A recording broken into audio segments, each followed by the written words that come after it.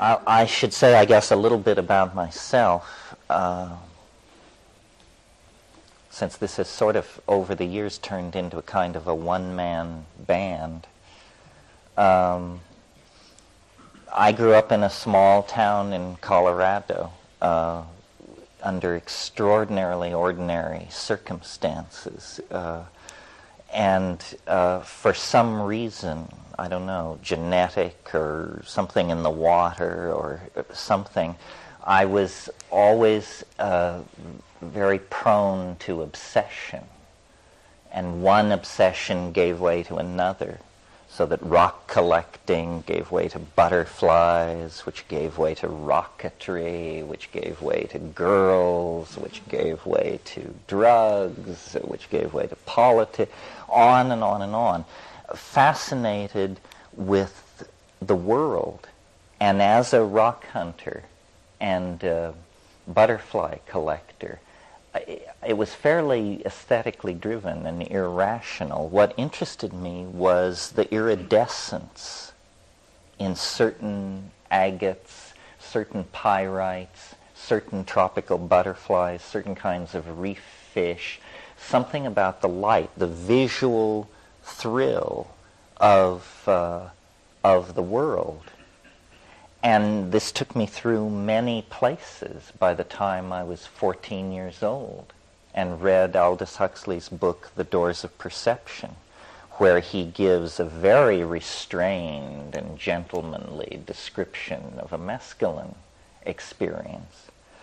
And I took it at face value and said, you know, if this is even partially true, it's immensely important.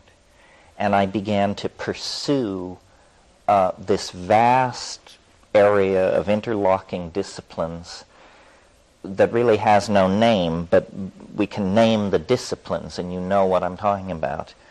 Botany, ethnography, chemistry, DNA function, cultural dynamics, shamanism, linguistics, theories of natural magic, relationship of man to the environment, so forth and so on. The nexus of concerns that clusters around the question, what are we? Where did we come from? And where are we going? And as a 14-year-old, 16-year-old, when these questions first form in your mind, a reasonable response is to seek the cultural database. Surely there are answers to these questions. Who are we? Where did we come from? And where are we going? Well, if you have any kind of intellectual filter at all, you quickly can satisfy yourself that our best efforts are nothing more than half-completed stories told around the campfire. We don't actually know what our predicament is. I mean, we are up against a phenomenon which we can barely bring into focus in our cognitive sphere, and it's the phenomenon of our own existence. You know, what does it mean? What does it mean, first of all, to be a biological creature, to be as an animal? What is that? And then, what is it to be that embedded then in a culture with histories and languages and aesthetic canons and literatures and scientific hypotheses about the cosmos and so forth and so on? And my personal journey, if you want to put it that way, lay through a successive series of, I almost said disappointments, but awakenings could be another word, as I realized that nobody has their finger on what's going on. These religions that are so freighted with their own pomposity are no better than inspired guesses. And science works its miracles by turning its enterprise into a kind of parlor game confined to the category matter and energy. So you can live and die inside these intellectual structures if you choose to.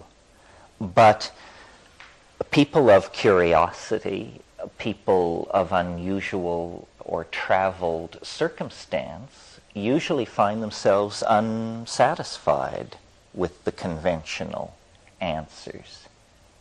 And then, on top of all that, you can add the fact that over the last 100 years, what has come into the toolbox of thinking Westerners is a whole array of consciousness-altering substances that were not there before. And they accelerate, accentuate the dissolution of sanctioned paradigms, basically.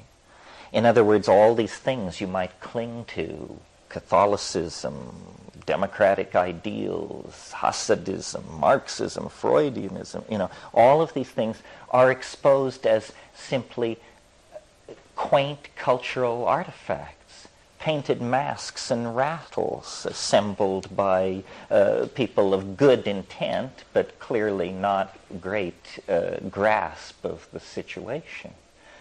Well, I thought that process of deconstruction of cultural reality would end in a kind of liberation of cynicism, where you become sort of really street smart. Nobody can put anything over on you. You've been there. You've done that.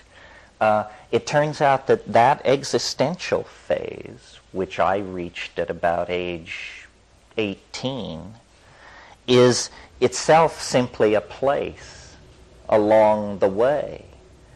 And that persisting then with pushing into altered states of mind and alien cultures, I began to see that there was a landscape of meaning, but it was not the meaning that I had ever been told. And this was fairly shocking to me, because part of my intellectual journey had been through the psychology of Carl Jung. So I was very prepared for the idea that all dreams, all religious mythologies are seamlessly connected to each other under the surface. And liberalism takes the generous position that everybody has a piece of the action. The Buddhists understand something, the Taoists understand something, the Kabbalists understand something. I was getting a different message.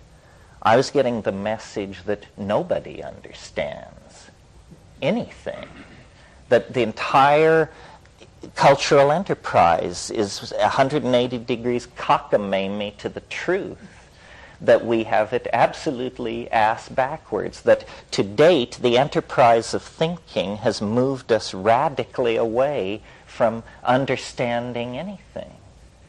And over the years I've tried to make room for this alternative explanation. And I suppose this is the proper place in all this to make my standard disclaimer against squirreliness. There's a lot of squirreliness in this world, a rising tide of it. Some of it has been fomented not far from where we sit this evening. And I represent to myself, and I hope to convince you of this, radical ideas, innovative ideas, even peculiar ideas, but not loose or preposterous ideas. And it's sort of like, as Supreme Court Justice Douglas said of pornography, it's hard to define, but you know it when you see it. And that's So as sanctioned paradigms break down, science and religion, which certainly are breaking down, into that vacuum rushes an incredibly exotic menagerie of intellectual freakery of all sorts. And so what you have to call into being to deal with that situation are rules of evidence, tools for telling shit from shinola, in other words. And though what I will say here may sound peculiar, none of it is beyond the realm of testability. And none of it is riddled, I hope, with contradiction. So these weekends serve different functions for different people. Just in the course of doing what I've done with my scene, I know a lot about plants and anthropological use of psychoactives and chemistry and anecdotal stuff, and I'm very happy to share all that with you, right down to recipes and how to do it, because that's very important to empower people's personal toolkits and technology. At first I had great enthusiasm for that part of the teaching process because I felt I was alone in trying to get people to take high doses of psychedelics and pay attention, that this was not a party experience. This was something at the edge of metaphysical profundity. It now appears that psychedelic exploration is alive and well, enshrined in the culture as a 3% minority to be tolerated approximately with the same level of toleration granted to advanced S&M practitioners. So that has been taken care of. And so what interests me more now is, for me, what all these years of psychedelic taking came to was a new model of how reality works, a new model of what the world is. And several people in Going Around the Circle referred to it tonight as the time wave or talk about time and the I Ching.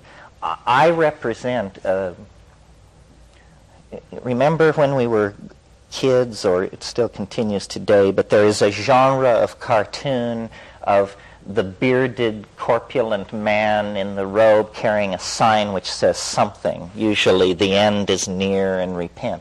Well, how a rationalist, a Platonist, and an admirer of all kinds of evidentiary veracity could find their way into that position, I don't know, but that is the position I'm in.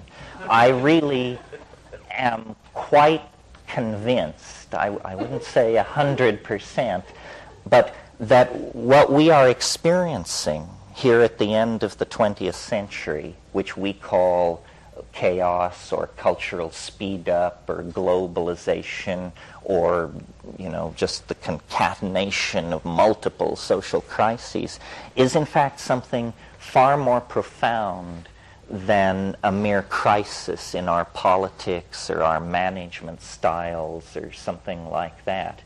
That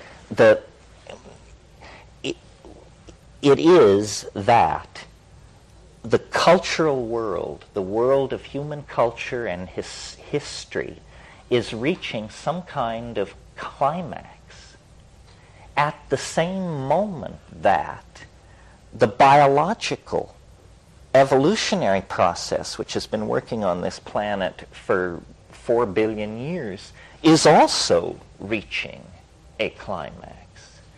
And both of these simultaneous trajectories toward breakthrough are occurring in a yet larger context where the very laws of physics itself are undergoing some kind of a local phase shift or transformation. And I am completely aware of how nutty this sounds at first. I mean, any problem you have with this, I had in spades. First of all apocalyptic theory always centers on a moment not far in the future. There's never been any percentage in saying the Earth is going to end in 50,000 years. There's just no juice in that.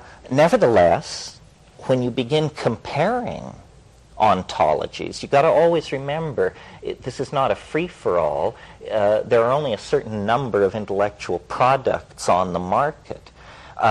What is science selling? Science is selling the idea that some time ago, for no reason, the Earth sprang from nothing in a single moment. Well, now, whatever you may think about that idea, notice that it's the limit case for credulity. Do you understand what I mean? I mean, whether it's true or not, it's the most outlandish explanation for reality possible for the human mind to conceive of. And that's step one with science. So what does this do? What is the consequence of this scientific worldview? A progressive marginalization and de-emphasis on what it means to be a human being. Because the universe is enormous in space and time. Our galaxy is utterly ordinary, one of billions. Our star is utterly ordinary, one of trillions.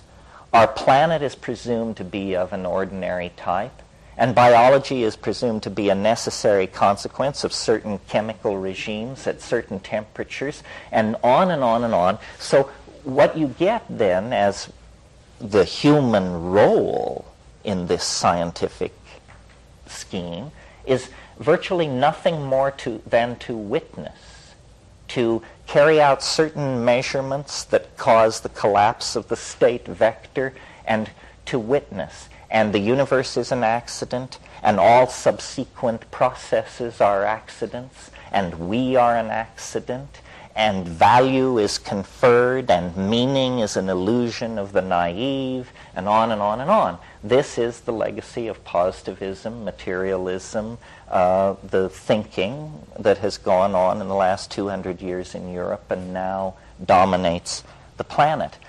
The problem is that it runs completely counter to the primary datum, to use a philosophical buzzword, the primary datum.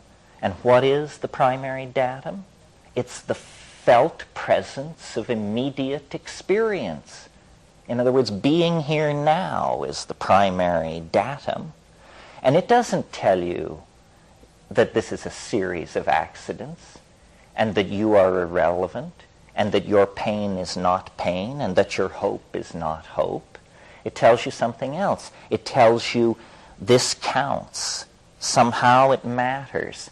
I matter. My life matters, my family, culture, the human enterprise, this planet, its biota, this matters. It all matters. Meaning is intrinsic as a primary datum, and yet it's denied by the philosophy which rules this planet and sets its agenda. How this happened, we can talk about tomorrow. It's an interesting story of historical malapropisms and bad calls and lost opportunities and just bonehead stupidity at critical junctures. But this evening what I want to evoke for you is what are its consequences. We need a metaphor that can contain the demon of the future that we have conjured into being. Fine-tuning the institutions built by powdered-wigged guys 200 years ago is a long shot at holding the whole thing together. The world is entering into a phase of progressively more chaotic oscillation. this is not a consequence of what human beings have done. It's part of the dynamics of the human biological, geological matrix that represents the planet. Biology never stands still. It moved from the unicellular phase into the multicellular phase. It occupied all niches. It left the oceans. It occupied the land. It then entered into linguistic phase space. It entered into the domain of meaning, and there it erected conscious, reflecting societies and individuals. Now, through the catalytic interaction with technology, the human species is getting set to redefine itself. And these phase transitions are major. In the life of this planet, which is 4 billion years, we can probably look back to no more than half a dozen of these kinds of phase transitions. Well, now I want to return to a point, which was the unlikelihood of apocalyptic transformation in our own time, using a kind of reductionist argument that there is so much time and a life is so short that the odds that your life would fall on the golden moment is very slight. But that's not true if the dice are loaded. And the dice are loaded. This melting together of technology, this globalization of culture, this creation of an electromagnetic sea of information, these are phenomena that only happen in the terminal moments of the planetary breakthrough. History itself is the shockwave of eschatology. This is the slogan that I've been building to deliver to you. History is the shockwave of eschatology. If you don't know what eschatology is, it's a good old theological word. It means the final things, the last things. And what I have learned from psychedelics, and I'm convinced of this to the bone, whether my own mathematics can stand the test or not, but time is not necessarily driven from the past. Time is not like an unfolding avalanche of causal consequences. Time is more like a process drawn toward an attractor. And the reason evolution happened on this planet in such a short amount of time, the reason the emergence of consciousness happened without following all the blind alleys that were open to primate evolution, is because it isn't a random walk toward nowhere. It is, in fact, a trajectory defined by the field through which we are moving. And the way to think of this is like a topological surface, that time is not featureless. It is not invariant, as Newton insisted and assumed in order to build his calculus. I mean, it may appear invariant when you're calculating the orbits of the planets, but anyone who has ever gone through a bankruptcy, a divorce, a love affair, the death of a loved one, something like that, knows that, these things are unique phenomena. Millions of people have died, and nobody has ever died the same way twice and left the people standing there feeling the same way. The things that matter are imbued with uniqueness, and that uniqueness is imparted by this invisible medium that science, in order to function, has had to deny. That's what it basically comes down to. And as we unpack this weekend, we'll talk some about the I Ching, talk about how cultures become obsessed with certain aspects of nature, and then in the act of exploring that obsession very creatively, Other aspects of nature are completely overlooked or forgotten. For instance, in the West, we are the masters of matter and energy. I mean, when you think that 100,000 years ago we were chipping flint, and that we can trigger fusion, the process which lights the stars themselves, that we can trigger fusion in our laboratories as an experimental process, that's absolutely hair-raising. I mean, that is a long, long journey into the heart of matter to be able to pull off a trick like that. Meanwhile, our understanding of time is infantile. We have no theory of time. We say that it is, in most cases, to be treated as invariant, and if you're working with special relativity, then in the presence of massive gravitational objects, you impart a very slight curvature to the space-time continuum, and that's it for time. And yet time is the dimension that hammers at us most persistently, because, you know, it's upon the back of time that you ride into the world, and it's grasping for more of it that you sink into the blackness of death itself. Somebody had a question? Yeah. My English is very poor, so I have to ask, do you believe in evolution or development? Oh yeah, one of the words that hasn't escaped my lips tonight by accident is novelty. Novelty is the concept that I've elaborated over the years, taking it from Alfred North Whitehead. But as I see it, being, the cosmos, whatever you want to call it, is a struggle between two implacable forces. Novelty on the one side and habit on the other side. And let me describe them for a moment, and then you can see that this is true, I think. What is habit? Habit is doing things the way you've always done them. Habit is tradition. Habit is circular behavior. Habit is following the creodes that have already been laid down by past activity. It's what Sheldrake calls the morphogenetic field. What is novelty? Novelty is self-explanatory. It's what breaks the pattern. New connections, new possibilities. And the universe is in a state of dynamic tension between these two tendencies. Novelty surges forward.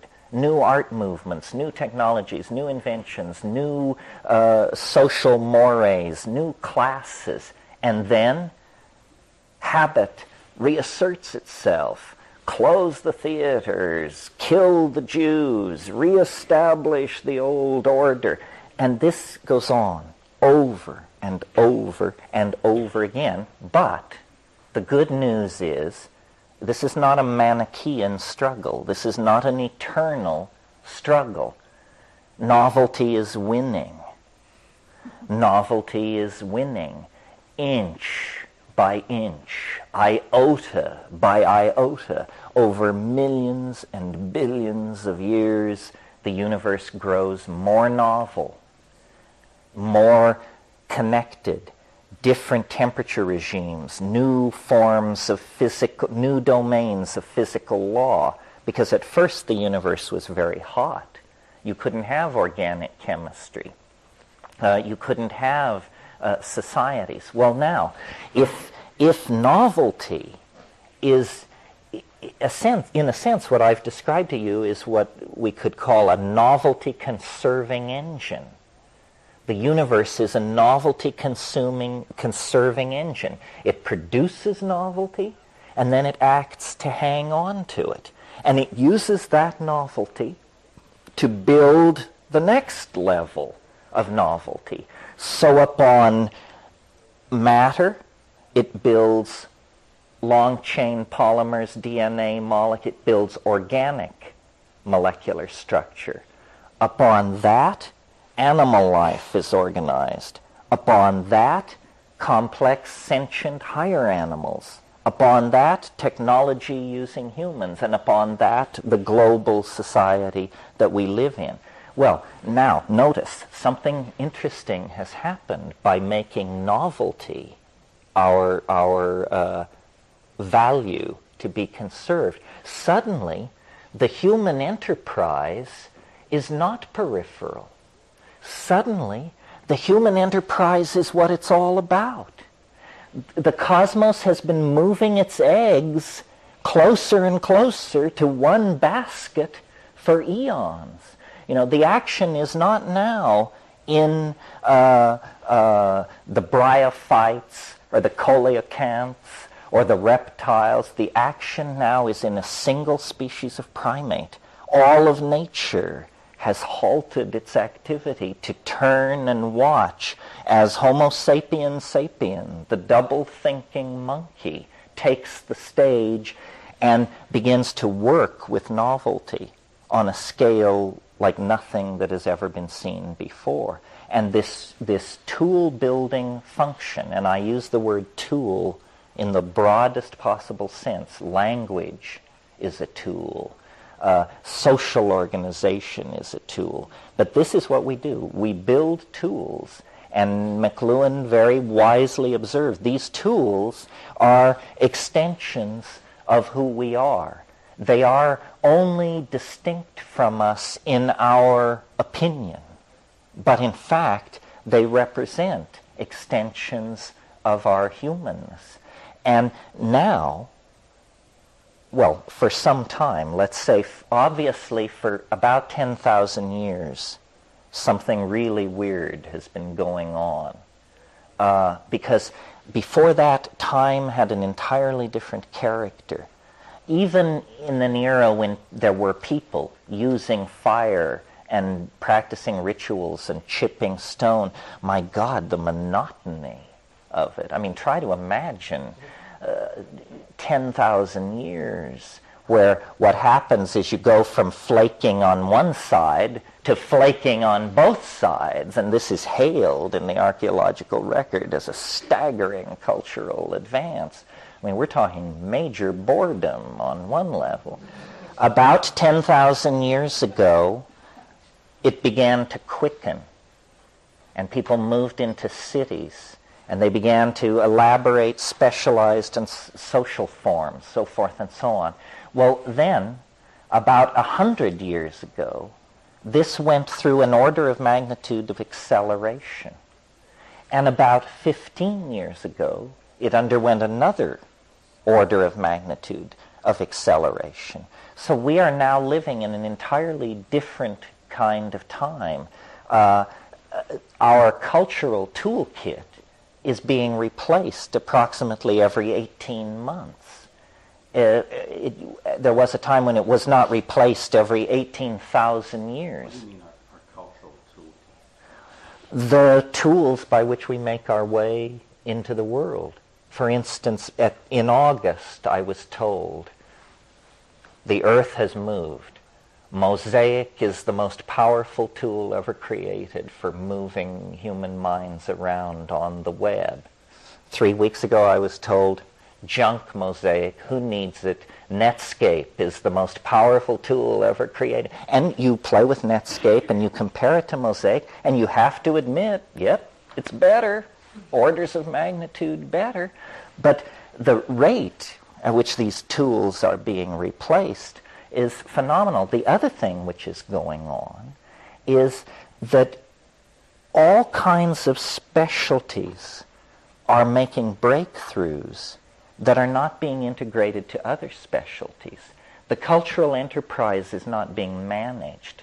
It's out of control, which is good news, I think. Because if it were under control, it would probably be under the control of someone with plans not terribly pleasant for the rest of us. I think the great good news is that the cultural process is expressing its own dynamic. I'm absolutely phobic of conspiracy theory. I just think it's a silly way to think about reality. God help anybody who tries to seize control of this tiger, because, yeah. What, I don't understand why you believe in development.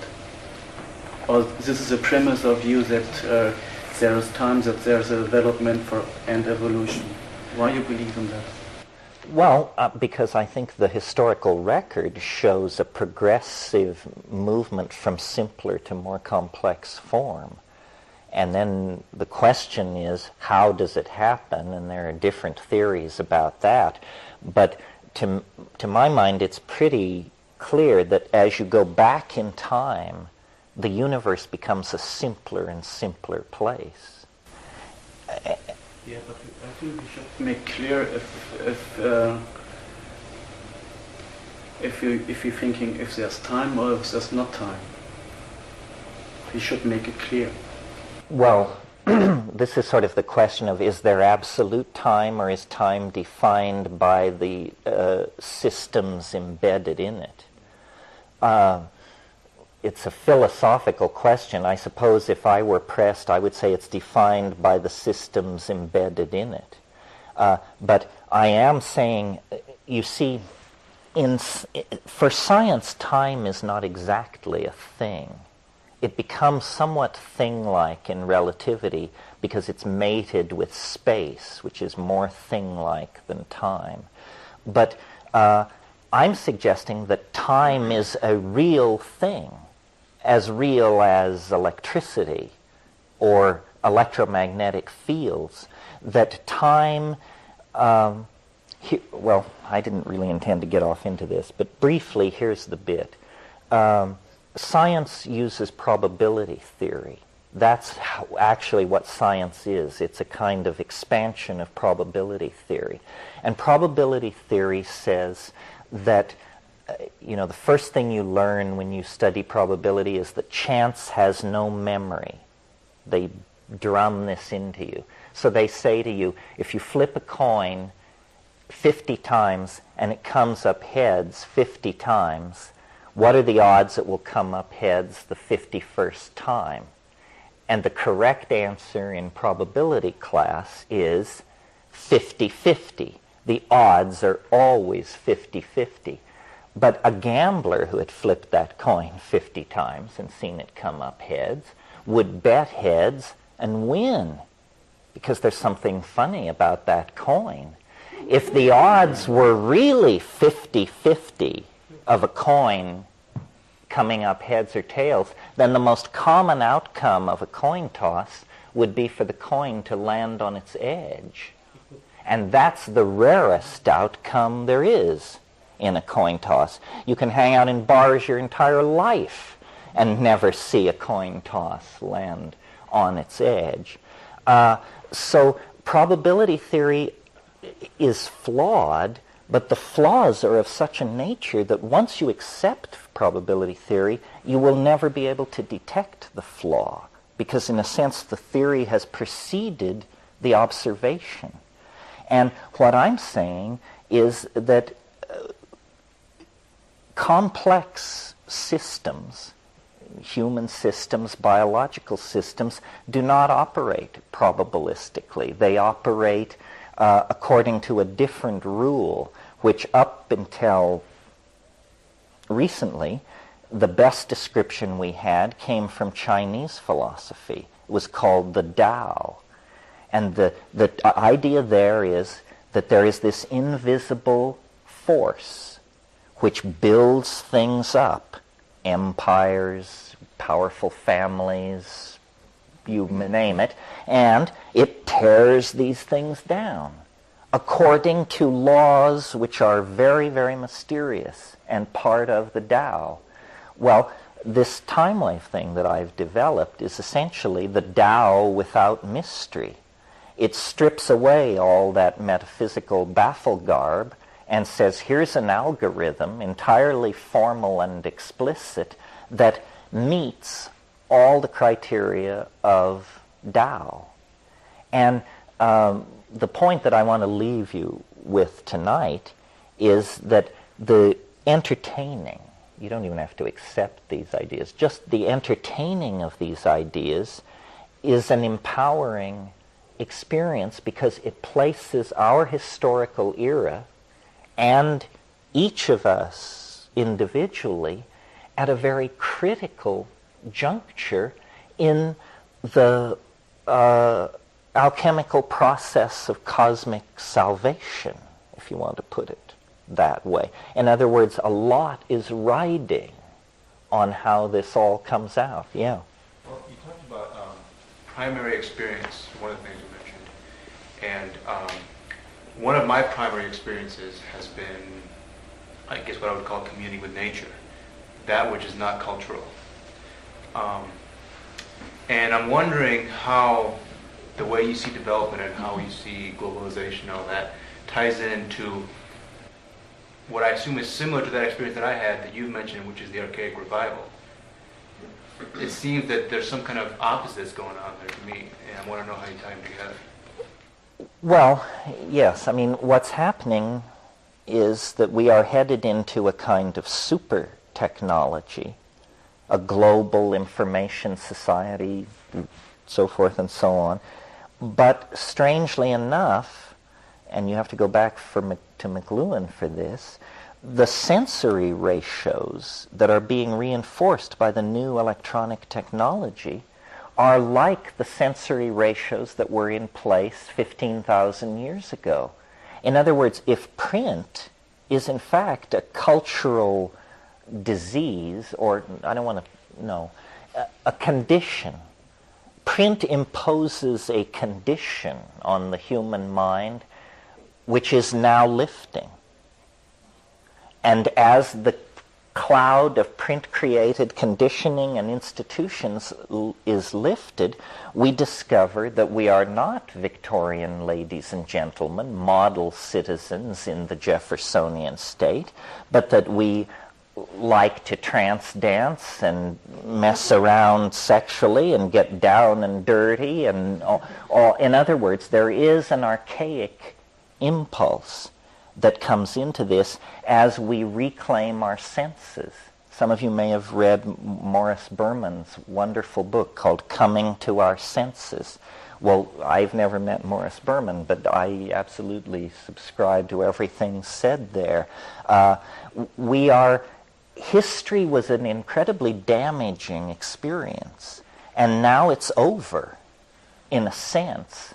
And we're like the victims of a very long and prolonged bombardment of some sort. And now it's over, and we can begin to pick up the pieces and say, well, what Christianity did to our sexuality, what monotheism did to our gender relationships, so forth and so on. Now we can fix all of this. But it takes it is this paradoxical enterprise of a neo-archaism taking place in a cyberdelic, hyper-global society. That's why body piercing, tattooing, trance dance, drug experience, drumming experiences, all of these things are, I take to be very healthy signs of this archaic impulse coming out in society.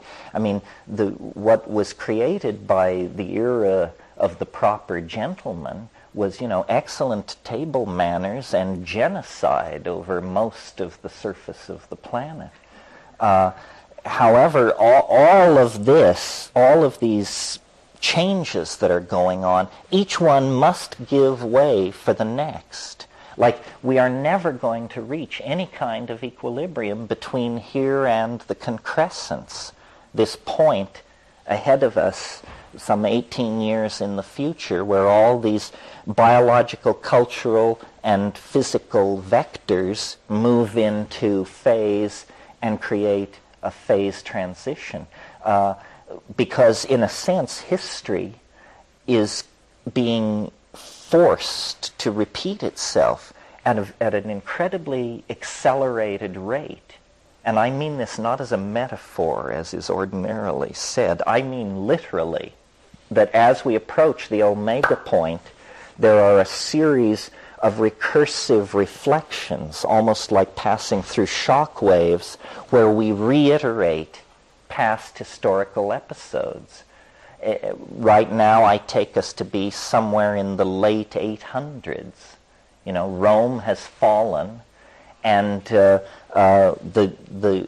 hard claw of the Christian church is just about to close itself over our jugular for about 6 years or so. If you're of our persuasion, your best bet now is to probably move to Tartary till the Renaissance, which comes in 2004. The point being that we are living through a kind of mini dark age that is actually related to the dark ages that descended over Europe at the fall of Rome. We could not have one without the other. Time is speeding up, but nevertheless we have to live through these resonances. Yeah. I won't let you go with the time. Do you think that we can change history or what we call the past? If you couldn't change history, then you would have a determinism. The problem with determinism is that it makes philosophy impossible. Because if the universe is determined, then you think what you think because you can't think anything else.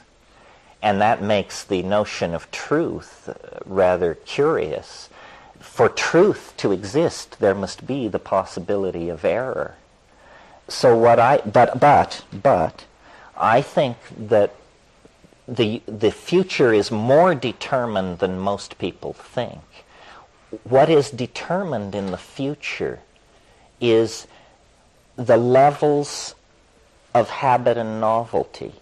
They are already set out there ahead of us. What is not set are the events, the people, the inventions, the catastrophes that will fulfill those abstract levels of novelty and habit. In other words, the future has not yet undergone the formality of actually occurring, but the surface on which whatever occurs must be laid over already exists. That's why when we look at the time wave, you'll see people say you're trying to predict the future. Not exactly. We're trying to predict where in the future the novelty should be expected. But we understand that you can never predict what the novelty will actually be. But if you could predict where to expect it, you could remove a lot of the anxiety from people's experience of the unfolding of history. Right now, history is an incredibly anxiety-producing process. I mean, people are just in despair over where we go from here. Yes? I might be getting a little ahead because I know you're going to talk about the time wave tomorrow night, but it occurred to me that when you devise the time wave, what it says is when, basically. What it says is when. Yes, it answers the when question. I've recently gone through a kind of funny change. I mean, this is more addressed to the people who are fairly familiar with this material, but we've put a huge amount of emphasis when we talk about the time wave into the end point, which will occur on December 22nd, 2012 AD. And we always discuss, what will happen at the end point and so forth and so on. But I've noticed that the curious thing about the time wave is that it will put itself out of business at that moment. That regardless of what happens then, the time wave will be, I hate to use the word, history at that point. So in a sense, we misuse the time wave if we stand around waiting for 2012, because where the time wave is useful is between here and there, because it gives us an accurate map of what I guarantee you is going to be the craziest 18 years this planet has ever seen. And if you don't have a map of some sort through what is about to begin to unpack itself on our doorstep, you will think that it's the last days, because I think everything that is presently in place will be swept away, and then whatever replaces that will be swept away.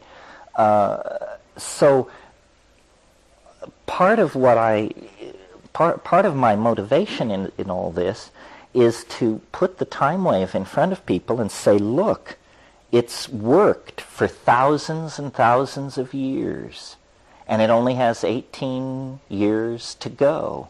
So what intellectual justification is there for denying its efficacy in the next 18 years when it has 4+ billion years of success under its belt? And, this will all be thrashed out in the cultural marketplace of ideas. And I'm completely convinced that best ideas win.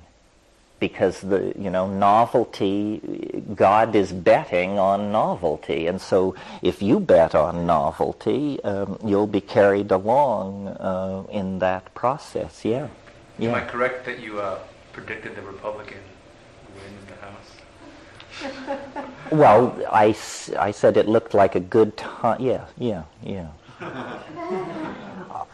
As far as the election is concerned, I don't know.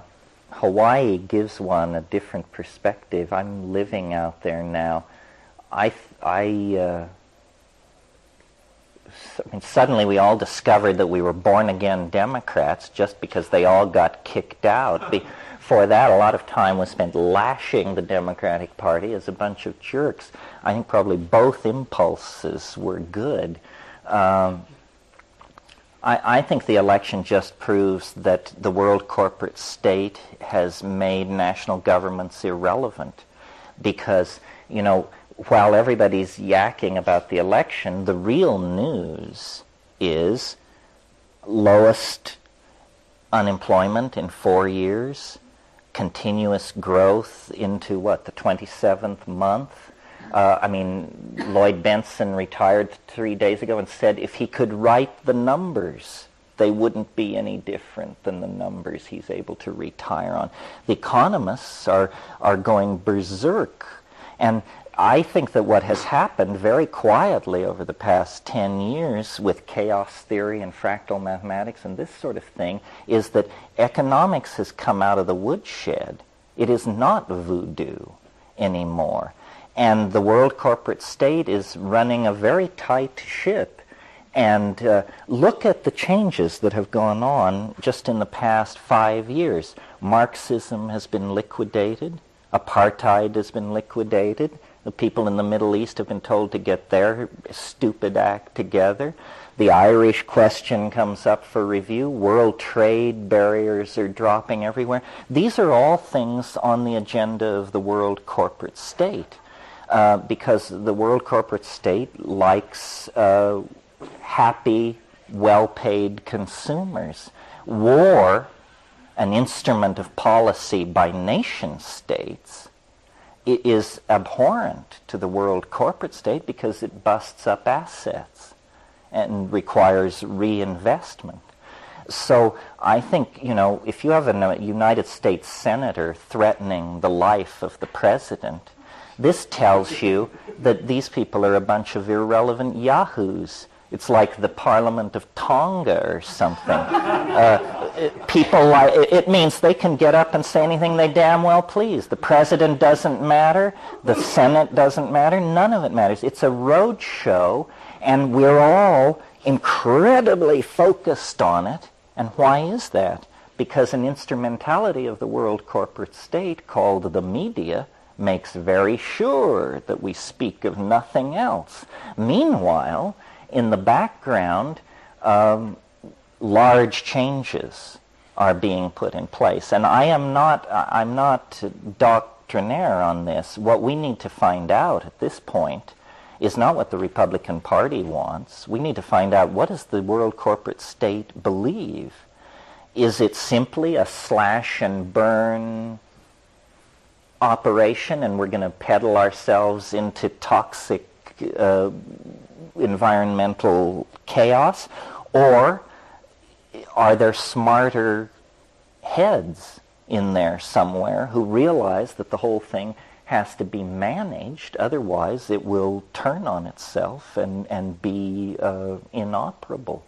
But this is what happened a few hundred years ago. The church lost its steam, and nationalism arose with a whole new vision of the world and politics and polity and power, and now the world corporate state. And the most exciting thing going on at the moment, and to my mind extremely psychedelic, is the creation of the web and the net. This is potentially what can change the culture, and yet the web and the net is a wholly owned asset of the world corporate state. However, the net was created by a Cold War mentality and designed to be indestructible. That's why it is indestructible. Otherwise, they would have destroyed it. You may bet your bottom dollar. But in the era of thermonuclear warfare, they designed it to be indestructible, and now no one can stop it. And I'm in favor of all these runaway processes. I think wherever management is enslaved to ideology, human values are just stomped on. I mean, that's what happened with Marxism. It's what happens with piratical capitalism, so forth and so on. But I think the psychedelic position to take on all this is that it's one hell of a show. And, don't get your heart set on anybody, because they'll be swept away as fast as you can say Jack Robinson. We are not going right or left or any place so conventional. Processes have been set in motion that no political theory can come to terms with, I think. Well, we could go. Last question. Yeah, last question. You went past it a little bit. So what is your theory? Is it chaos or a smarter minds?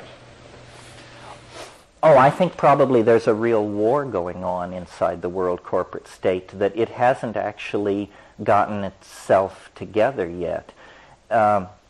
Victory came with unexpected swiftness, and very few people, even inside the Fortune 500 or the World Bank or the IMF, actually understand the degree to which the corporate mentality is now in charge of the planet. I imagine that what it is it's a struggle between dinosaurs and a more ecologically recycle-minded kind of mentality.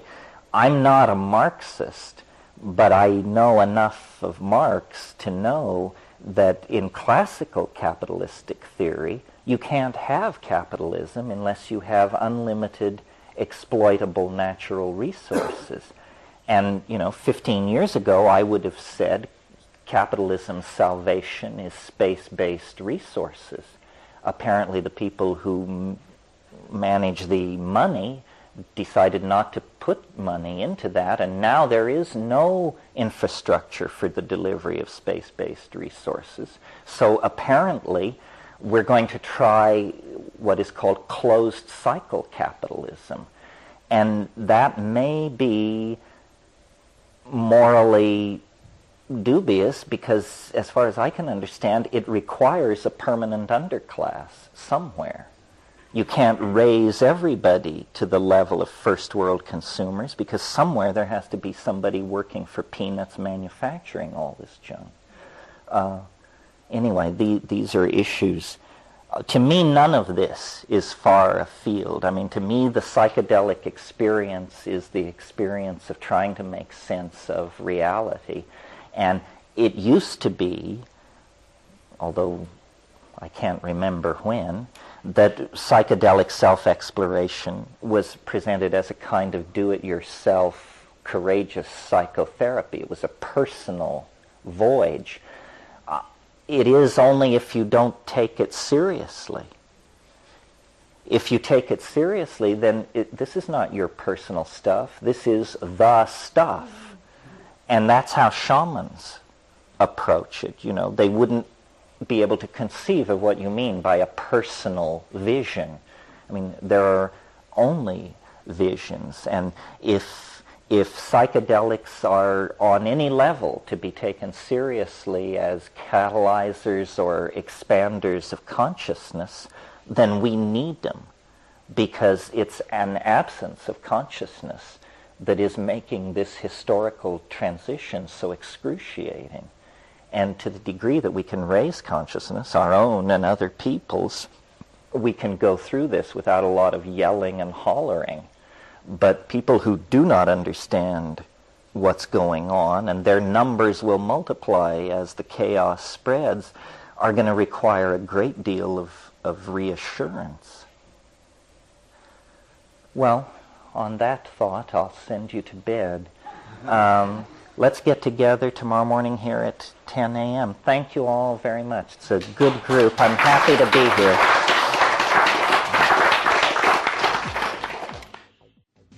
I'm not very keen on the whole abduction shtick. I think that one of the symptoms of cultural disintegration is simply that people lose the ability to distinguish between dream and memory. And that somehow one's past, one's real past and one's dream past, simply become one's past, and then under certain circumstances, what was basically dream material is presented as reality. Just because you have a nut theory, it doesn't mean that you agree with other nut theories. In fact, it often makes you very hostile to them. After all, there's a limited pool there that we're all...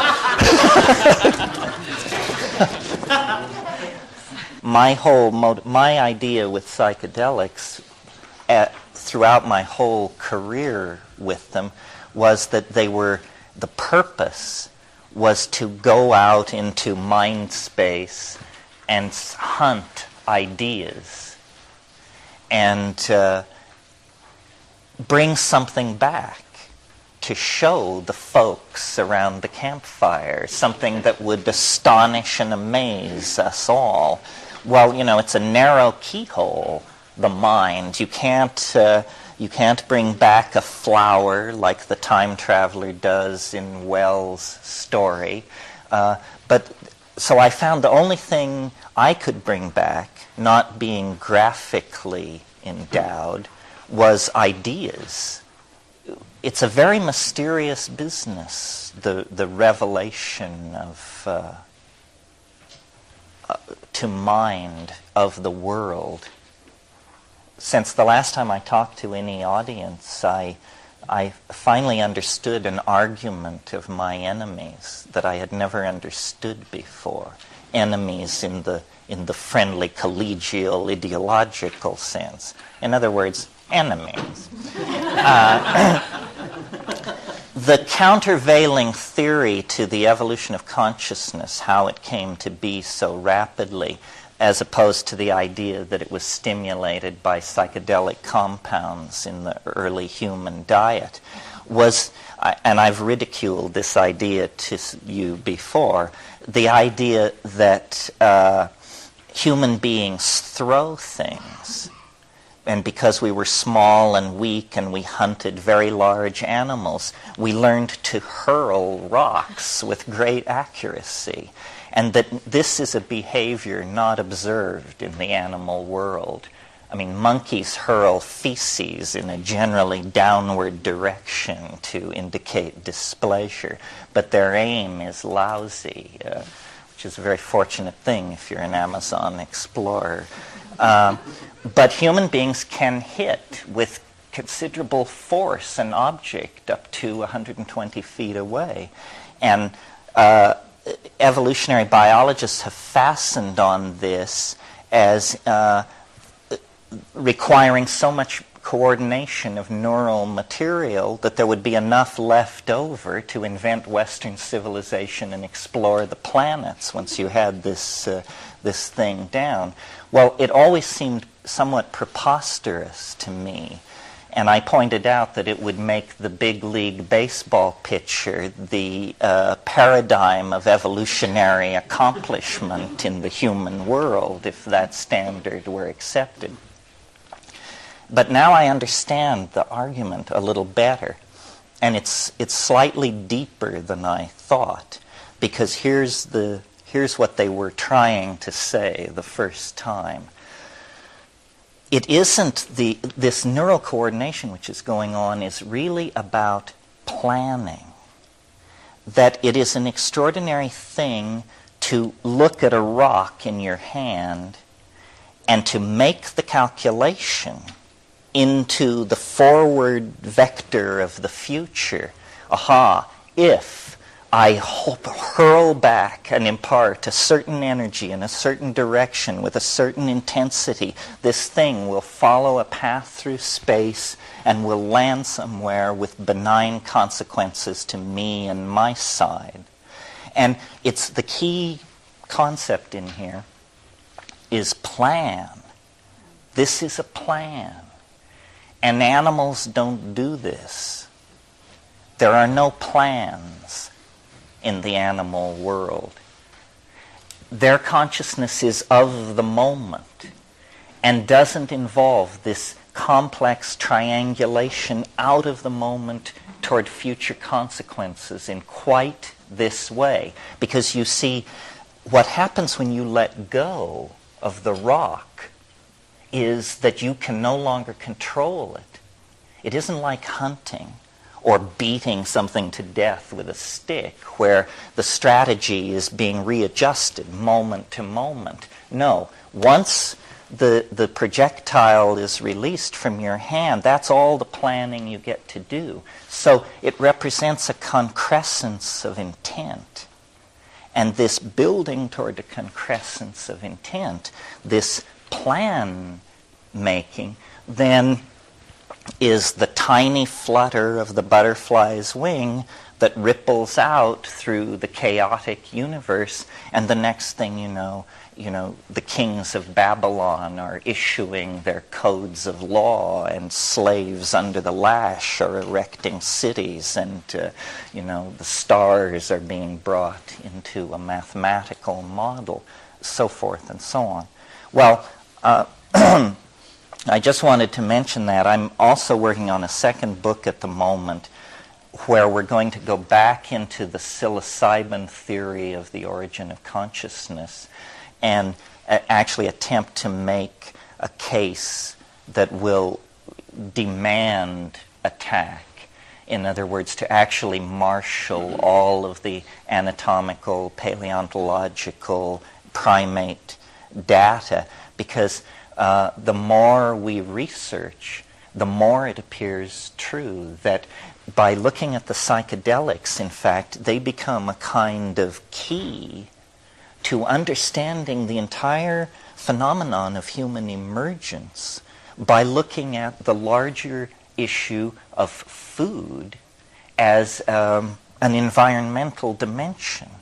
In other words, our food has shaped us. As omnivores, we have exposed ourselves to a very high input of mutagenic material over the course of our omnivorous behavior. And this has accelerated the rate of mutation in our species. This is why there are so many cancers. Those cancers are maladaptive mutations. Most mutations are non-productive.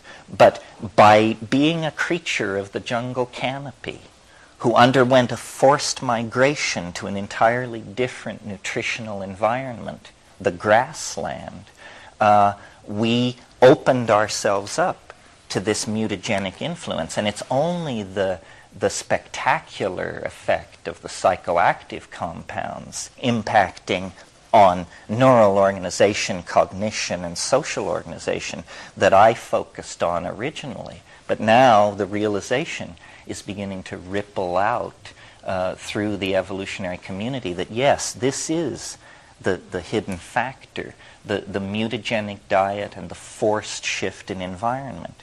There are also ideologically unexpected twists and turns in all this. I've recently met a very interesting person. He's going to be my co-author on this evolution book, Philippe de Vaugelet. Some of you may know him.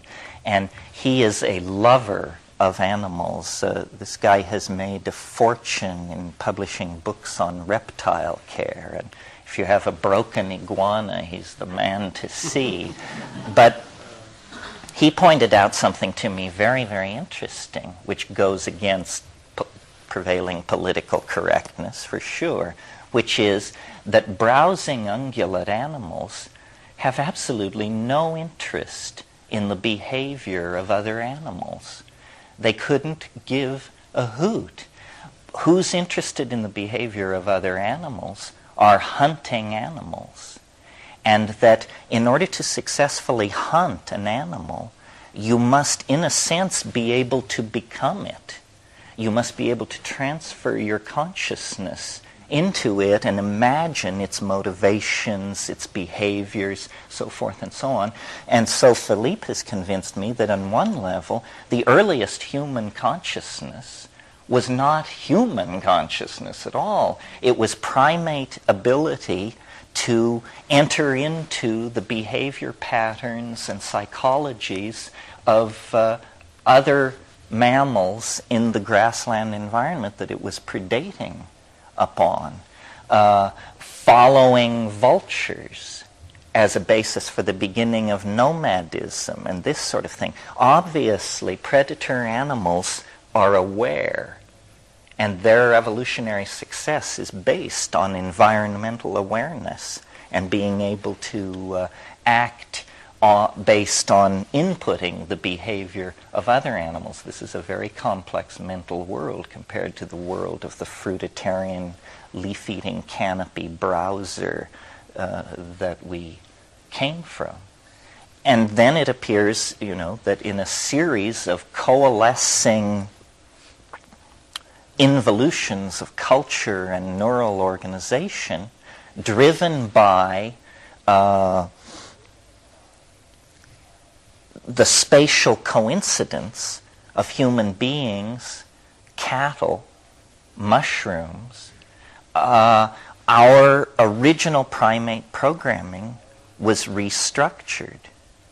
And I've talked a great deal about this. I think this is the key to understanding at least our sexual politics.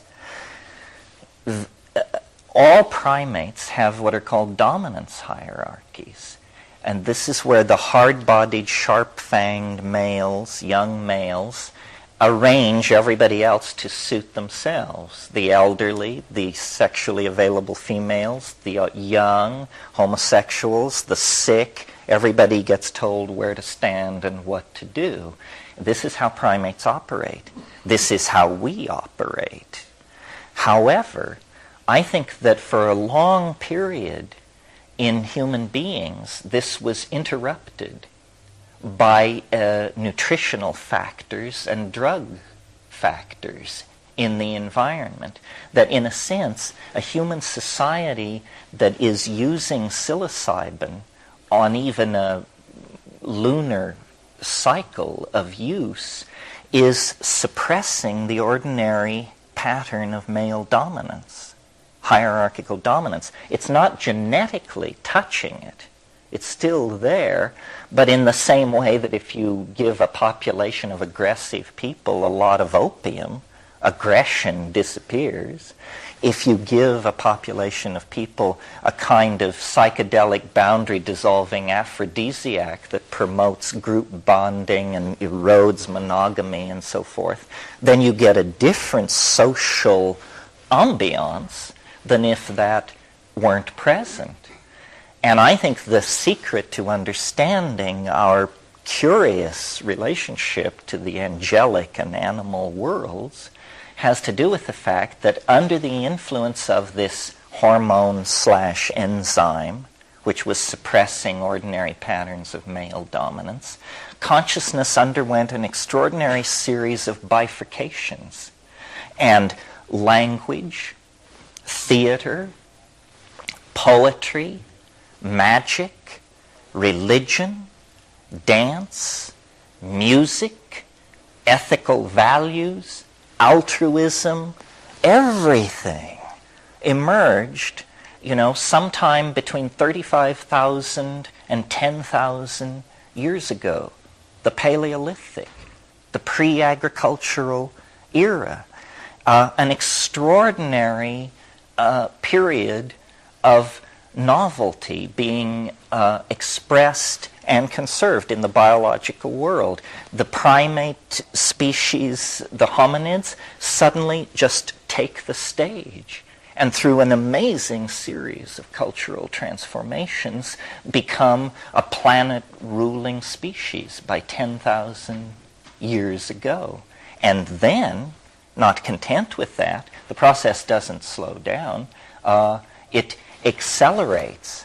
And this has to do with the fact that we have somehow created, through language, a kind of adaptive strategy that is so flexible that, unlike most adaptive strategies, which sooner or later run into a blind box canyon and are just simply trapped there, butting their heads against the wall, you see it everywhere, the mussels down on the rocks, and most evolutionary developmental lines are dead ends. But somehow we broke free of that by ceasing to be defined by the physical body, which is the stuff upon which evolution works, and placing between ourselves and our environment a new thing called culture. We began to mediate evolution. Evolution says the infirm, the idiot, the lame must die. Culture says we have different values about this. Maybe yes, maybe no, but we will decide. Evolution says, you must be a scattered species, nomadic, and moving across the surface of the planet like an animal. Culture says, no, we have strategies for food sequestration and common defense, and we will build cities, and so forth and so on.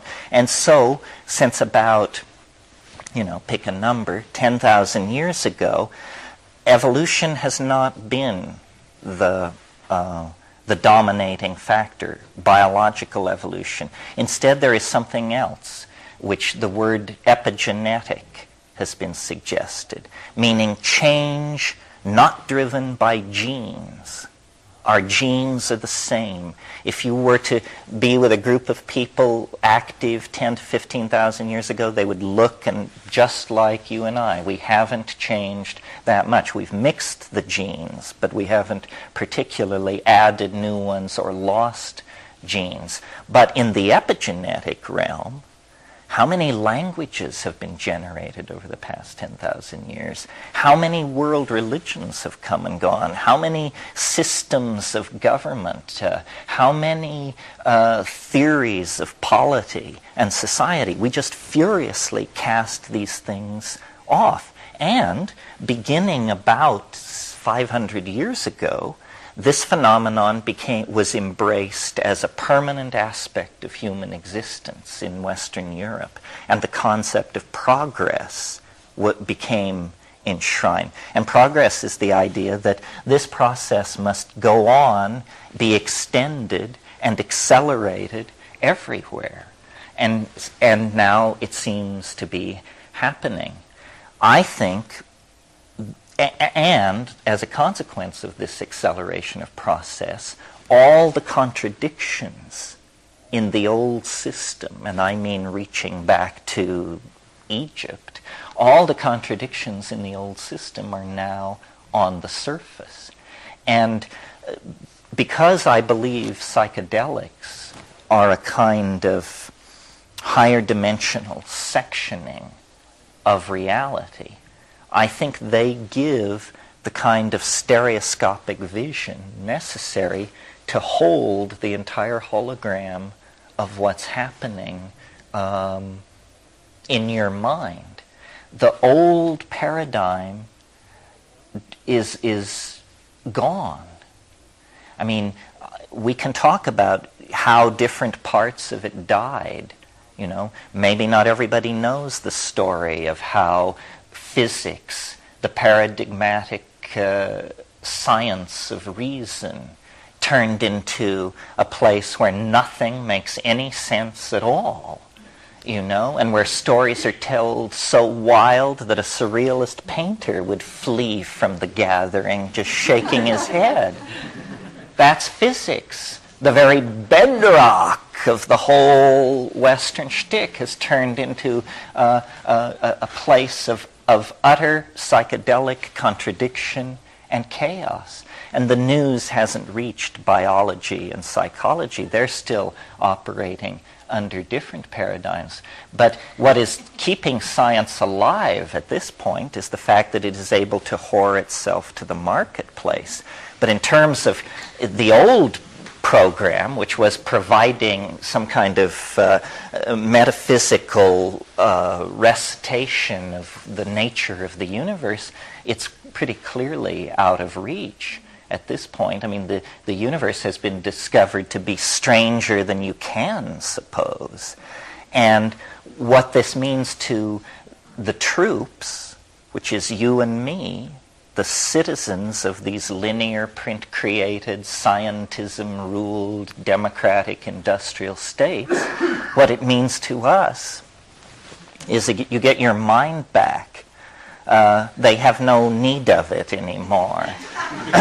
It's actually become a burden to them. I mean, yes, they struggled like hell to take it, but then they discovered that it really wasn't worth all that much anyhow. The great thing about living in the twilight of an imperial decline is the permission that exists. You know, incredible resources lay before us, and very few people are looking over your shoulder and telling you what to do. I mean, the fact that this community has been able to persist and exist, I mean, this is the Orphic community. This is the tradition of dissent, ecstasis,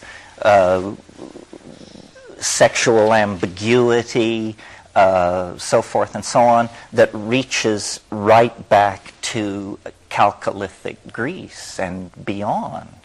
And shamanism is about shape-shifting. Shamanism is about doing phenomenology with a toolkit that works. And no religion, no philosophy, I think, has ever gone very far down the road of understanding. Understanding is not really a collective enterprise. Understanding is an individual enterprise. And, you know, you can read Husserl and you can become a Hasid, or you can assimilate these group understandings that are forms of wisdom. But ultimately, those are platforms for intrepid exploration. And now, at the end, I think, of this entire enterprise, I mean, I don't know whether I'm changing or the world is changing or both, but it has gotten so rich recently that it's like an enormous meal at some over-reviewed restaurant where you just have to push yourself away and say, you know, the spectacle is endless and amazing, and apparently it's all going to come true. And my impulse is to distance myself from it all. I mean, it is... well, the mushroom said to me once, it said, this is what it's like when a species prepares to depart for the stars. This is not unusual. I mean, the earth quakes, the oceans boil, the planet came into existence for this. All life for over 1 billion years has been pointed toward taking this step. You know, leaving the oceans for the land was dress rehearsal for what will now be done. And, you know, it's chilling because it's so huge. I mean, you don't even know, well, it's just enormous. And yet, apparently, when you look back through the history of the universe, this is how it proceeds.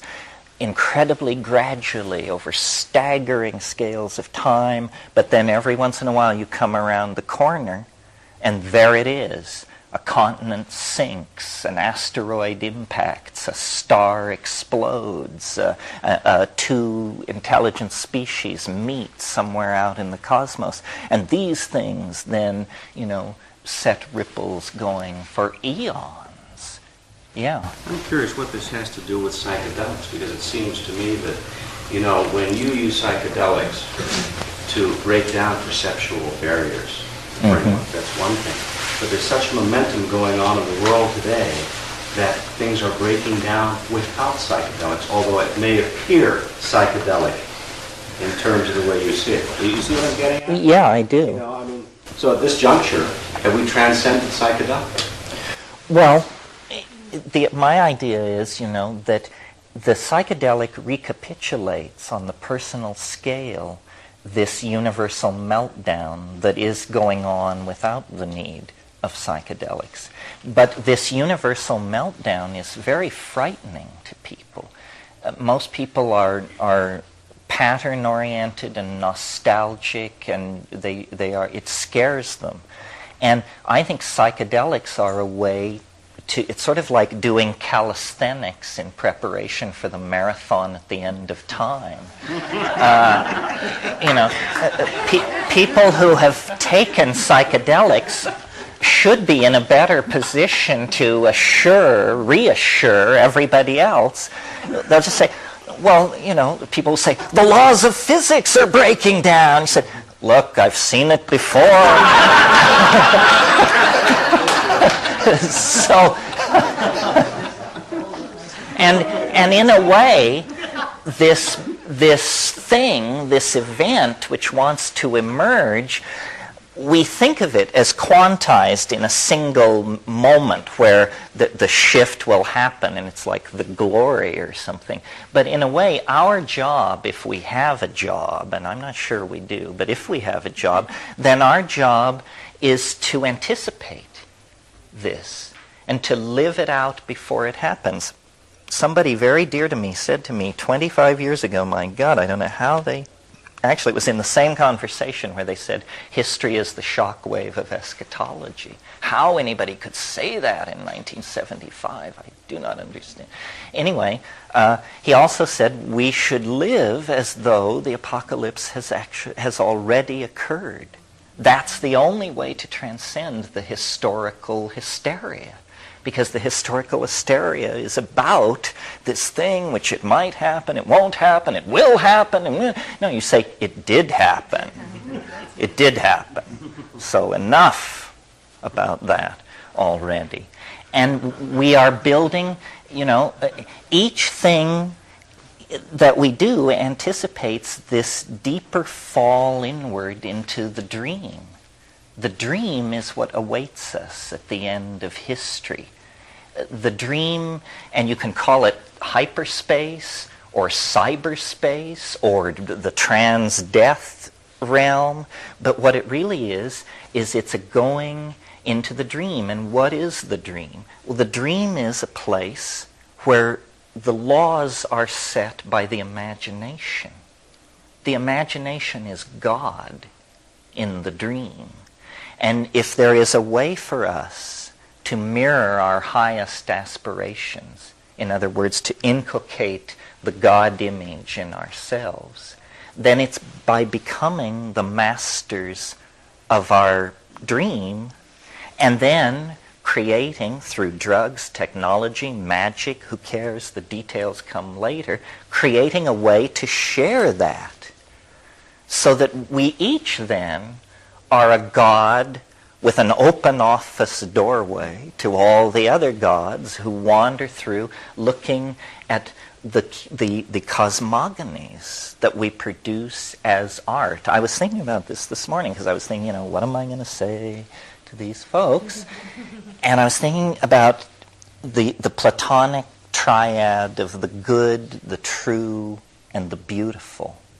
And sometimes people have dissed me and my obsession with hallucination because they say, well, LSD doesn't really cause hallucination. It causes insight and complex thoughts. But why are you so focused on visual hallucination, which I am? I mean, if it doesn't do that, I'm not interested.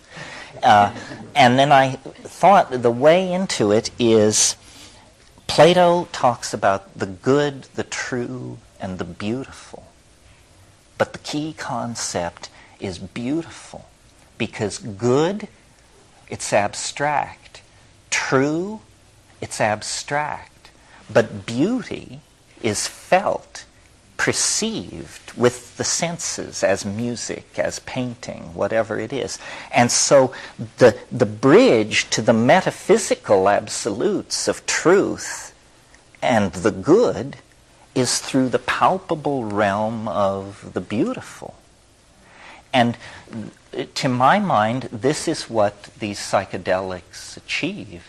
They, as Huxley said, they dial open the valve of consciousness, or as Blake implied, the window of perception is cleansed, and then you see through into an infinite, holographic, recursive world of mind and affectionate intelligence.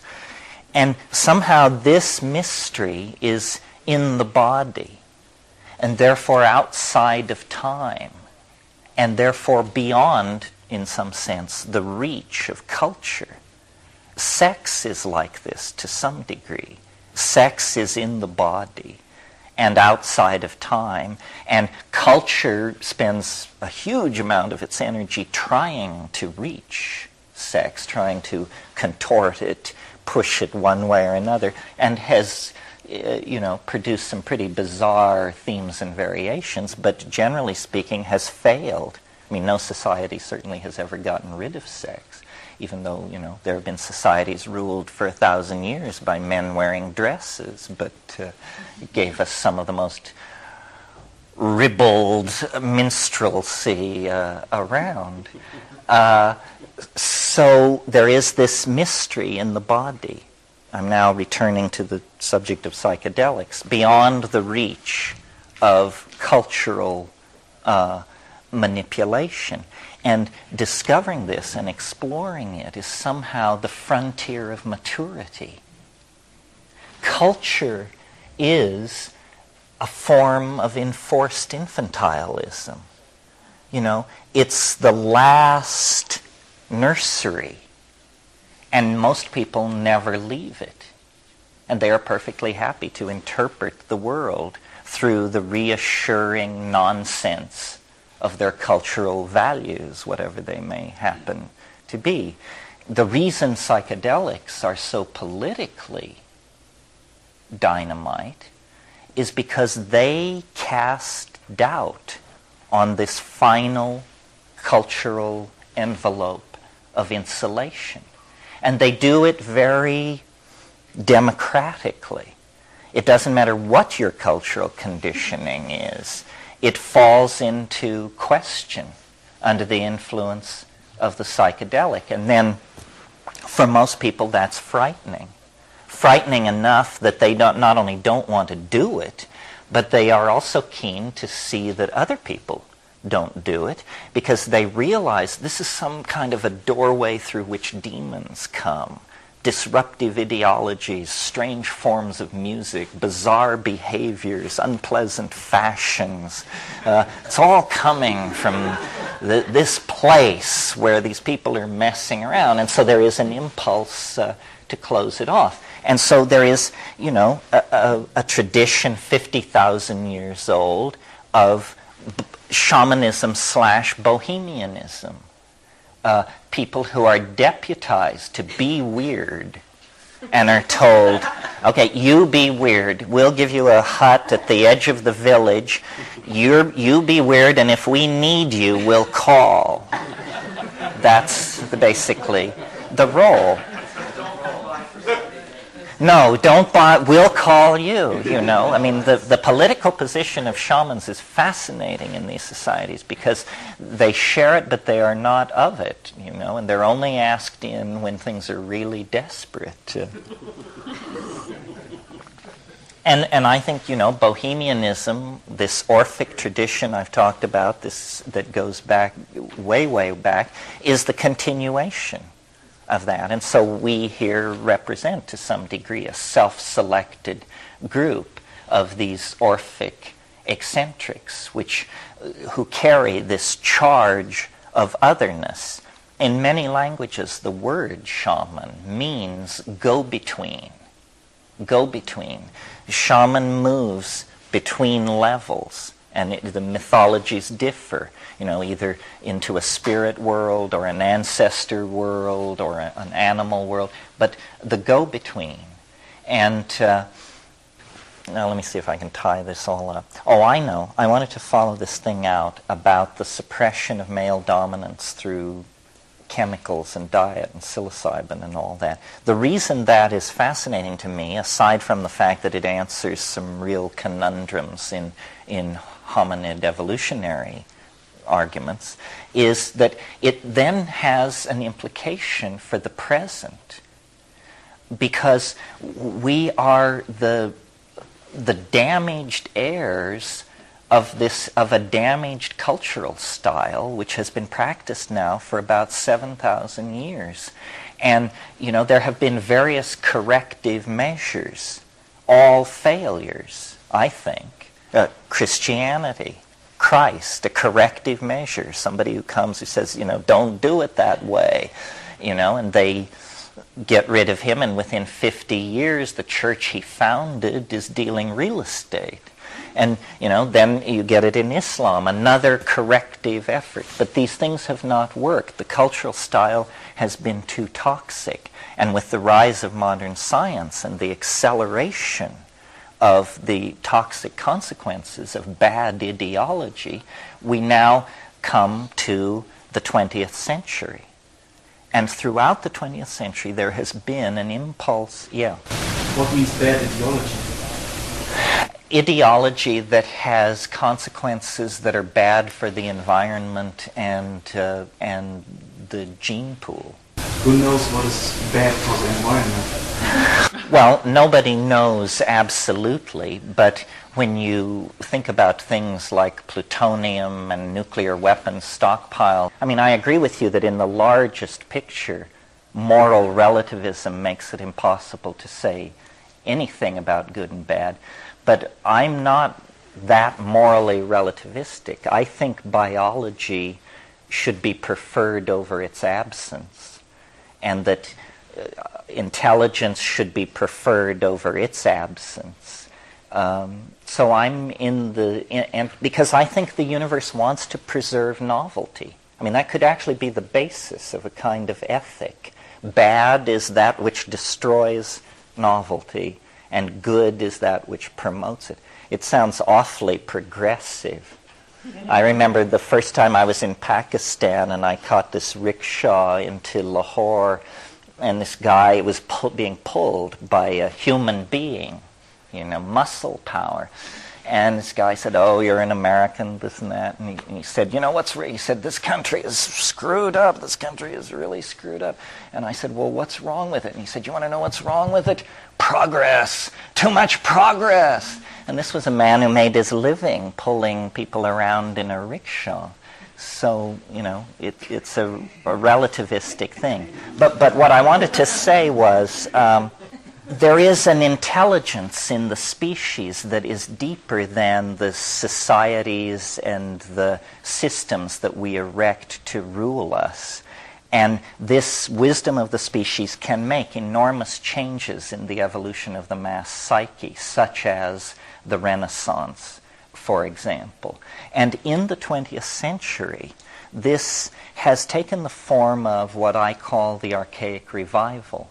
And one of my books is called The Archaic Revival. The 20th century, which is a vast stage crowded with different kinds of competing social phenomena, art movements, so forth and so on. Nevertheless, I think the entire thing is illuminated by the notion that what it is about is an impulse toward archaism.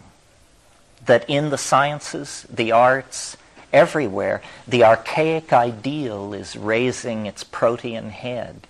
And it begins with Freud in the early years of the 20th century, discovering by interviewing these Viennese bourgeois housewives that, human beings were brutes, and that, incest, rape, all the stuff was right below the surface. The rediscovery of the beast. And, certainly Germany developed that theme up into the 40s.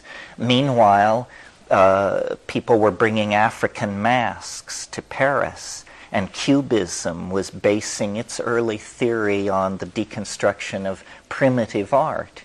Meanwhile, people like Eric Satie were abandoning the canons of classical composition in music, and the 12-tone row was being experimented. Jazz was being given new attention, and for its primitiveness, its rhythm, its sense of something beyond the reach of civilization.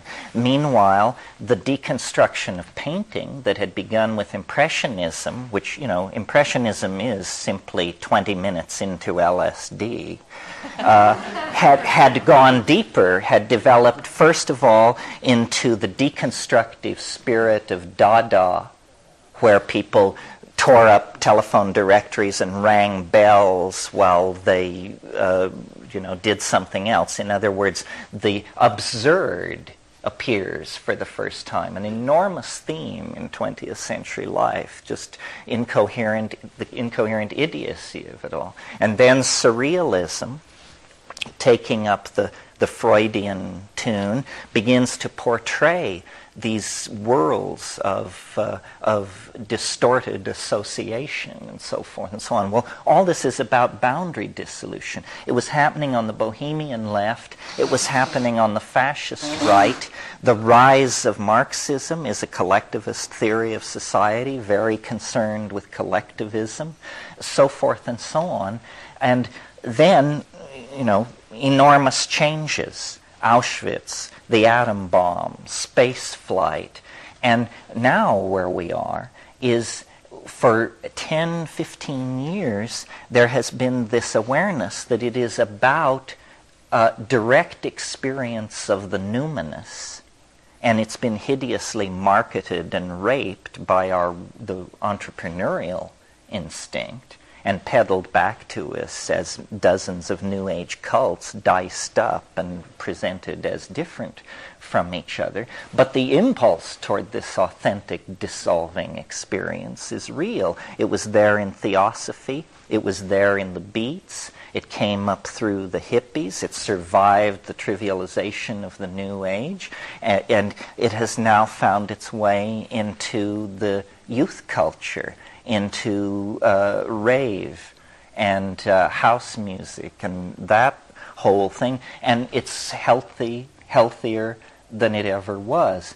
Well, the central figure in all of this, when you get it down to the idea that a culture must have a culture hero, meaning a paradigmatic ideal to constellate around, the central figure, it has been realized, is the shaman, who is, this person of indeterminate depth. Everyone else has a determinable depth. They are the linear cardboard people walking around. But the shaman is of indeterminate depth. That's why that's the secret of Carlos Castaneda's magic. He creates a literary character that in any other culture would be deemed mythical, but because of our attitude toward the depth of the shaman, we can't tell. We can't tell. And we deputize this kind of depth in rock stars, in culture heroes of various sorts, and worshipped that for the past 20 years or so. Well, then slowly it has dawned that the position of worshiper is not the most satisfying position. The only position that satisfies is to be that thing. And then at that point you're at the psychedelic crossroads, I think, because you will either make a how can I put it? Well, a conservative decision and seek a guru of some sort and be lost in that, which is a whole shell game. Or you will simply cut through the human domain and make a pact with a plant, a substance, and then you will, at that moment, be at the threshold of your adulthood. You know, that's leaving home. Home is culture. Home is this fabric of imaginary values that have been created and maintained by a pathological culture. And so, you know, it's a personal thing, ultimately. Very controversial, not easy to do. And then once done, you know, it has to be integrated, dealt with, thought about. And that, as far as I can tell, is a task that extends well beyond the yawning grave.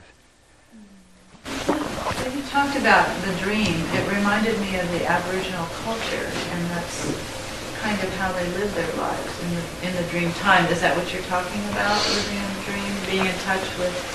Yeah, to some degree. I don't know that much about Aboriginals. I'm interested. I read Bruce Chatwin's book, Songlines, and I found it absolutely fascinating.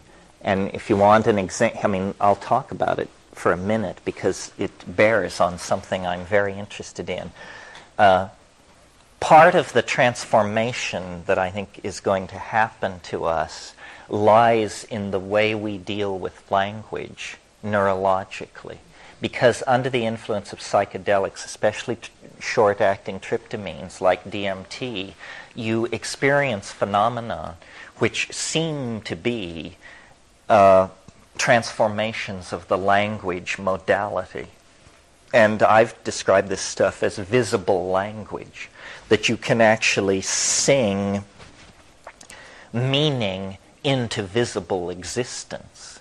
And I've seen this on ayahuasca. This is what ayahuasca is about, the famous group states of mind that anthropologists talk about. What they really are three-dimensional acoustical sculptures that are made by groups of people who are loaded. And it's an extraordinary thing. It's an experience you can't have any other way. And it's not quite telepathy, or perhaps more than telepathy. And the key concept in communications is bandwidth. Bandwidth. The more bandwidth you have, the more detail, color, tone you can impart to your signal. Well, a very low bandwidth channel is the small mouth noise channel. I mean, this is about as primitive as it gets. I mean, short of doing it in Morse code, doing it by voice is very, very, it's amazing that we understand each other at all. And in fact, you may have noticed one of the most uncool things you can do is ask somebody, would you explain to me what I just said? And they say, oh, well, oh dear, I'm afraid I was, well, generally, you know, and a lot of floundering around. In these ayahuasca states, what you see are group-generated acoustical hallucinations.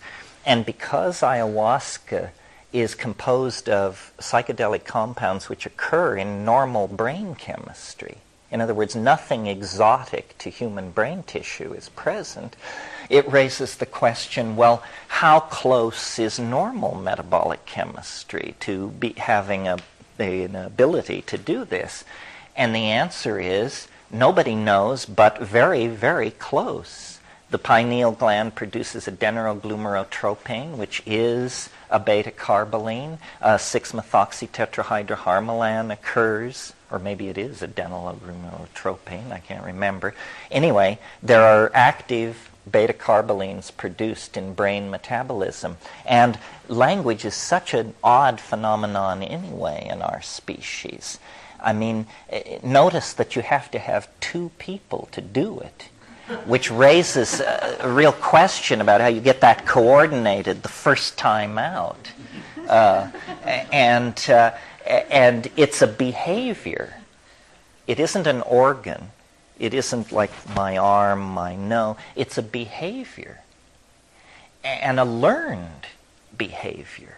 And yet a behavior so much more complex than any other behavior you ever learn.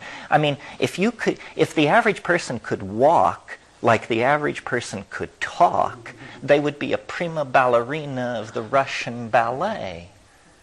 It's very interesting that we have such facility for the linguistic enterprise, and how it evolves. It's changing all the time. And well, is it just changing in a kind of forward lateral direction, or is there some kind of vertical gain here? I mean, can we actually describe things better to each other than the ancient Greeks could describe things to each other? Can we say things which they couldn't say, or anything of consequence? And I maintain yes. I maintain that culture, freeways, international airports, and so forth and so on, that's just the trailing edge of evolving language. Well, so here's a story which relates to this, that is in Bruce Chatwin's book, Songlines. There are these things called songlines which cross Australia, and they can be thousands of miles long. And if you're a shaman and one of these things crosses your territory, then you are the keeper of the song of that part of the line. You must learn and keep this song. There are 137 Aboriginal languages in Australia. So these people did the following thing. They went to a place near one end of the song line, and they recorded a shaman singing his song of that place. And then they went 2,000 miles to another part of the same song line, and they found the songkeeper of that place. And they played the guy's song for him. And it was in a language he didn't speak, and he had never been away from his own home. He had never been to this place. So he listened to the song, and after a while, he began to sing with it. Not the words, but the melody. And he sang with it. The way you could sing with green sleeves if you didn't know the words, but you heard the melody. And then, after it was over, he said, the man who sang this song, his place is a butte with 3 mountains, and eucalyptus filling the valley, and a red rock like a lizard over here. So then they tried to analyze, what is happening here? Is this telepathy? Is it magic? What is it? And I think the key to understanding it lies in, I've recently seen, you can actually buy for about $600 a piece of software where you glue electrodes to your head and sit down in front of your computer, and you see an undulating landscape of neural readouts that look, lo and behold, like mountains, valleys, escarpments. It's like a visit to Utah. And I am convinced that what's happening is that when the shaman listens to the first shaman's song, he does not process the sound the way we do. He processes it the way this computer is processing this neurological input, and what he's seeing is an acoustical environment of sound, and he can see the place. The song is the way it is because the song is not a song. The song is a hologrammatic acoustogram of the topology of the land through which the song line passes. These people are called the most primitive people in the world, remember? So I just recently became aware of this. It's very exciting to me. I'm interested in this software, but this is the kind of thing that lies out there. Because you see, the world arrives at the surface of your skin as one thing, but the senses bifurcate the incoming signal. The light goes to the eyes, the acoustical signal goes to the ears, the tactile signal is conveyed through the skin, and so then when we reconstruct the world, the wells are showing rather prominently in the model. And what happens with the psychedelics is, it seems as though somewhere deep in the brain there is an organ or a program that can take all of the incoming sensory data and actually recombine it into a synesthetic whole, which is neither seen nor felt nor heard, but which is, hologrocked or something, a sense which unites all of the other senses. And that's what I call going into this informational superspace. That's what the psychedelic experience is. It reunifies the sensory datum of the world. And I might add, the whole world, not the surface of the world, which is what is conveyed to us by light, but the internal dimension of transcendence, which is in the world, is also present. Yeah. It's very interesting that you mentioned that binding together of the senses. I attended a conference earlier this year called Toward a Scientific Basis for Consciousness in Arizona, and a number of the presentations focused on the way in which the brain operates when this binding takes place, and it turns out that different cortical groups start to talk to one another by oscillating together in phase. Right. And when they're phase locked like that, then they bind this information into a whole. And I'm reminded of the research of Michael Persinger up at the Laurentian University in Canada, who has been focusing on the electromagnetic field of the Earth and its effect on the brain. In particular, he's been interested in the correlation between earthquake activity and ghost sightings and such like. But he's pointed out that the Earth's magnetic field is ringing like a bell, and that the main power of oscillation is around 10 hertz, which is happens to be the alpha rhythm in the human brain. And he's postulated that in some cases brains can phase lock to the geomagnetic field, and that the geomagnetic field oscillations can serve as a kind of a carrier frequency to bind these cortical resonances basically together for brief periods of time, and has speculated that this might be the source for ESP-like activity. Are you familiar with that theory? Yeah, he wrote a wonderful book called Space-Time Transience and Unusual Events. He's been very creative with using the electromagnetic field as an explanation for all kinds of things, and I'm totally open-minded to that. His work is very interesting. It does seem to be true that along earthquake faults you do get piezoelectric buildup and release, and the world is full of bizarre phenomena. Some of you may have seen in Science News last week, for the first time they have confirmed these enormous blue and red lights above 75,000 feet in the atmosphere. Airline pilots have been seeing these things for years. There was no theory, nobody knew what they were. Now NASA dedicated an expedition, one of their aircraft, to looking at this, and they got thousands of images of these things, and it's an electrical phenomenon theory doesn't account for, and nobody knows what it means.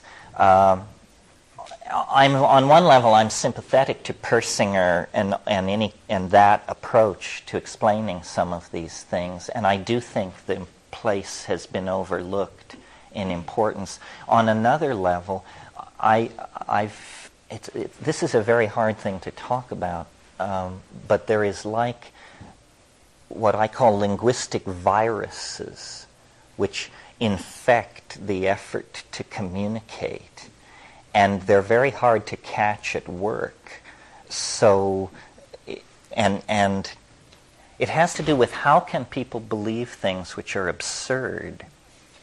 And it's very interesting to spend time with people who believe that things are something which is absurd.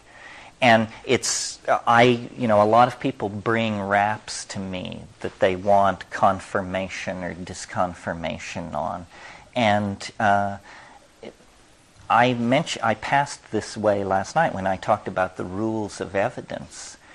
The standard of discourse has decayed to the point where it's very hard to get any kind of consensus about anything because most people participating don't know how the game is played. And linguistic viruses really are responsible for much more of reality than we suppose. I suppose I can't really talk about this without stepping on somebody's toes. So let me pick. Well, for example, crop circles. Crop circles are important, and what was going on at the England end was these things were absurd.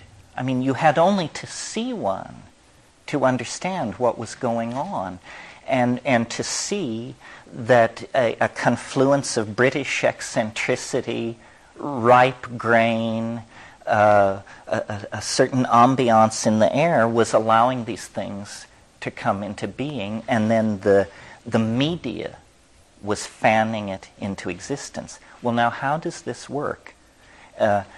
Talking of coupled oscillators and Persinger and all that. Pardon me? Would you repeat that law? Oh, that the paranormal phenomenon has an impact in an inverse square relationship to the distance you are from the event. You see? Because here's how it works. The media is reporting the onrushing phenomenon of existence, stock markets, wars, diplomatic meetings, gangster killings, so forth and so on. Then something weird happens. Now, I have a job, you have a job, we note that something weird has happened. But it doesn't affect us. But scattered through the society, there are people who, when they open their paper and say, strange pattern in Wheatfield near Wiltshire, they look and say, aha, I knew it. This is what we've been waiting for. This is the sign. And they jump in their car and they drive to Wiltshire to look at the crop circle. And they get there first. Well, then comes the press. And they say, well, what is this? Say, well, the farmer doesn't know. And everybody's standing around.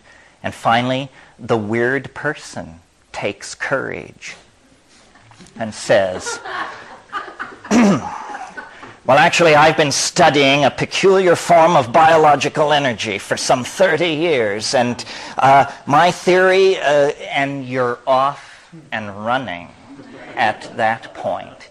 And so weirdness attracts weirdos, who then interpret the weirdness very weirdly, because they came with sharpened axes to grind. You see, and the crop circle thing was a test case for this. This is why I spend so much time on it. It did no credit to anybody. The occult just went sailing over the edge, and science hardly behaved any better, because there was this guy, if any of you are interested in this, there's a wonderful book called Around in Circles by Jim Schnabel that goes into all this. But there was a fellow named Terence McKenna who was a meteorologist.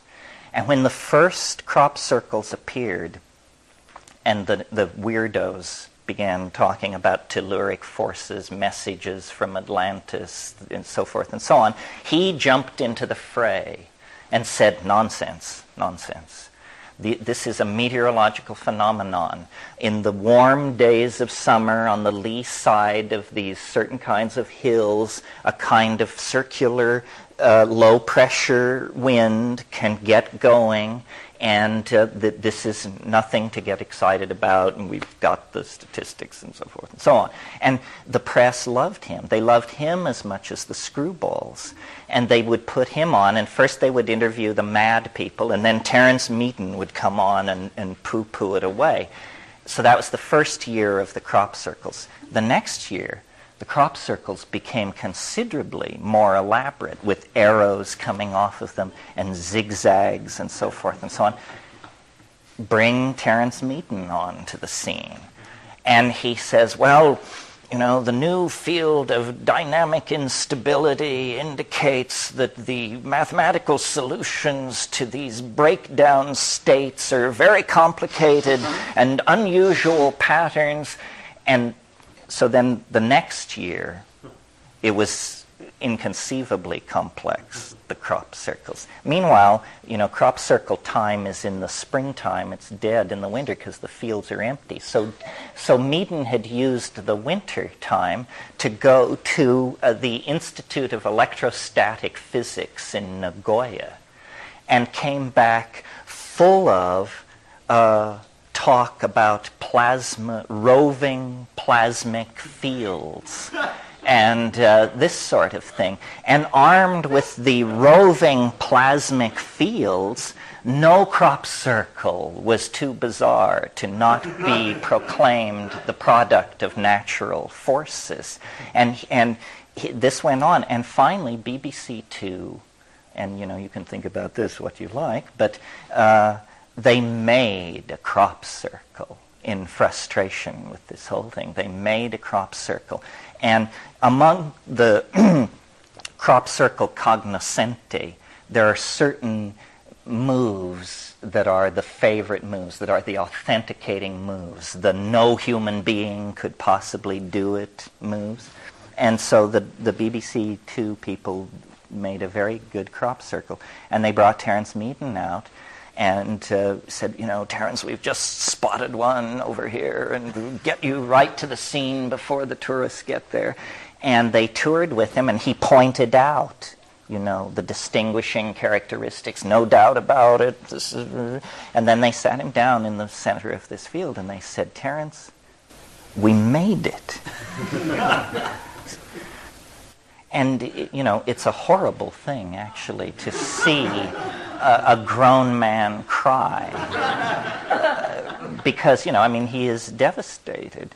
And then, you know, and this is just one of moments. You know, Rupert, my comrade in arms, Sheldrake, was one of the people who sponsored the contest that basically put the crop circles out of business, because the claims were fantastic, you know.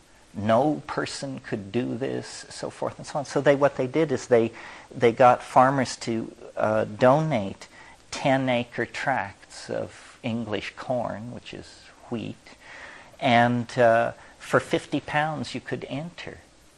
And everybody had to make the same crop circle, which was one chosen to have all the difficult little schmiggies in it. And you could use no lights. You had to go into the field at 10 p.m. and be out by 4 a.m. And at dawn, you know, the helicopters flew over with the video crews, and then crop circles were toured on the ground and awards were made.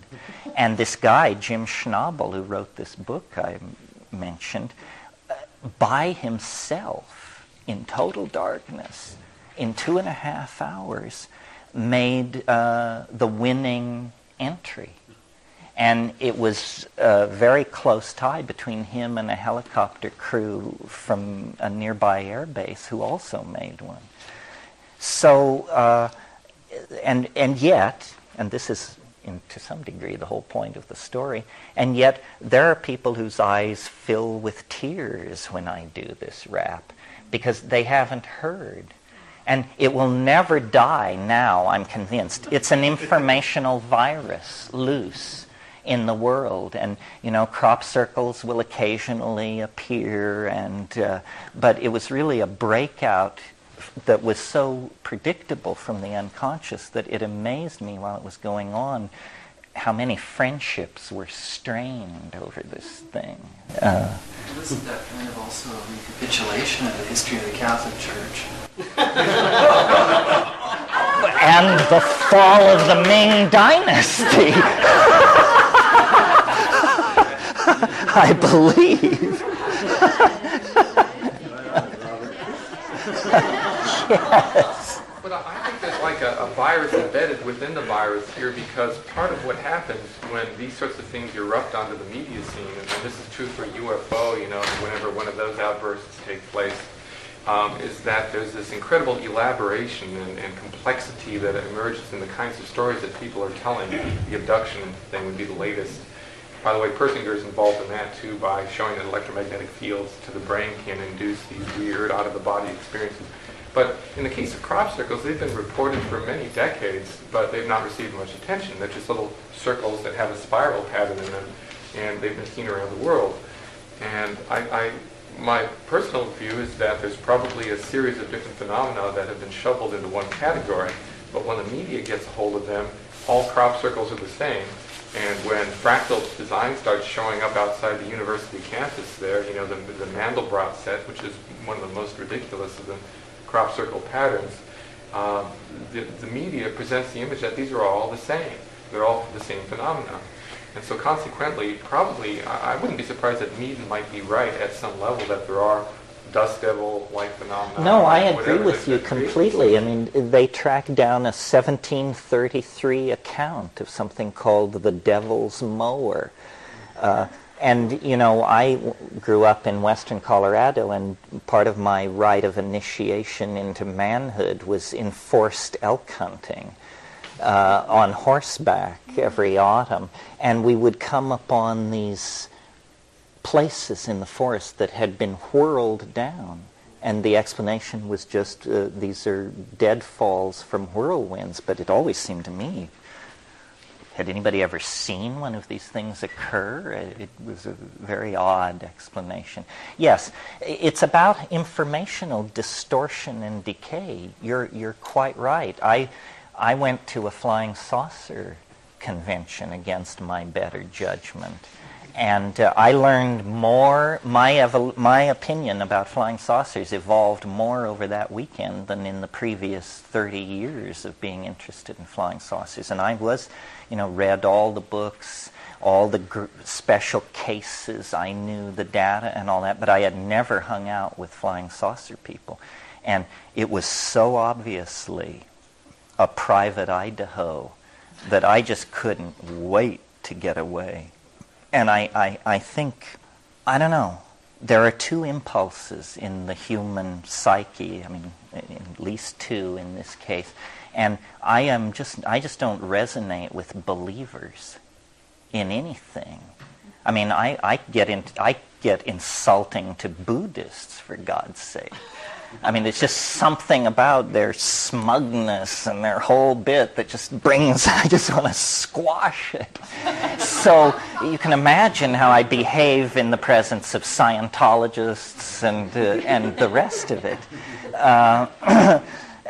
Belief is it's a form of infantilism. There is no grounds for believing anything. And the flying saucer thing, I went to this conference imagining that what I would meet would be a whole bunch of really interesting, sincere people who wanted to discuss the phenomenon of unexplained things in the sky and contacting human beings. And what I found was booth after booth of people who had all the answers. All the answers. Learn how a nearby planet reduced crime by 500%. I got news for you. Not even God can reduce crime by 500%. Once you've reduced it 100%, you've got it. So I said, this was the quality of thinking that was going on. And then there were a lot of really scary people in brown leather shoes with thin smiles and cheap suits who were clearly third-rate, semi-retired intelligence hacks who were there to keep the flock headed in the right direction. And, people wanted to talk about experiments on human fetal tissue that go on in underground laboratories out in Arizona through the connivance of the CIA and the Palladian High Command. And you just think, well, I've got to call my broker. I'll get back to you on that. I mean, I don't know. To me, if you can't, well, it's an aesthetic thing. It's an aesthetic thing. I believe that great weirdness stalks the universe. That's not the issue with me. But it's not tacky. It is not tacky. And people who wear low-cut gowns with a lot of sequins on them and tiaras and pass out flying saucer-shaped business cards, that's tacky. And so it can't be so. I know this. I've never been wrong.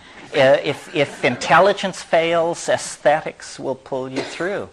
This is, and people don't like this part of me. I don't make it comfortable for other squirrels. I don't share the branch very generously.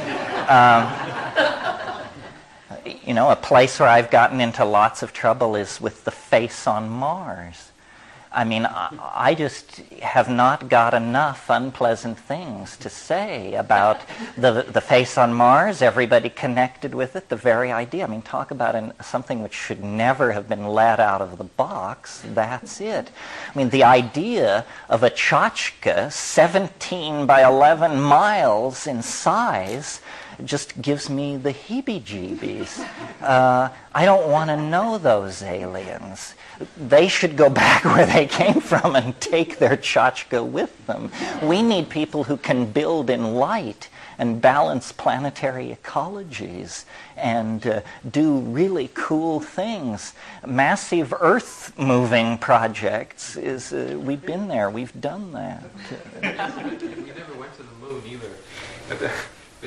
Books will appear on these subjects. One of the interesting things about UFO experience, though, and the other kinds of phenomena that you're talking about is the potential for the manipulation of belief systems. And this is something Jacques Vallée talks about in his books, that there's a kind of a sinister undertone that the military is bringing people in who are UFO diehards and saying, look at these documents, we can prove that there's this majestic group, and then snatching them back, and the UFO enthusiasts go out and tell the world about it, and launch stories about aliens under the desert in Nevada collaborating with the military, and the newspapers pick it up. They're completely poo-pooed.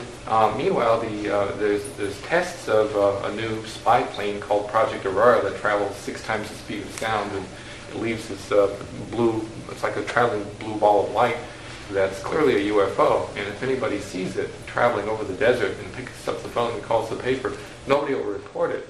They managed to... No, it's clear that those black projects, and Aurora is the one, is being run out there, and that's very exciting. I mean, a plane that can fly to orbit. Yeah. Terence, what is your opinion on the biosphere? Did you get into that at all, and John Allen and the whole stick there? I didn't. I knew those people in the early 80s. Yeah, I knew all of them. 83, 81 in the Amazon. They said they were headed for Mars. I don't know. They are derivative of J.G. Bennett's school of Gurdjieff. And I have a rule, which is I'm against any group that keeps secrets.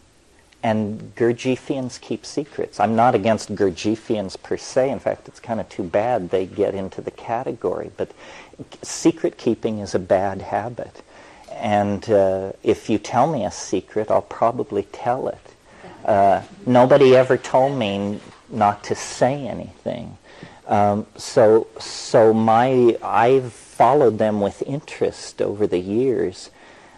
It's too bad it's another thing led by a middle-aged white guy, but they seem to have the pull. But I want to return to something you said. I mean, this can be the last thing about flying saucers, but let me give you my conclusion from this weekend of how the whole flying saucer thing worked. I mean, this is just one person's opinion, but this is how I explain it to myself. As you know, in 1947, the Rainier lights appeared, and if you that was the first big modern flying saucer sighting and set off the whole modern flying saucer phenomenon.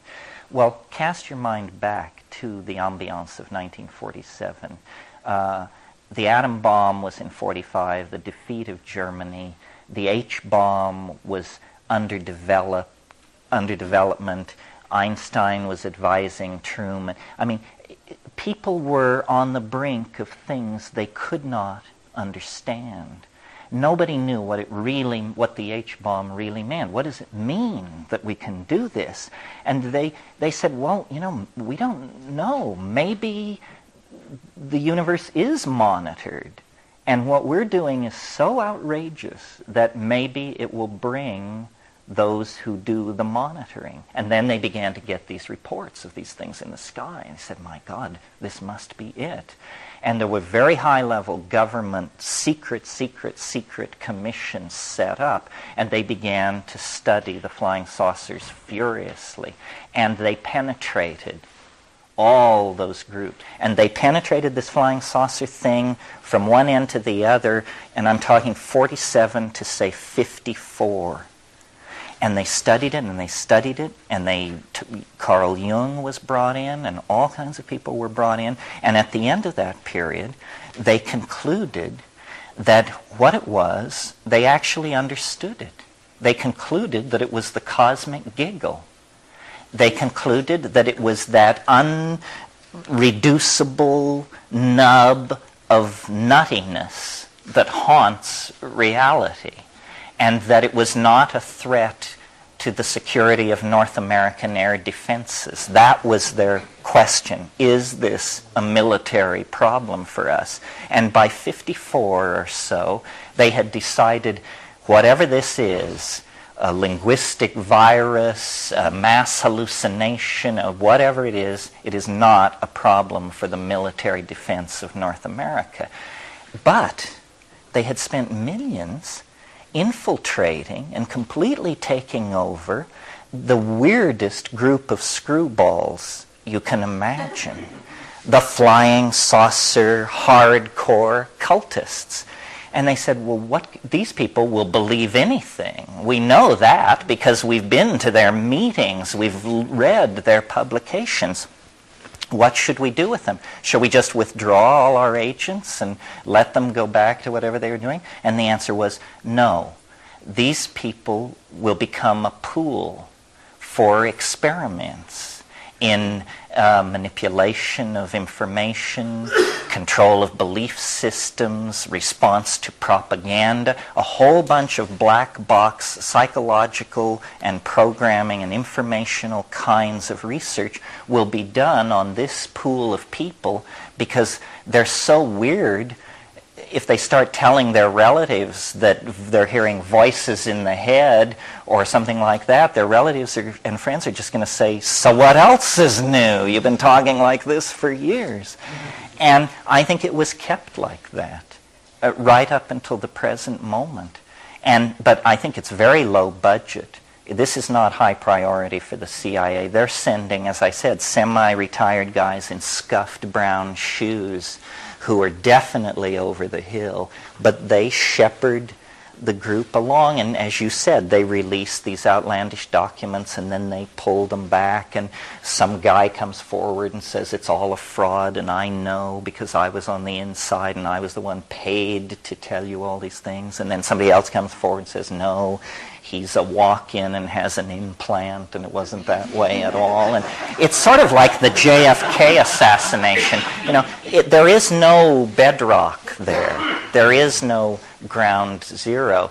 And I find these things sort of spooky. I think it's bad mental hygiene to spend too much time with squirrels, and that yeah, you don't know, put down that groundhog, baby Elizabeth, you don't know where it's been. What is truth, Terence? Oh, that's an easier question. What one is sure of, very little, I would think. Well, I'm getting ready to say nothing. I guess that's what it is. Everything is provisional. What I believe in is what I called, and I mentioned it last night, the felt presence of immediate experience, the primary datum. I'm very aware that everything else is a construct moving out from that. And so the primary datum is the first level of being. But to say I believe in it, in Western philosophy, Descartes, and that would be in 1625, said, cogito ergo sum, I think, therefore I am. And that seemed to make sense for 200 years. It was an effort to get back to the most basic statement you could make. I, the given, think. The datum of immediate experience. But then the therefore is an enormous abyss of assumption that may have made sense to Descartes, but it does not make sense to modern people. I think what we can say is, I think. If you're not thinking, then you are no more than the onrush of your metabolism and not greatly different from your cat or your dog. Well, thinking, we're not making here a distinction between thinking and feeling. What I mean when I say thinking, or the felt presence of immediate experience, is more like what most people call feeling. It's the awareness of being, in its most simple sense. Now, then there is this curious congruency, which is not well understood by anybody, between mathematics and nature. So we have now a couple more things to play with. We have the felt presence of immediate experience, the I which feels, and then we have as mental objects in the given datum of experience both mathematical structures and the given natural world. And there is some deep and profound congruence between these two, and the relationship is not understood by anybody. To me, this is really the question. Why does mathematics describe nature? That's a deeper question than most.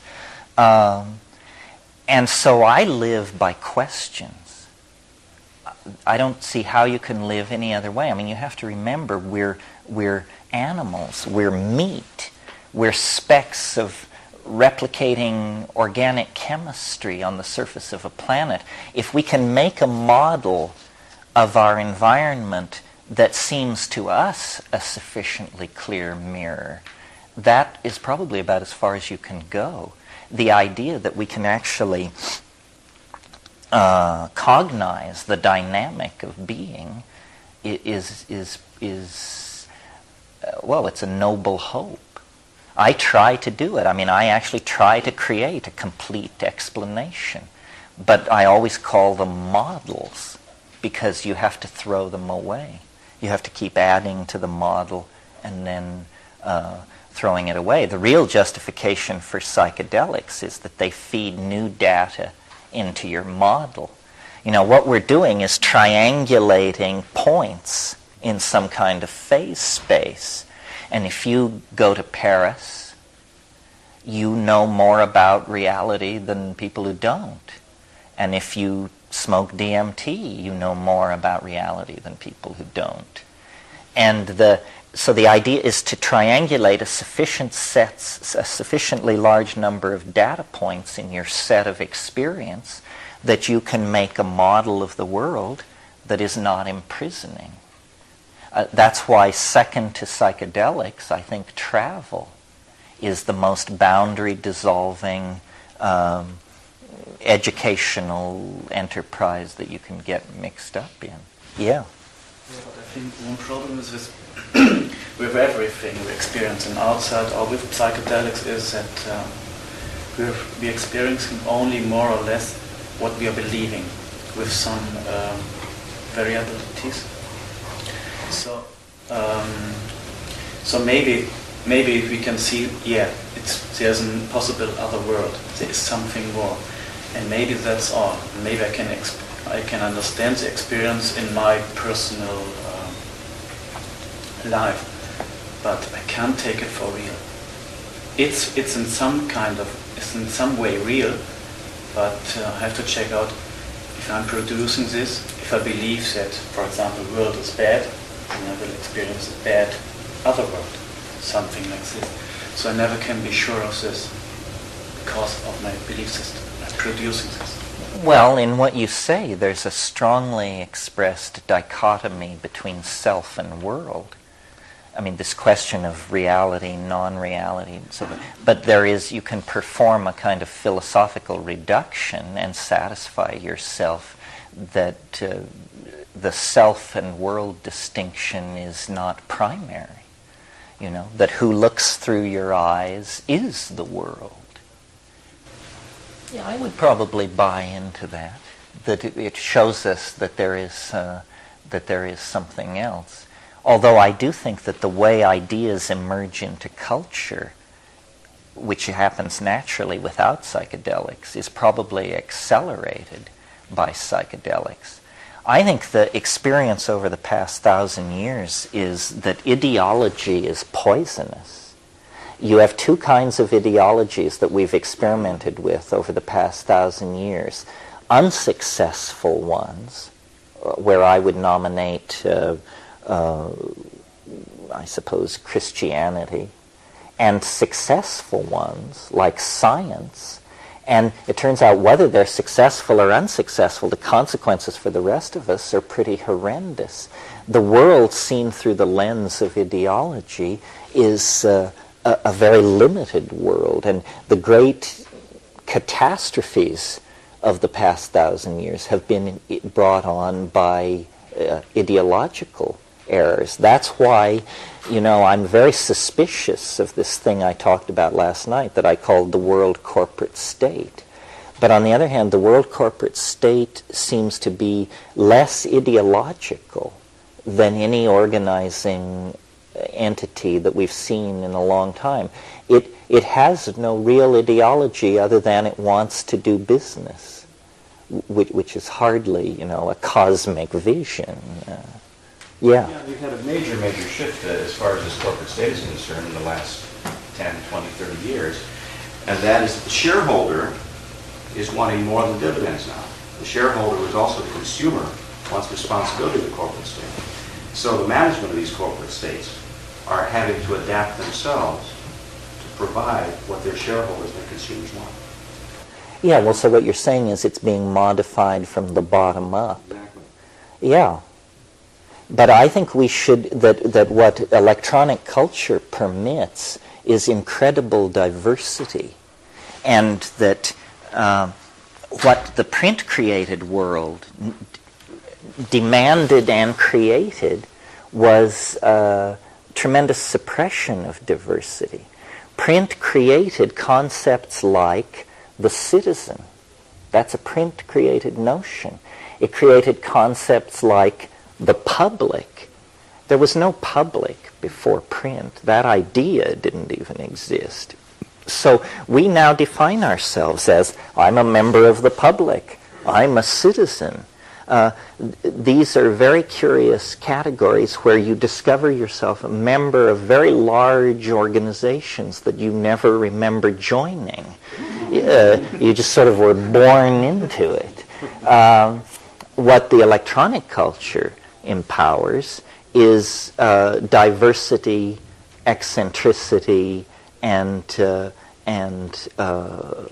pluralistic kind of mix. And that's very threatening to the print mind, because the print mind is all about controlling through having groups of people that you can deal with. That's why, in a sense, print or television served a print agenda for the first 20 years of its existence, because it was used in the network form, which is only one way to do TV. In that form, the real impact of television could be masked for a long time, because by having millions of people watch the same TV programs, there is a tendency to overcome the deconstructural impulse in TV, and it begins to act like print. Now, of course, that's breaking down, and the only people who watch network TV live in trailer courts. But there was a time when, you see, that's what happened. What was everybody's media 25 years ago has become the media of the lower middle class, and then everybody else, the lower class, has fallen into its own media, underground radio stations, boom boxes, and this. And then the upper echelons of society have gone to computer networks, email, fiber optics, and view-on-demand TV. Television, is, to my mind, the most insidious drug that the 20th century has had to deal with.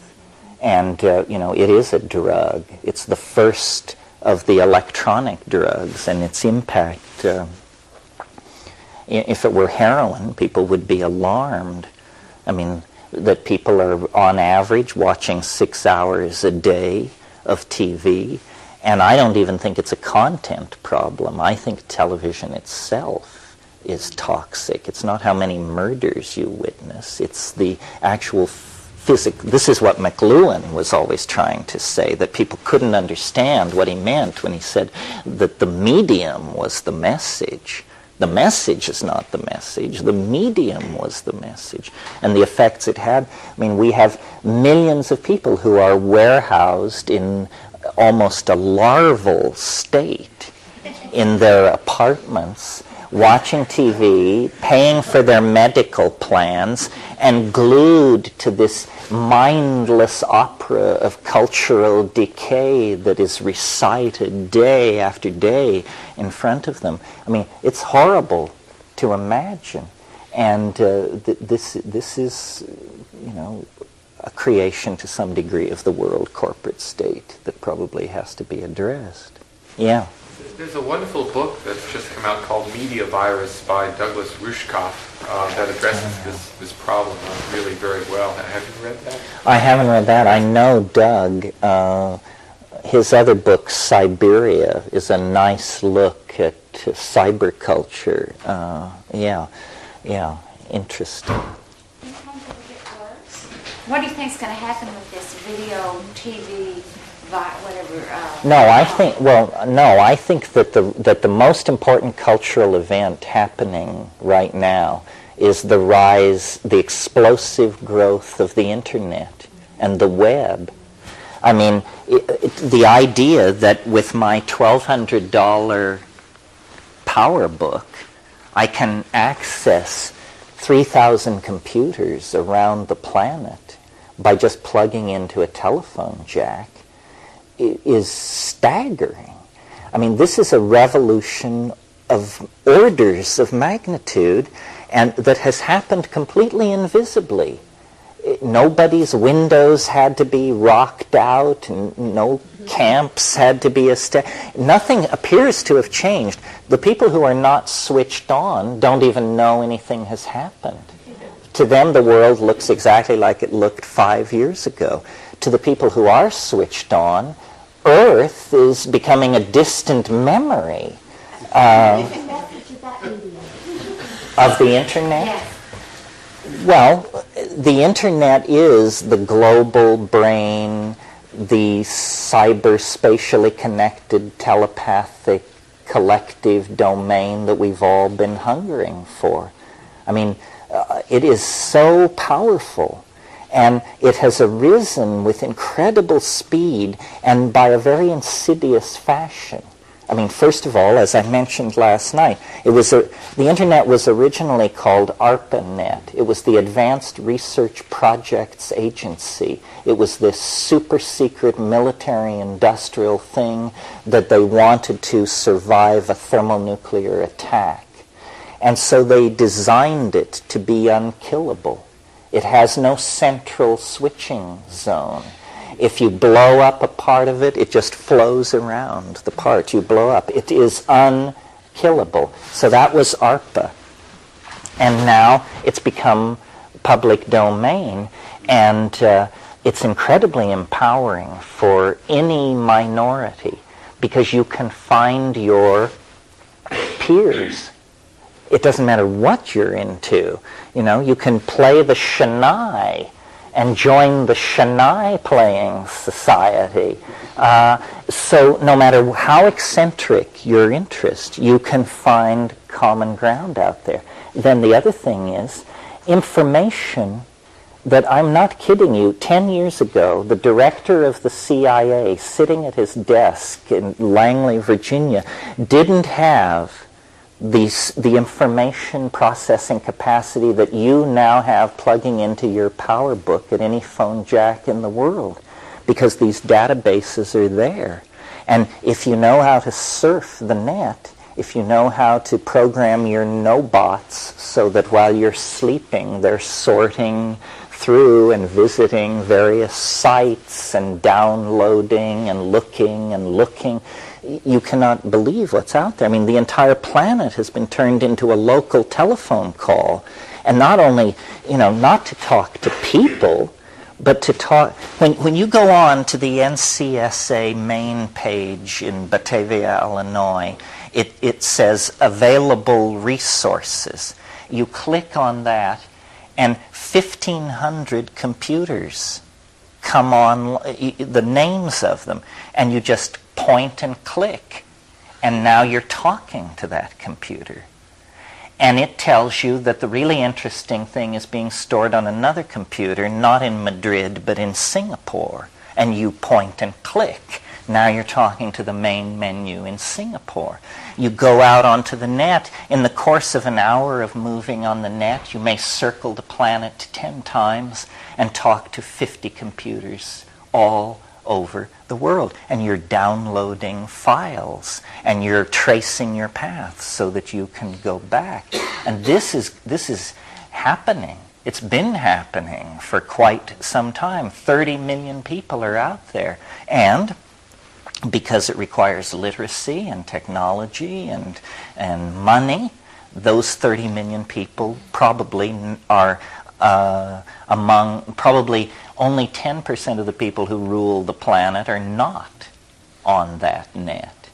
And it's where the cultural architecture is being put in place now. And it's this invisible space, which is where we should have been building all the time.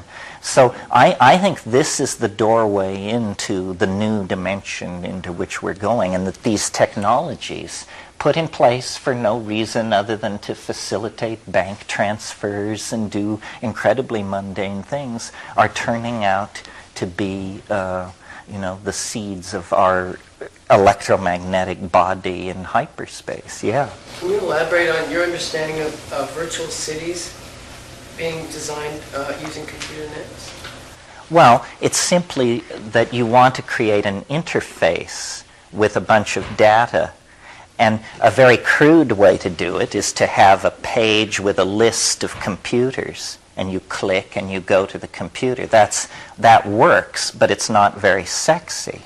Well, but what if we made a three-dimensional landscape and put buildings in that landscape so that the large red rectangle is the AT&T database, the low violet group of integrated triangles is the National Medical Database. In other words, you simply make the icons three-dimensional and analogous to buildings, and then you can build Data Town, where, you know, instead of a list of computers, they appear to be a long line of skyscrapers lining a broad avenue in which you're driving down in a Ferrari or something. All this will come. I mean, the engineers will do it. How it looks is immaterial. It's that it can be done anyway. Yeah. Well, from what you're saying, then it feels like this is going to be a very intellectual, snobbish, it's going to be elitism. Because there's only going to be for a long time, a certain level of intellectual capacity, illiteracy, literate, educational. So it's going to absolutely pull apart and make the class system even more. No, I think you're absolutely right that this is happening. This is part of the problem, that what is happening, you see, part of the illusion of the political history of the past 40 years was the illusion that we were all Presbyterians, we all ate white bread, and we all lived in the suburbs, and we all were white folks. And now the society is fragmenting. You're right. There are people who can't read by the millions in this society. Meanwhile, other people are reaching for informational technologies so powerful that they can barely be conceived of. And this is the consequence of political mismanagement. I think the American Union is flying to pieces because the notion of polity was betrayed in the 1960s. And that since the middle of the 1960s, this has been a police state of some sort. You see, after World War II, and they kicked Hitler's ass and all that, then everybody came back full of idealism to raise families, to build America. They'd been through the New Deal. There was a modicum of social responsibility and consciousness hammered into the middle class. And everybody came back, and then the American political system went haywire. And basically because we lost our nerve. My generation, I'm 48. I went to the University of California at Berkeley in 1965. My generation was the beneficiary of the idea that you should give a universal education to everybody. And they discovered that if you do that, if you take everybody and make them read Plato and John Stuart Mill and Voltaire and Hobbes, as we did, that, you can't rule such people. They take it too seriously. They become ungovernable. They pour into the streets screaming about their rights. And so in the aftermath of the suppression of the counterculture of the 60s, it was decided that the goal of universal public education and the building of a population intelligent enough to run a democracy, that would all be abandoned. And the universities would be turned into trade schools, and people would be given MBAs and incorporated into the corporate state. But no more John Stuart Mill, no more of that. And the consequences of this have been to create a historyless and illiterate lower middle class, where before the lower middle class was the pool of our intellectual creativity. That's where John Steinbeck came from, and Henry Miller, and all of the people who drove the evolution of cultural values. So, and, you know, we could talk endlessly about what went wrong in the 60s or why we were turned into a police state. But now, the impulse of those kinds of repressive states is to forestall change. And change has been forestalled in America to the point where now, when it comes, it's going to be explosive, uncontrollable, revolutionary. You know, we will be lucky to get through this political cycle ahead of us without having to hang some of these people. Well, isn't this part of the whole point of what's going on right now? You mean that there is this tremendous, now we're going to have the change, yeah, the change which should have been spread out over 30 years is now going to come in the next 5, no matter who it hurts, no matter how chaotic it is. Well, I don't know how we got off on that. The role of psychedelics in all of this is that it erodes loyalty to the models of the tribe. And so we are the people who can see, and there may be others, I'm not claiming exclusivity for the psychedelic community, but the psychedelic community loudly proclaims that the emperor has no clothes. This is all a con game. That this junk-dealing, hyper-media-obsessed, nitwit society is an unfit environment for delinquent 14-year-olds, let alone for the rest of us. And this is news they don't like to hear. Well, I think these things are always more interesting if they're driven by the agendas of the people here. You got a fairly long hit of me this morning. If there are any areas that you want to bring into focus, this is a good time to suggest it. Otherwise, I'll just launch into another meandering diatribe, and like that. Yes? I'm interested in more on ayahuasca. There's a book, which I'm not sure it's been published yet, but you should all watch for it. I hope will make a revolution in ayahuasca awareness. It's called The Three Halves of Imo Mosho, and it was translated by a good friend of many people in this room, Ken Symington, translated it, and it's by the Peruvian poet Cesar Calvo. And it is a book about ayahuasca that could easily win the Nobel Prize for Literature. It's not some panting anthropological reportage. It's art and incredibly rich. And if you get a chance, you should read it. If you're interested in this subject, another book about ayahuasca that is no easy read is a book with the unlikely title of Shamanism, Colonialism, and the Wild Man by Michael Taussig. And it is an intellectual journey to places you never thought you'd pass through. Could you spell the title of the first one, The Three Halves of what? Imo Mosho, I-M-O space M-O-X-O. The Three Halves of Imo Mosho. So, I don't know how much more there is to say about ayahuasca. From a phenomenological point of view, what's interesting is that it seems to hover on the edge of being a telepathic drug of some sort. And in fact, for the first 30 years of the 20th century, the active principle was actually called telepathine. And these German chemists and Theodor Koch-Grünberg and people like that were very interested in this. And then it was realized that it was actually harming a previously discovered substance. But it isn't the kind of telepathy where you see what other people are thinking. Or hear what they're thinking. It's more that you actually see what is meant. You have an experience of meaning related to seeing that is like wisdom.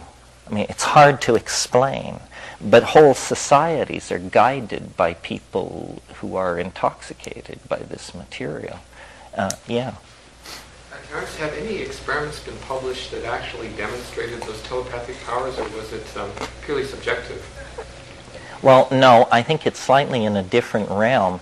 I don't think it will show up on like a card turning test or something like that. It is not telepathy. It's a different modality of mind is what it is. Through song and sound, the boundaries are dissolved. But I don't know if you can set up a scientific scale that can detect this. Seems more like taking on the mind of nature rather than something. That's right. It's that there is a shared state of mind, but it is not a sharing of states of mind. I think I understand. You see what I mean? Yeah. Have you done any comparative studying on other substances in different other cultures? For example, the Haitians and the voodoo and the substances that they work with, and I suppose other people all over the globe? Well, see, it's a very complicated question because cultural values enter into the definition of what is an acceptable or desirable intoxication.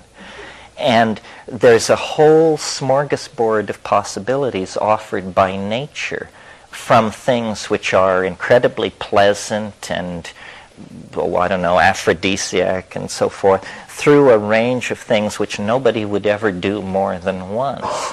But then there's a kind of an intermediate range. I mean, if you can recall your first shot of scotch, this is a shocking thing to your system. I mean, your body does not readily take to that.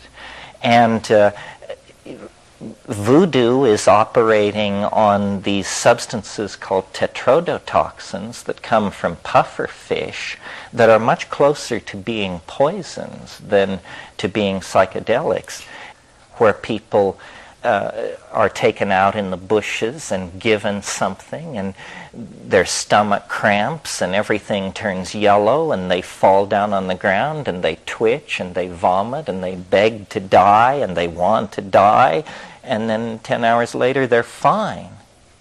And they're brought down to the river and slapped around and washed off and given a piece of white cloth and told, now you're a full-fledged member of society. That's an ordeal poison.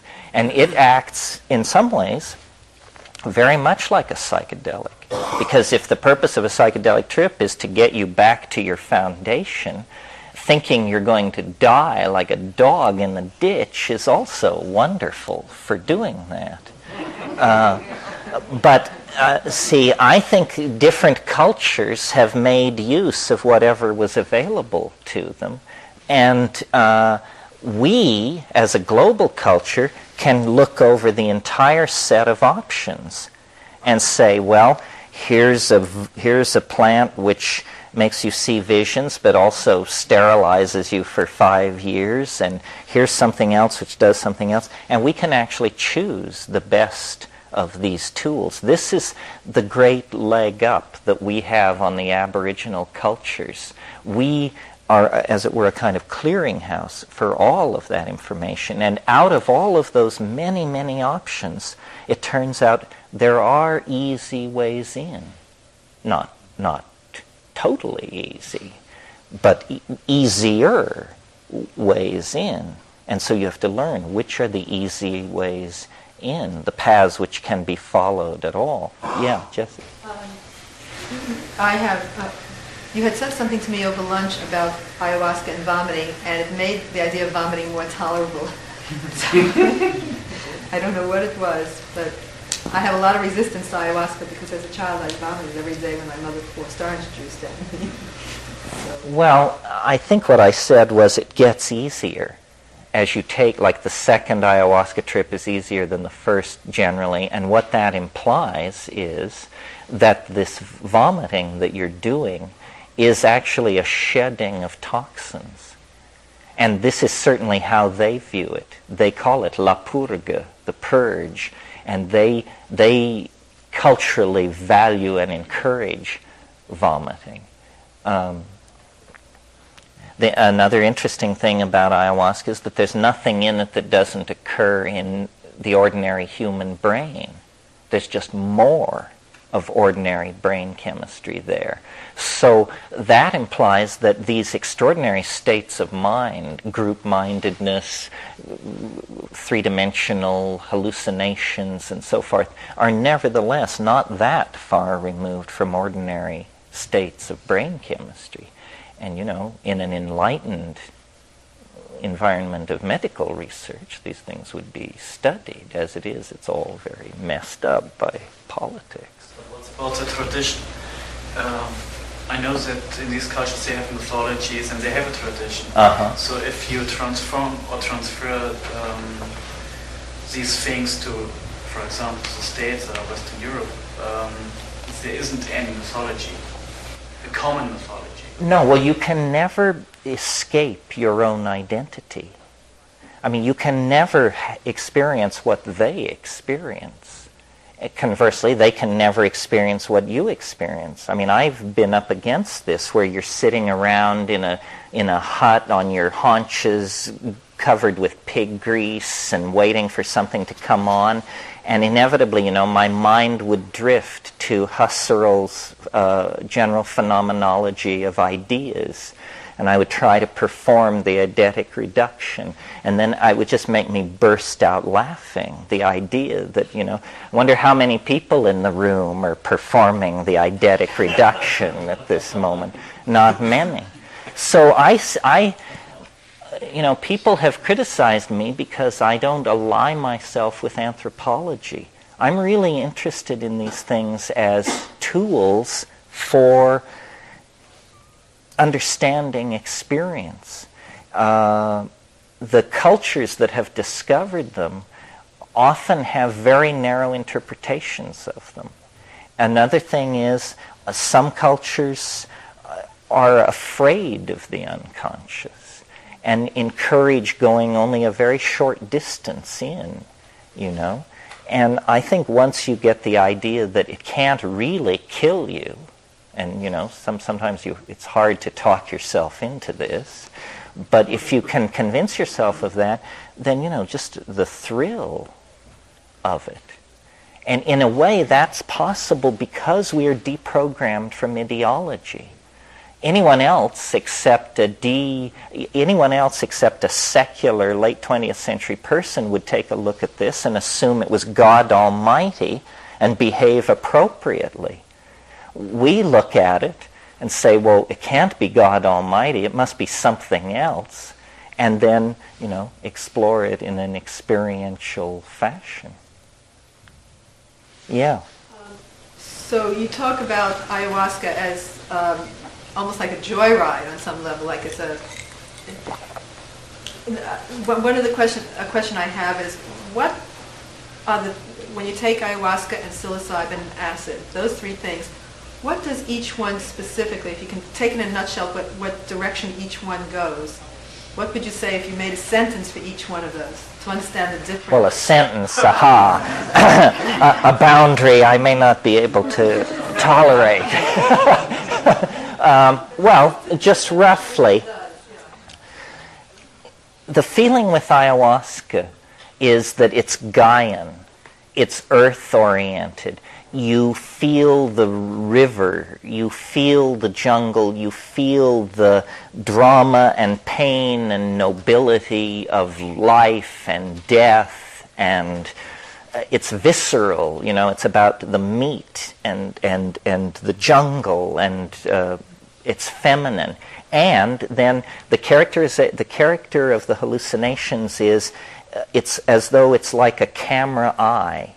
It's largely silent, but it's just an eye that is moving through a vast matrix of visual information. And after a good ayahuasca trip, you just feel like you want to rub your eyes. You say, I've just been looking and looking. It's like a trip to Madison Avenue with money in your pocket.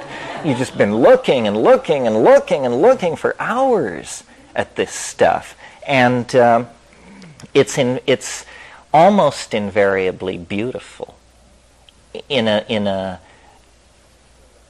jeweled, filigreed, multi-leveled, transparent, glittering, flowing kind of way. And it almost always takes place against a black background for some reason. It goes on against a black background. Okay, then psilocybin, which is just an atom's twist away, is a very different creature. The most astonishing thing about psilocybin, and you're hearing this from, a materialist of some sort, is that it speaks. It has a voice. And if you don't think this is confounding to the rational mind, to come upon this in the detritus of your mind's attic, it can talk to you and astound you with its insight, humor, ability to connect and make insightful inclusions and so forth and so on. And the whole thing, the whole psilocybin experience is imbued with this eerie energy, which has different names, but elfin, gnomic, extraterrestrial, they're shiny-eyed and small, and there's chattering. And the other thing is there are machines. The psilocybin visions have a tendency to drift toward technoscapes, enormous machines in orbit around alien planets and strange architectonic forms where you don't know whether you're wandering around inside somebody's cathedral or their television set. And the whole thing has this off-world, we are the Galactarian civilization, we hold the key to the history of this sector of the Kiliocosm, it's this kind of thing, almost blast of trumpets and the ringing up of cosmic curtains. It's very, very dramatic, Wagnerian, and forward-looking. It's about the destiny of the race and why planets are put in place and what it's all for. Could hardly be different from ayahuasca, and yet, an atom's twist away. Then DMT, rests in some even weirder domain of triangulation. DMT, you don't only hear the voice, but if you get a sufficiently heroic dose, it's like you break through into the control room where all the secrets are being run from and built, and there's this unbelievable sense of finding out beyond your wildest dreams of ever finding out. And it's an inhabited mind space of some sort that is so unexpected and so convincingly real that you actually, I think, a person who doesn't fear for their sanity has already lost it at that point. Because it is without a doubt, absolutely the last thing you ever expected to have happen to you, that you would burst into some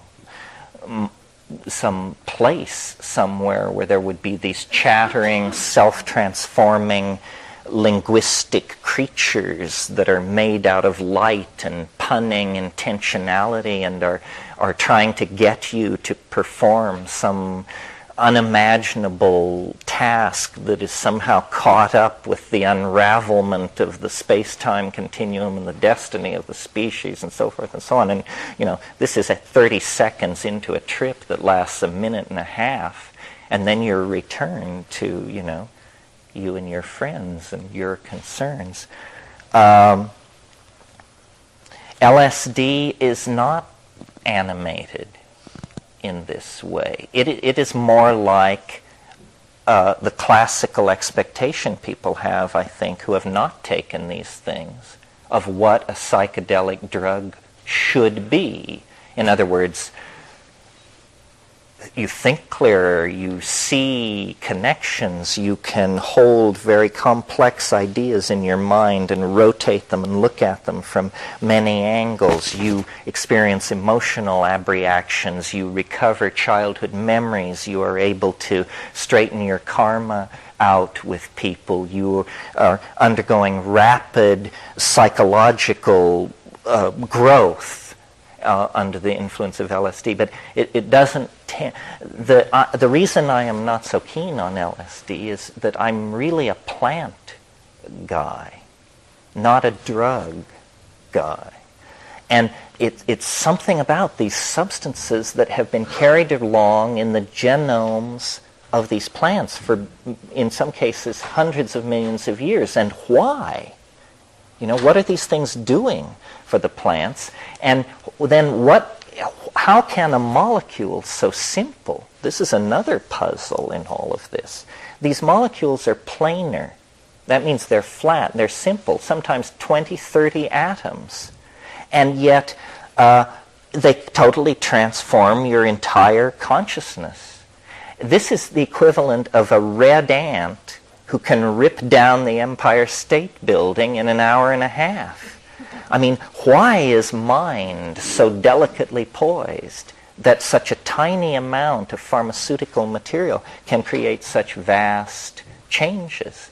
And then another puzzle, as long as I'm listing my favorite mysteries, and this is the one that really got me into this in the beginning, because my early inclination was toward art history. And that is a very simple question. Where do the images come from? Where does this stuff come from?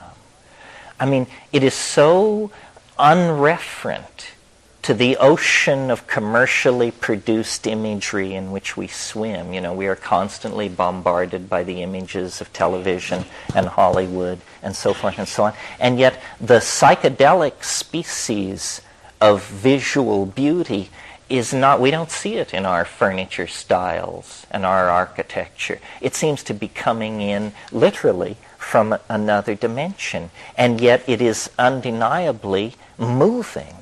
It's beautiful.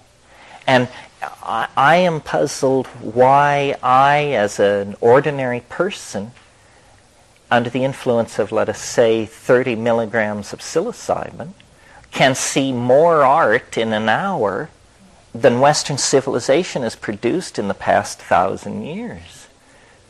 And that tells you how little of we're getting from the art river back to the village where we can drink it. Niagaras of beauty are flowing by, untapped by ordinary consciousness.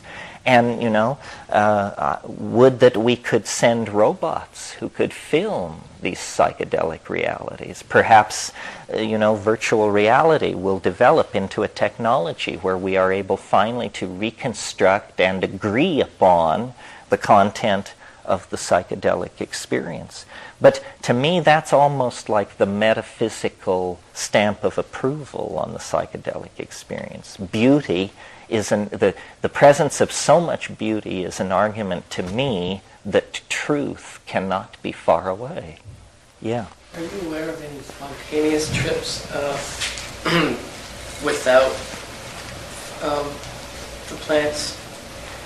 Well, you know, there's a whole vast area of human endeavor called mystical religion, and there's a whole other vast area of human endeavor called madness.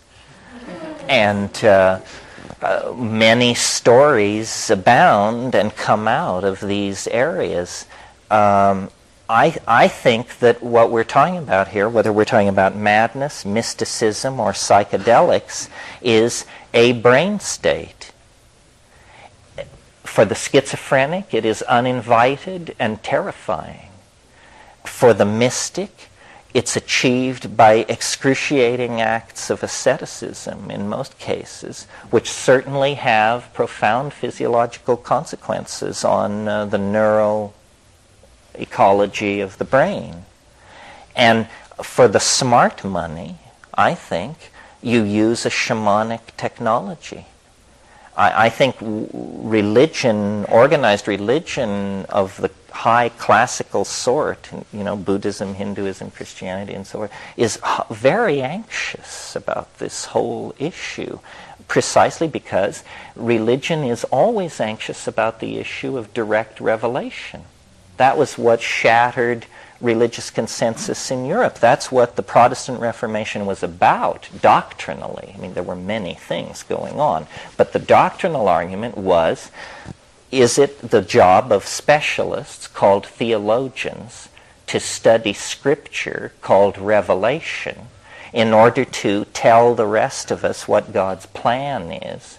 Or is it better for each of us to look within the confines of our own souls and have our own dialogue with God and figure it out? And that was basically the Protestant position, and it went against hierarchical theology. Yeah. I recently read about a mushroom called fly agaric, and can you comment on its role in history? Oh, these are amazingly complicated questions, or either that or I've overeducated myself. Could be, huh? Well, there is a whole domain of controversy and discourse about the role of mushrooms in human culture, because it was noticed by Gordon Wasson in the 1950s that there are two kinds, invariably, there are two kinds of cultural attitudes toward mushrooms. One is called mycophilic, and if you want to know what mycophilism is, go to Russia, go to Poland, go to Czechoslovakia, where people have hundreds of words for mushrooms. Several holidays a year are set aside to collect mushrooms. Children are named after mushrooms, so forth and so on. The Slavs are into mushrooms. Well, then if you want to know what a mycophobic culture is, go to rural England, where there are no mushrooms. There are only toadstools, and don't touch them, please. They're highly poisonous. That's the general English attitude toward mushrooms. So Gordon Wasson wrote about this all through the 50s and 60s, and he decided that you all probably have seen, if not the real thing, a plaster cast or depicted in schmaltzig European illustrative style, the famous mushroom of fairy tales, the red mushroom with the white dots. Well, that is Amanita muscaria, and it grows in a symbiotic mycorrhizal relationship to spruce and birch trees, and is used by the shaman of the Irkut language group and the Amur River Basin. And now it just happens that those people in the Amur River Basin were the first people studied by the new science of anthropology when it wanted to study shamanism. By chance, this was. And so ever since, the science of shamanism, whether we're talking about the shamans of the Amazon Basin, Central China, South India, or Tierra del Fuego, has had to labor within the categories created by the people who studied the shamanism of the Amur River Basin. And the use of the Amanita muscaria was tremendously overstressed by Wasson, I think. He wrote a book called Soma, the Divine Mushroom of Immortality, in which he argued that Amanita muscaria was the Soma of the Rig Vedas. You may not know it, but the Rig Vedas are largely these hymns composed in the Vedic phase of the Hindu religion to a mysterious intoxicant, Soma. Nobody knows what Soma is, but much scholarly ink and blood has been shed on the question. And Gordon Wasson argued that it had to be Amanita muscaria, and made a case which impressed some people and not others. The most damaging evidence against him was, it's hard as hell to get off on this stuff. And when you finally do get off, the experience is extremely ambiguous. I mean, shivering and salivating and thinking you're losing your marbles is not my idea of the ecstatic ascent to the presence of the pleroma. And a lot of other people thought so too. So then there was lots of hassle about, well then, it did seem that Wasson had secured the case that the Vedic hymns were about a mushroom. That was his breakthrough. But his mistake was he got the mushroom wrong and then created an entire false cultural history based on this error. And, this, I'm not interested in flaying you with my theory, but if you're interested, it's told in the book Food of the Gods. Because, as I mentioned this morning, I think psilocybin was the catalyst that triggered the emergence of self-reflecting consciousness in human beings. And so my mushroom story is not a story of a subarctic toxic mushroom cult that carried itself into India along with the Indo-European invasions. My story is an older story about a mushroom that contained psilocybin and flourished in the grasslands of Africa and was present as nomadism slowly evolved into the domestication of cattle and, as we talked about this morning, the suppression of gender dominance with the addition of psilocybin in the diet created a partnership society that existed up until the invention of agriculture, and climatological change made the mushroom difficult to obtain. And at that very critical juncture, after perhaps 50,000 years of mushroom-induced suppression of hierarchical dominance patterns, the withdrawal of the mushroom from the human diet allowed the old pattern to reassert itself. But at this point, we had language, we had agriculture, and what did we do? We quickly organized monotheistic religions, city-states, warrior castes, god-kingship, the world of the lash and the god-king, basically. And we are the unhappy inheritors of that circumstance to the present day. And that's why our situation is so bizarre and why we are so neurotic, if you will. It's because human consciousness evolved in an entirely different cultural milieu than we now exist in. It evolved in a world in which the Gaian logos was absolutely real to every man, woman, and child in the society. And I believe that the tendency in the hominoids to form monogamous pair bonding was eroded by the presence of psilocybin because it promoted an orgiastic sexual style. And the social consequences of that were that men could not trace lines of male paternity. And so you have an intense impetus toward collective bonding in a group like that, because the children are our children, the children of the group. The nuclear family is, I think, a somewhat maladaptive fragmentation from all of this. And this is important for us to understand because we have practiced a neurotic style of culture for a long, long time. It has permitted the conquest of matter, but that now is done. I mean, once, hydrogen fusion, you can put it in a bottle at Yale, well, then you've been there, done that.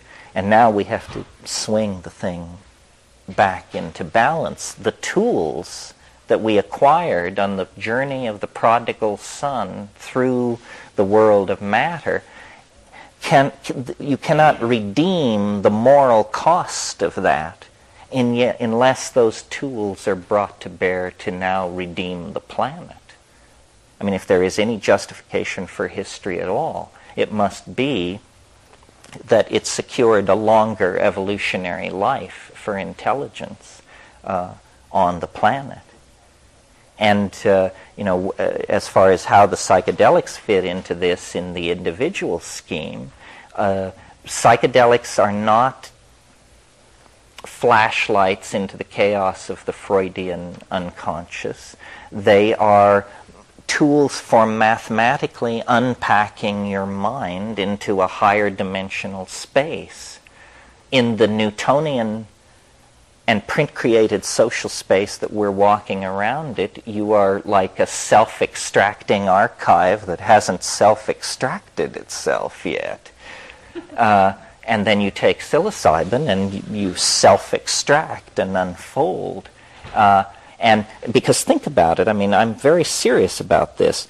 Think about what the shaman's functions are in the classical Paleolithic model. The shaman's functions are to predict weather, to anticipate the movement of game and enemies, and to heal disease.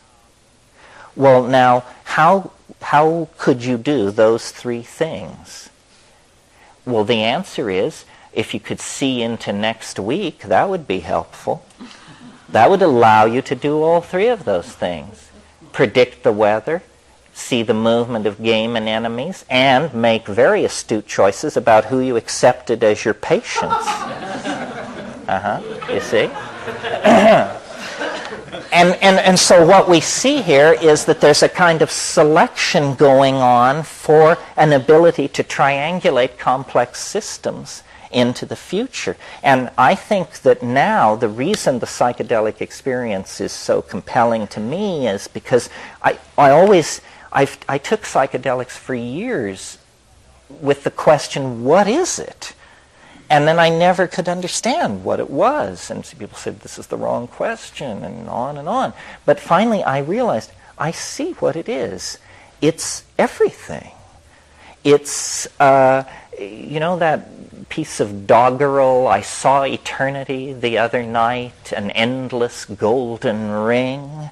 Well, that's it. You just rise out of the Newtonian spatial plane and you look back and there is eternity hanging in space like a galaxy. And that's what the psychedelic experience is a sectioning of. Yeah.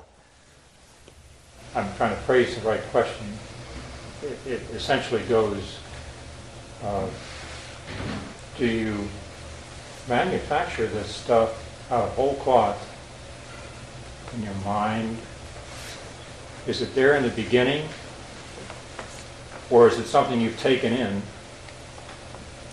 Is it new information or something that the brain is remarkable? It could be processing and creating images. What might be going on there? And see, my original bent was I wanted to be an art historian. And so the job of an art historian is to understand the evolution of motifs and how styles are transformed at the hands of certain artists and over time and in different places. So it's this kind of specialized thing with a visual vocabulary. And I thought, you could go into the psychedelic experience and you could perform an art historical reduction on it and say, aha, well, that's a Tibetan treatment of a line and that's a Maori way of portraiture. And it was not like that. It was like the art that is made on another planet, art that arose completely in the absence of human conventions or values. And that convinced me that it wasn't being generated from myself. And, and then I read Jung and I realized that there was a way to define the self that would allow it to produce that kind of thing. But it's really accomplished by a rhetorical trick because the word self means that which is most familiar to me.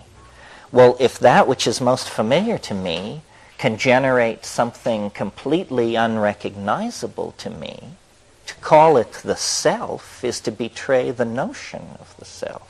So what I've called it over the years from the very, very beginning, I can't even remember how long ago we incorporated this nomenclature, is I called it the other. And, the German historian of religion, Rudolf Otto, defined God as the wholly other.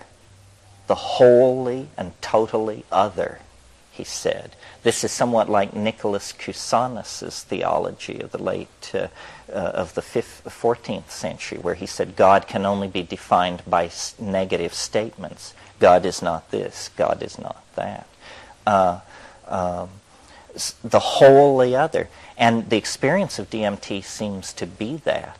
And I don't know if it's just that we are neurologically set up, that there's a button in us, the equivalent of a reset button, that just clears all the registers, and that's why it's wholly other. It's wholly other because you just dumped your entire memory load off your disk, and you're now looking at a clean disk for the first time in your life, and you don't have the faintest idea what it could possibly be. It's something like that. Language fails. Anticipation fails.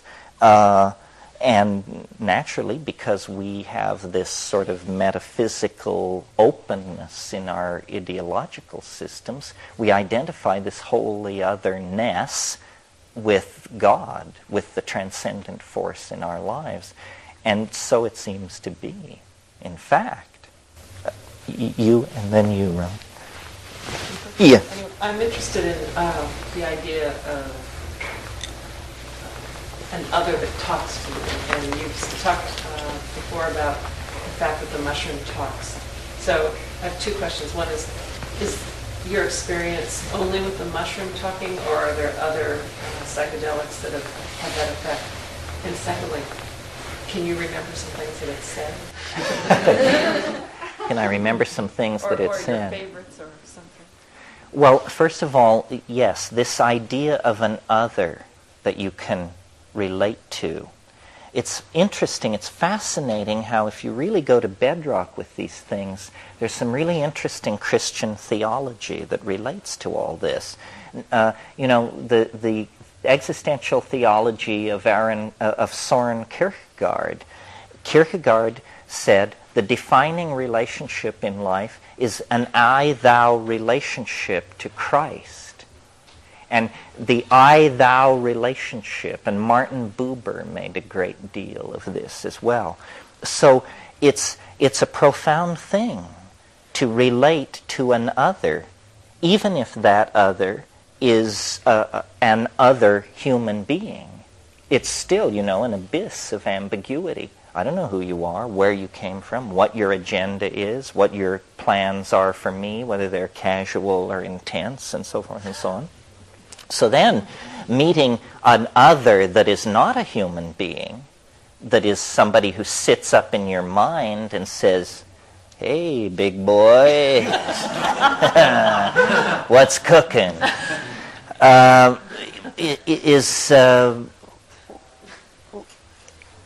It opens up the possibility for a relationship, and it can be explored. And I always thought, that you could somehow trap it, that it was sort of like a game in a fairy tale, that if you were clever enough, you could ask a series of questions where you would then have trapped it into revealing, aha, so you are my amygdala, so forth and so on, this kind of thing. I have never, in the presence of the thing, been able to do that. As far as what it has said, basically it's told me everything I know. As far as boiling it down to the aphoristic level, you've heard these all through the years. Death by astonishment. All the best lines come from the thing itself. I mean, my talent seems to be that I'm able to relax and allow this very ingratiating logos to take over. It's a kind of low-key demonic possession from the point of view of my critics, to speak about this other way of looking at things. In terms of what it has said to me, it's this revelation about the nature of time. And it's a puzzling revelation because it's mathematical, it's formal, it will either be proven spectacularly true or spectacularly false. There is no escaping this incredible definitive test built into it. It's not something I would ever have thought up. And it's just something I was given. And I was sort of at a dead end. I mean, I was a good person to give it to. I didn't really have a job in life. And it's like a talisman or a key. You meet people who are into astrology, and for them, it opens up all doorways. Everything can be explained, and I'm not belittling it. I'm making an example of it. The time wave is like that for me, and I would maintain for anybody who sufficiently involves themselves in it.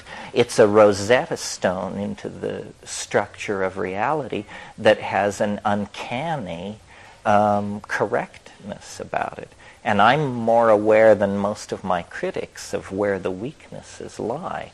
But nevertheless, I'm also more aware than most of my critics of where the weaknesses lie in the competition as well.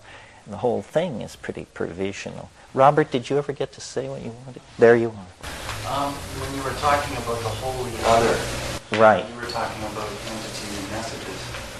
One of the things that happened to me in my early experiences with EMT was that I was totally in awe. I was flabbergasted. And until I stopped being flabbergasted and paid attention, I didn't get that they were signaling me to do something. Oh, yeah. They wanted me to participate in what was happening rather than just sit there and go, wow, wasn't this incredible? No, they say to you, or they say to me, do not abandon yourself to amazement. Don't give way to astonishment. I mean, try to hold it together, fella, which is a strange thing to be being told by an alien entity inside a hallucinogenic flash. It's not encouraging you to let it all go. It's saying, pay attention. And then, in my case, what they're trying to do is they can make things out of sound. Or their words are three-dimensional modalities. They're operating in a linguistic domain where words are sculptural entities made of light. And they're singing objects into existence, which are like puns or mathematical formula or small machines that are cycling through various kinds of changes. And they're singing this stuff into existence and insisting that you attempt to do the same, And, this is so startling because you have to understand these trips only last 3 to 5 minutes. So there's not a lot of time to get used to this. I mean, there you are, sitting in a room with your friends talking about consciousness exploration or whatever rhetoric you use to get yourself to the edge of these things. You fire up the pipe, you take one enormous hit, and the next thing you know, you're surrounded by screaming elves, by the hundreds that are speaking in this alien language that is causing objects to hang in the air and ricochet off the walls. And these things come, it's a scene of wild confusion. It's like a Bugs Bunny cartoon running backwards. And these things come bounding up, and they say, look at this. And out of the air, out of their guts, out of nowhere, they pull objects, which are the most astonishing things you can imagine. Literally the most astonishing things you can imagine. Jeweled, filigreed, machined, turning things. And you look at it, and you say, my God, anybody from my planet looking at this would not have to be told what this is. This is an alien artifact. And you're looking at it, and they say, forget that. Look at this one. And then here's another one. And they're tossing them up, and meanwhile, the objects themselves are able to sing other objects into existence. And there is this aura. The word zany comes to mind. It's like a Max Sennett comedy or a Marx Brothers cartoon. I mean, it's a land of explosions and falling anvils, and surprises are popping out of everywhere, and you're just trying to hang on. You say, now we're at, we're a minute and a half into it at this point, and this intense effort to communicate something. And, we have talked in the past, we can talk now if you want, about Celtic fairyland and tradition, worldwide tradition of gnomes and elves, but when you're there, it doesn't look like that. It's much more pointed ears, shining eyes, strange machine. It's much more off-planet. I mean, we're not seeing leather jerkins and pointed-toed little boots and the plucking of fairy harps. It's not quite like that. No. Yeah? What about children who seem to experience the phenomena that you're talking about, these people who come into their bedrooms and in the middle of the night and communicate with them? Children who aren't, Well, I think this is where the abduction thing is coming from, that I don't know what these entities are. When you burst into the DMT place, there is an incredible sense of place, and yet the things that you're witnessing, matter is not capable of. Any matter.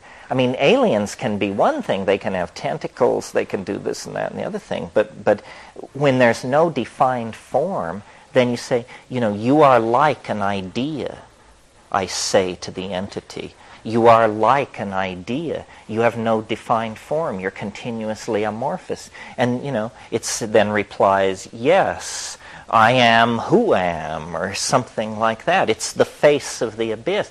I mean, I've had conversations with it where after, a more zany episode where you then begin to feel a little confidence with it. And then you say, well, show me what you are for yourself.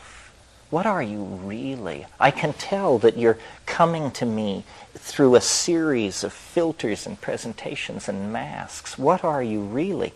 And it's like the temperature falls 10 degrees in the room and a black curtain begins to rise and there's an organ note like that thing in the Bach B minor Mass. And after about 15 seconds you just say, call it off. I'm not ready for it.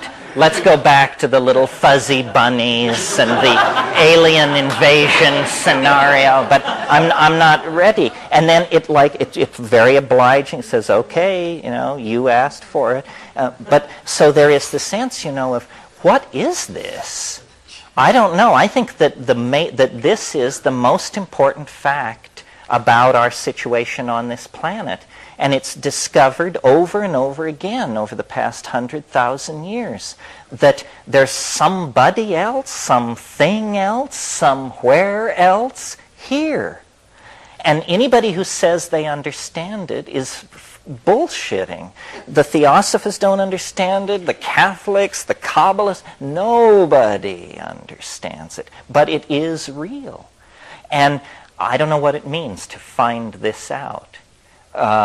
You see, the amazing thing about psychedelics is it doesn't depend on a state of grace. It doesn't depend on allegiance to a leader. It doesn't even depend on a special diet or theological predilection. The astonishing news about these psychedelic experiences is you don't have to go to India for 10 years. You don't have to be chosen by Babaji. This works for most people and would probably work for you. And if you think the world has no surprises, if you think that you've got it all figured out and you haven't ever had an intense boundary-dissolving psychedelic, then you're absolutely out to lunch. You don't know what's going on. It's like the opinions of 11-year-old boys about sexuality. What do they know that they should hold such opinions? And, sexuality provides a good metaphor. We cannot forestall our sexuality. Eventually the roar of hormones through the bloodstream pushes most people over the edge, some sooner than others. This capacity for the psychedelic experience, which is built into our soma, our body, as well, you can actually go from birth to the grave and never experience it. If you are sufficiently sold out to a sufficiently idiotic culture, then it's possible to evade this experience of maturation. It's like having a Mercedes and there's a certain button on the dashboard and you never pushed it. You don't know, what it did.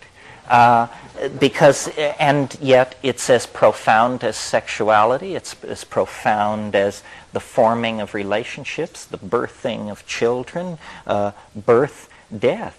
This is the thing. And many, many religions have come to the conclusion that life somehow needs to be a preparation for a passing on to some other place. And the metaphor of light vehicle is used in many different traditions. And I think that there is some truth to the notion that the reason we are alive is to learn the path out of the labyrinth, and that shamanism is a rehearsal for death. All this talk about hyperspace and other dimensions and eternity, what we're really talking about here is the cultural and personal enterprise of leaving the body behind.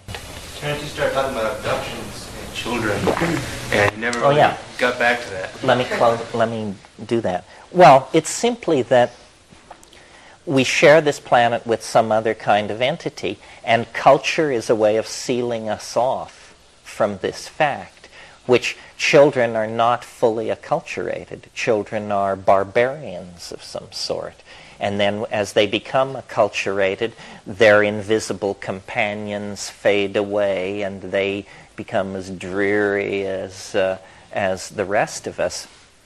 The abduction phenomenon, I think, is simply an inability to tell the difference between dream and memory. Dream is the fascinating dimension, and I don't demean these experiences by associating them with dream. I think that probably when we fully understand DMT, we will realize that every night in deep sleep, most people go to the meltdown place and actually experience a DMT trip.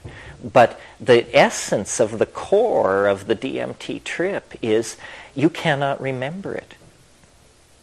A really good DMT trip has a part always in the center where you do not lose consciousness. You are conscious while it's happening, but you can never, ever talk about that part of the trip, because within 20 seconds of its ceasing to be the present, it's gone. It lays down no memory trace. And that's the moment where you really find out what's going on.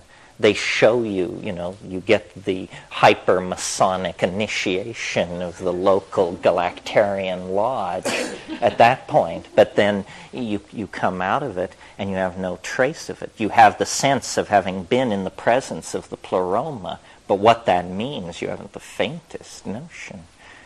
Yeah. I'm curious about common elements from person to person that are repeatable in some way in a particular trip. For example, you've talked a lot in past lectures about your experience with these self-replicating machine elves. Right. And I've never met them myself under DMT. I go to a vast crystal cave, but there's some experiences that repeat with mushrooms for me, like a crystal ball coming down from the left, and if I can tune it in just right, I pass into another dimension. I'm wondering if you have, in speaking to lots of people, found common elements that show up in entities or whatever. Well, my approach to that is sort of Jungian, and I've talked to a lot of people who've done DMT and tried to build up a composite image of what is happening. And a great deal, it has a lot to do with what you bring to it, your past education and experience, obviously, and it has a great deal to do with just your descriptive powers and your ability to stay calm. I mean, some people just go nuts and yell for it to end and carry on. From talking to a lot of people, the archetype that rules DMT, I would say, is the archetype of the circus. And think for a moment. The circus is about a focus on a well-lit central area filled with chaotic activity. First of all, the clowns. And the clowns are the self-transforming machine elves. They arrive in their tiny car, and 15 of them get out, and they have big noses and rubber shoes, and they dance around. Clowns. But in the DMT thing, there is a weird and very strong erotic component. And I believe from my own work on myself that I became aware of eros. I wouldn't say had my first erection, but maybe the first one I was ever conscious of or something like that, in the presence of a lady acrobat at a circus wearing a tiny spangled costume and hanging by her teeth way up in the... And I got it. Death and eros and this incredible dynamic. So you have the clowns, the death and eros thing at the circus, and then you have this kinky undercurrent, which is the sideshows. You know, the rat-faced boy and the thing in the bottle and the two-headed lady and all that. It just off the main ring, folks, the hoochie-coochie dancers and all that. And then, when you think about the concept of the circus generally, you realize it's a perfect metaphor for DMT, because I grew up in a small town in Colorado where every 1st of July, the carnival would come to town. And we were told we couldn't stay out after 9:30 at night playing when the carnival was in town, because these carny people, they were just a different stripe, you know. Some of them probably drank heavy. They were of racially questionable origins and so forth. And they brought immense excitement to this little town, unpacked their wonders, built their Ferris wheels and rides, bilked all the rubes of their cash, and packed it all up and went away. And of course, every kid worth his salt wants to run off with the circus. And, you know, Ray Bradbury in his book, The Circus of Dr. Lao, used these motifs. Fellini in his films, over and over again, the circus is a motif for the unconscious. So over time, and I've had people say, you know, very interesting things. I saw a woman do a subthreshold trip on DMT, and unprompted and never having heard this rap, when she came down, she said, it was the saddest carnival I've ever been to.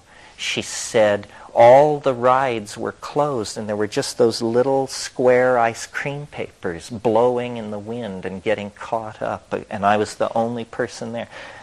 Well, that's about as down a DMT trip as you can have, and basically as you do more of it, you just dial it up until, you know, it becomes Barnum and Bailey, Ringling Brothers, and then it goes on to become the Star Wars bar, and then it goes on to become something from which English cannot even begin to wrap itself around. But I think that's the archetype, yeah. What do you consider the importance of venue or place when you're ingesting psychedelics? Do you pick up the energy that has been left in that place? Is that an important component? I think the main thing is to be in a situation where you're not interrupted and where you are confident. I do not take psychedelics outside very much because I've noticed that the synchronicity thing is uncontrollable. I mean, if you want to have adventures, take 200 micrograms of LSD and step out into, say, the Lower East Side of Manhattan. And it's just terrifying. So, and I learned that lesson very early. So I unplug the phone, bolt the doors, tell everybody I've left town, and then do it. Sometimes I do it outside, like in the jungle and stuff like that. But the main thing is I have a real horror of interruption. I guess since you brought this up, I should say, there is a technique for doing these things correctly. I mean, the way to do them is on an empty stomach in silent darkness. And then also do a good stiff hit. Don't piddle around with it. It won't hurt you. Yeah. Have you ever heard about Monroe Institute in Virginia? The out-of-body people, yeah. Yeah. And they're exploring these worlds. So what you're describing, you can read it in the descriptions of their journeys. But for me, I prefer this way. With an intoxication, I haven't any control about it. No, you're absolutely right. But for example, it's the same like lucid dreaming. From lucid dreaming, you can easily go into astral journey. The way to get into this subject is to need to control yourself, feelings, thoughts. For example, to be able to be playful in your life, you have to change totally to get prosperity in this area. So, have you ever seen the connections between your work? Yes. I mean, I read the Monroe Institute books. I was not sure what the connection was exactly because many of the worlds that they describe are very much like this world, except just slight details have been changed. The psychedelics seem to land you in much more radically transformed places. This is a big controversy, the can you do it on the natch controversy. And my position is that I wouldn't wish to, simply because to me, the ultimate control is the decision, yes or no, to take the substance. You really have control. I mean, everybody here has so much control over the psychedelic experience that you could have one this evening if you wanted, for sure. So that's control. But where there isn't control is once you start down the chute, then that you have, and I associate this control issue with the boundary dissolution. The boundary dissolution is alarming to the ego.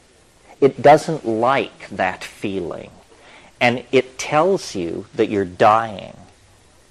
And psychedelic voyagers have to learn to just, when that red switch goes on, you just reach out and turn it off and say, oh, no, it's set wrong, we're not dying.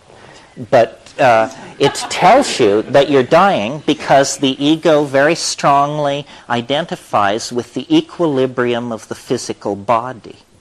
And as the physical body begins to slide into the intoxication, the ego is saying, what's happening here? Wait a minute, I'm losing coherency. This is not good. You made a mistake, Joe. We need help, Joe. It's coming upon. You say, chill. It's going to be all right. And so you have to discipline yourself that way. The dissolving of the ego, that is the dissolving of this maladaptive behavior pattern that has made our sexual and social politics so complicated. In other words, the ego is not a good thing. It is a its existence in each one of us in so expressed a form is a symptom of neurosis, a cultural neurosis. And the psychedelic dissolves the ego, but the ego protests noisily while this is going on. And then people who are very ego dependent, if they have a psychedelic experience, they usually only have one, and then they say, well, that was like going nuts. I hated it. I just hated it. It was awful, because they are very strongly identified with the ego. Another person who isn't so strongly identified with the ego could look at the identical experience and say it was a wonderful liberation. It was just the quintessence of freedom and light and openness. So when I say we are pathological and that we need to take strong medicine to fix ourselves, I don't mean the kind of medicine where you can't feel it working. I mean the kind of medicine where you can feel it working. And the suppression of ego has basically was permitted by monotheistic religions and promoted by the phonetic alphabet. And there were just a whole bunch of cultural decisions that had the unfortunate effect of reinforcing the ego. And this is why we have such a problem now, because intellectually we're united if we're, enlightened liberals or whatever. But we can't feel the agony of each other. If we could feel what we were doing, we wouldn't do it, and yet because each one of us identifies with our own body very strongly and checks no further. So the attitude is basically, well, I'm all right, and if you're not, too bad. And it's a very abstract case to move people off of that. But in these early nomadic societies, which probably every new and full moon were taking psilocybin, and everybody who was capable was having sex in a heap with everybody else, and then the children were being reared in this environment under the sky with no material possessions, it was what we were meant for. It's when we were happiest. It's when our poetry was at its peak, and our dance was at its peak, and our drama, and perhaps our philosophy, and certainly our storytelling, and all of those things were at prime, 14,000 years ago. And, yeah. You mentioned the great attractor earlier in the conversation, and I've been observing that there's a lot of interest in society, again, it seems, in popular science and so on, in hyperdimensionality, the superstring theories. Michio Kaku's book on hyperspace became a bestseller. And what these new theories seem to be predicting is that this universe that we're embedded in is actually just a cross-section in some sort of a hyperdimensional structure that may have originated with the Big Bang or whatever. And there's this proliferation of these hyperdimensional theories, and of course in quantum mechanics there's this many worlds hypothesis that's been floating around. So my question is this attractor that you're perceiving embedded in this space or in a hyperdimensional space, in which case that particular attractor might only be one outcome? We're steering our way towards or away from that attractor depending on what's happening from moment to moment. Well, I've always, before I adopted the vocabulary of chaos dynamics, which uses this term attractor, I always called it the concrescence, following out of Alfred North Whitehead's philosophy. And he said, a concrescence is a nexus of events, or he also called it a nexus of actual occasions. And so I regard the temporal surface as a kind of undulating topology, and you could think of the attractor as the lowest point in the temporal landscape. So then if you think of historical systems as marbles rolling across that landscape, where are they all going to end up? They're all going to end up in the low point, because that's where the attractor lies, and they're all concentrated in this. What I'm suggesting is that the space-time continuum has an attractor for novelty, and that for a very long time the universe of process has been circling around the rim of this attractor, and then, several 100 million years ago it began to make its ever more rapid descent toward the dwell point, and now novelty is extraordinarily concentrated, and the collapse of the state vector that moves us into hyperspace is sort of this umbilical point in the historical process. See, the most evident fact in nature that science has overlooked, totally overlooked, is that nature is speeding up. It always has been.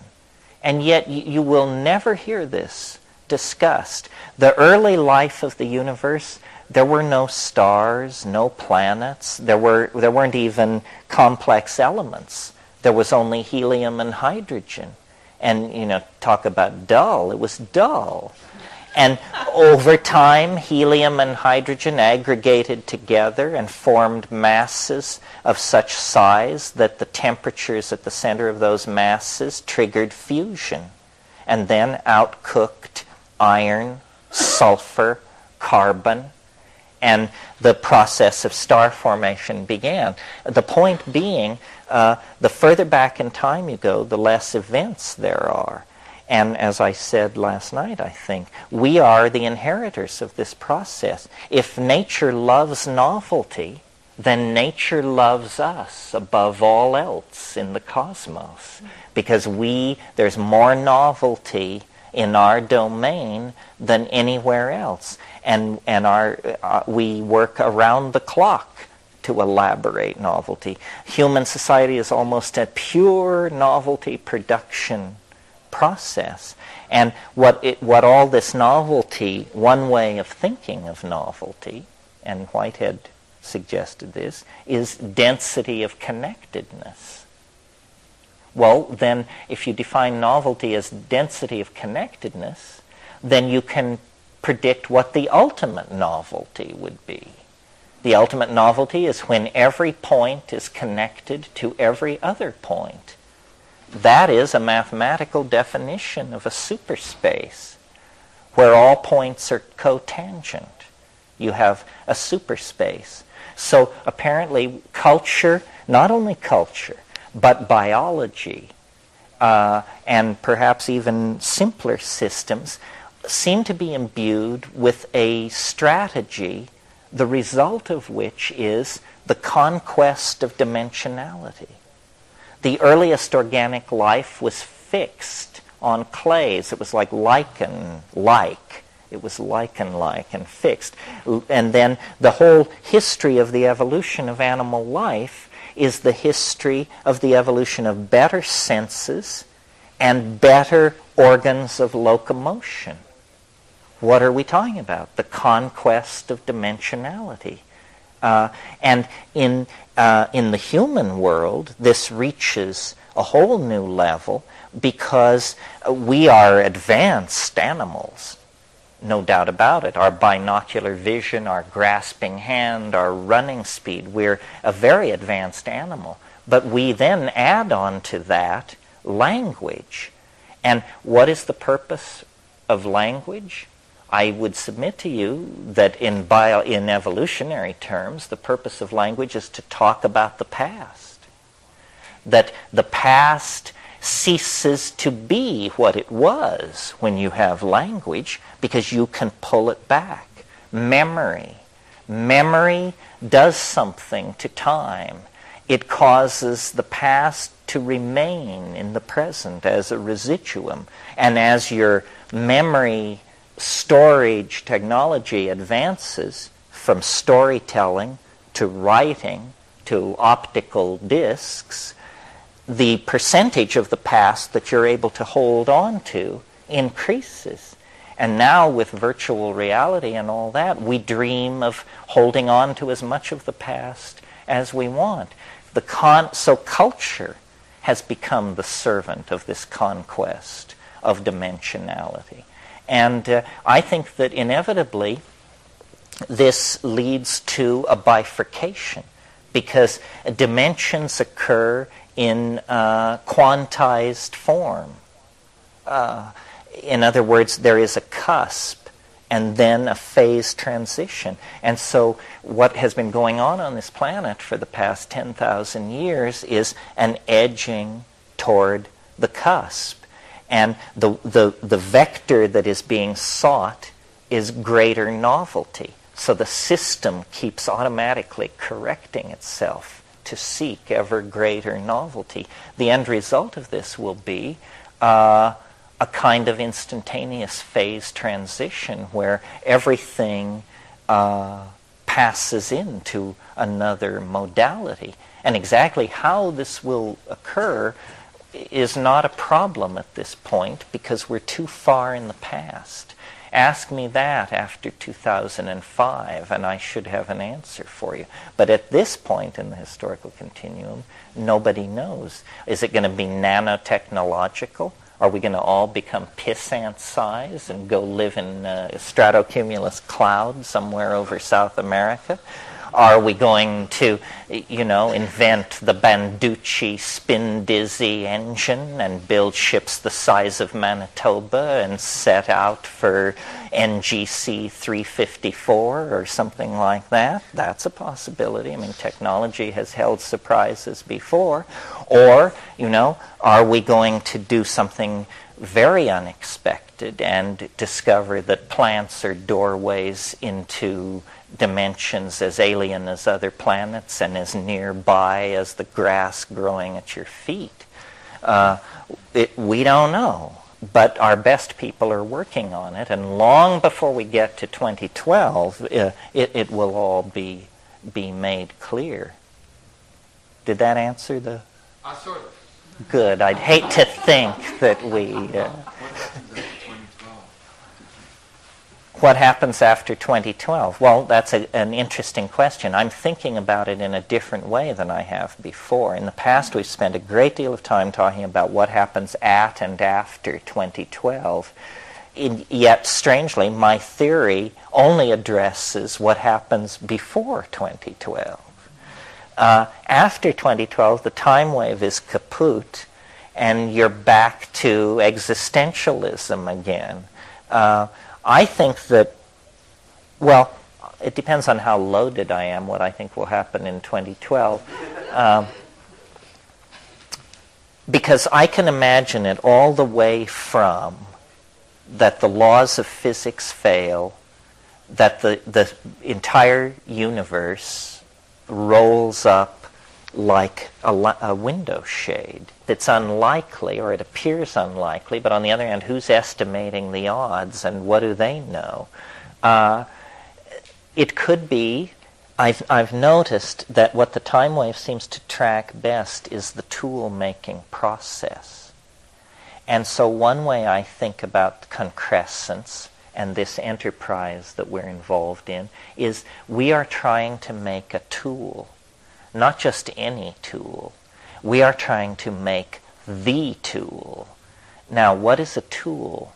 A tool is something that lets you do something. What, therefore, would be the ultimate tool? It would let you do anything. And as William Burroughs says, anything. That's what it would let you do. The flying saucer comes into the discussion at this point. The flying saucer, I believe, is an image of this tool that haunts the human experience of historical concrescence. It haunts the psyche of human beings and the skies of Earth, because like the bar ball spinning in the club, it is a precursive reflection of the tool at the end of time. The people who got this right are the alchemists of the 15th and 16th century, who believed that out of matter you could coax a universal substance that would be a perfect panacea. It would be all things to all people. It would cure all diseases, confer immortality, change lead to gold. The blind would see, the halt would walk, the dead would rise. And this ideal was immediately in place before the birth of modern science as the goal of the exploration of matter. And I think that we are possibly looking at a technology which the newspapers will call time travel, but which the people who create it will explain, well, it's not that at all. You see, it's actually a redactive doubling of hyperspatial feedback in a heteroclinic situation.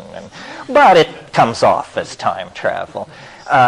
Because one way that I can imagine linear history ending is by it just simply ending. Linear history depends on the past staying what it is. If you have time travel, it's possible to imagine a cultural domain where the past is constantly being changed, in which case you can't describe the ebb and flow of novelty with a simple Cartesian graph. So it could be something like that.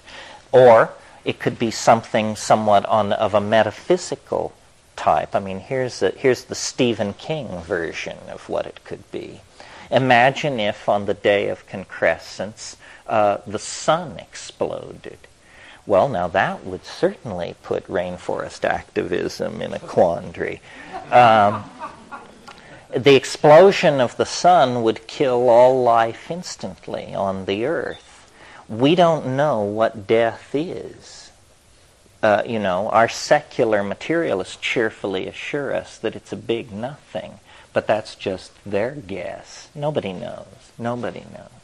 But a mass die-off like that would instantaneously propel the entire biota of the planet into death, whatever that is. And that might be part of the dynamics of the solar system.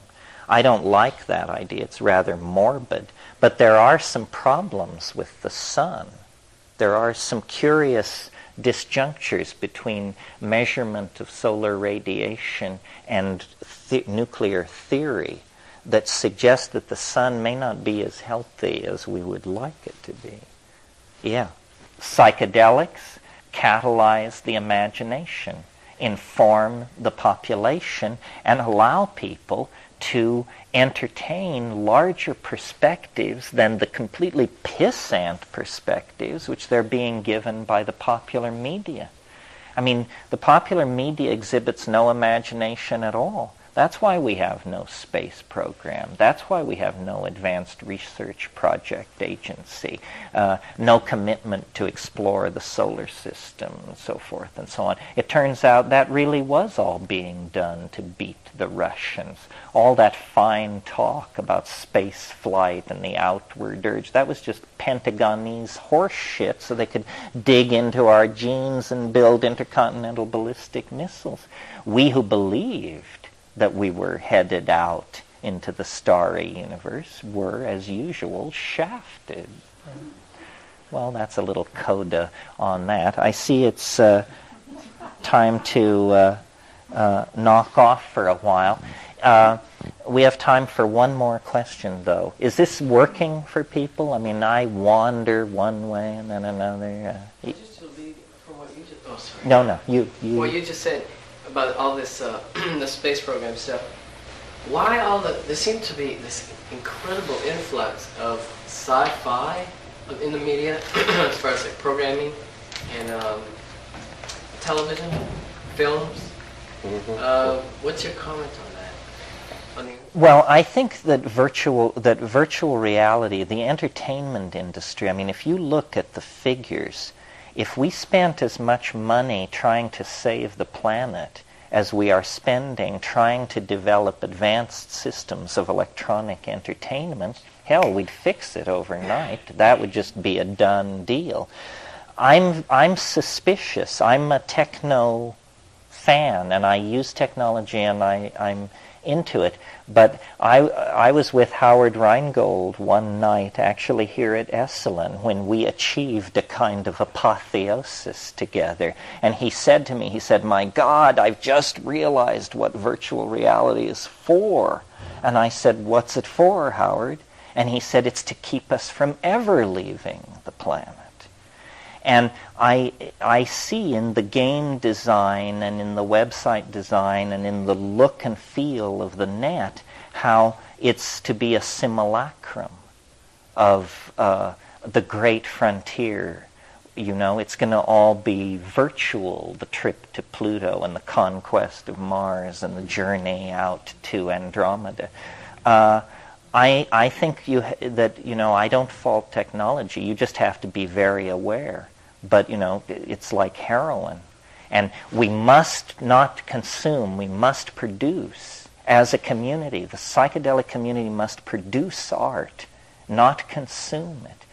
If they get it flowing the other way and we begin to consume it, then we are depotentiated. So what I've said, the millennial program is to put the art pedal to the floor. In virtual reality, the difference between a 10-story building and a 100-story building is 1 0. Enter the 0, and it's now a 100-story building. We can build with light. The constraints of material and the constraints of capital investment that have limited us in three-dimensional space are not going to be present in VR. And I think we're going to be able to build those castles in the sky. And that what I've said this many times, as I see the late 20th century cultural enterprise, what we're trying to do here is turn the human body inside out. We want to take the mind, which is this invisible hyperspatial organ with its teeming imagination, and we want to make it literal or virtual. We want to bring it into existence. Meanwhile, the body has become, because there are so many bodies, a real drag on the political system. So the body wants to become something freely commanded in the imagination. And it's literally like we are turning ourselves inside out. And this is an alchemical process. So now I've spoken of the alchemical process as something happening to the body, as a cultural enterprise building a tool, as an irresistible motion toward an attractor, which can be glimpsed through the hyperdimensional vision conferred by psychedelics. And then it merely remains to unpack and download these ideas into the popular and mass culture, because I think they assuage anxiety. People feel better about themselves and the fate and direction of the world.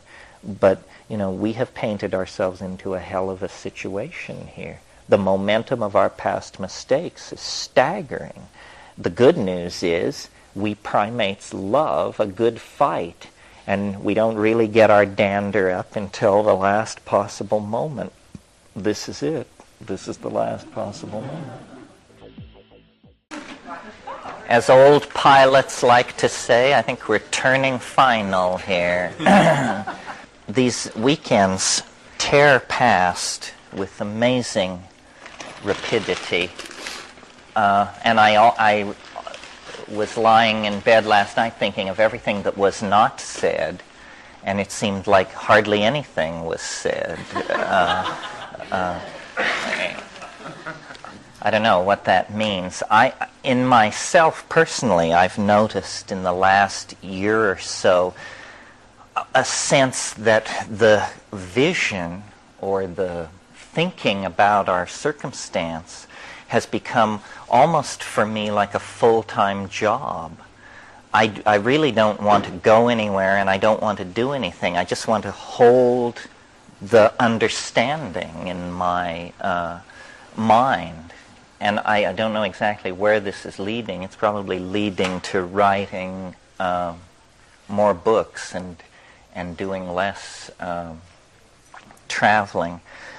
In terms of launching various memes, I think they're pretty well launched.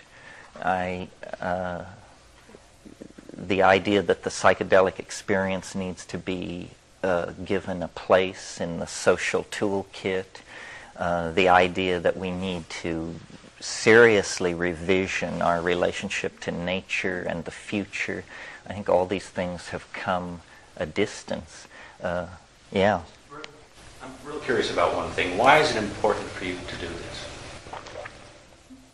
I wonder myself. You mean, am I the alien ambassador, whether I like it or not? Well, I often, when asked this question, I've said, it beats honest work. I mean, my brother is a PhD in 3 subjects and works in hard science, and I don't think it's brought him immense happiness, not that he's despondent, but I was always kind of a slider, and certainly when I reached La Chirera in 1971, I had a price on my head by the FBI. I was running out of money. I was at the end of my rope. And then they recruited me and said, with a mouth like yours, there's a place for you in our organization. And, I've worked in deep background positions about which the less said, the better. And then, about 15 years ago, they shifted me into public relations, and I've been there to the present. I think ideas get me high, and I like the feeling of understanding, and I love diversity to the point of weirdness. I mean, There's more to it than that for you because, being tuned into ideas and turned on by ideas is one thing, but you can keep it just to yourself. The sharing of it is something else. I think that's what I'm getting at. How do you do that? Well, one thing is, I'm really fascinated. I think of myself as a pretty savvy person and not easily led into false dogma. And yet, this is such a strange idea. And so it's basically a plea for help. It's not a cult. It's not that I want you to join me in believing in this. It's that this is so outlandish that join me as a scientist would join a research team, and let's cut it to pieces and show that it was simply a misunderstanding of information theory coupled with bad mathematics spliced onto a weak ontology or something like that, because this idea, I could live with the time wave if I only had to read about it in Time magazine and that it was being developed by Negroponte and Prigozhin. The thing that sets up the cognitive dissonance for me is that I, from the point of view of most people, thought it up. And I am so aware of my limitations that to me that's the strongest argument there is, that it's malarkey, and yet that's not a fair argument against an idea. In rhetoric, that's called the ad hominem argument, the argument to the man. That's when you get up and say, well, we shouldn't follow Jesse Helms because he's short and ugly. That's not allowed. That's a below-the-belt move. And then I read books like Thomas Kuhn's The Structure of Scientific Revolutions, and it says, this is how it happens.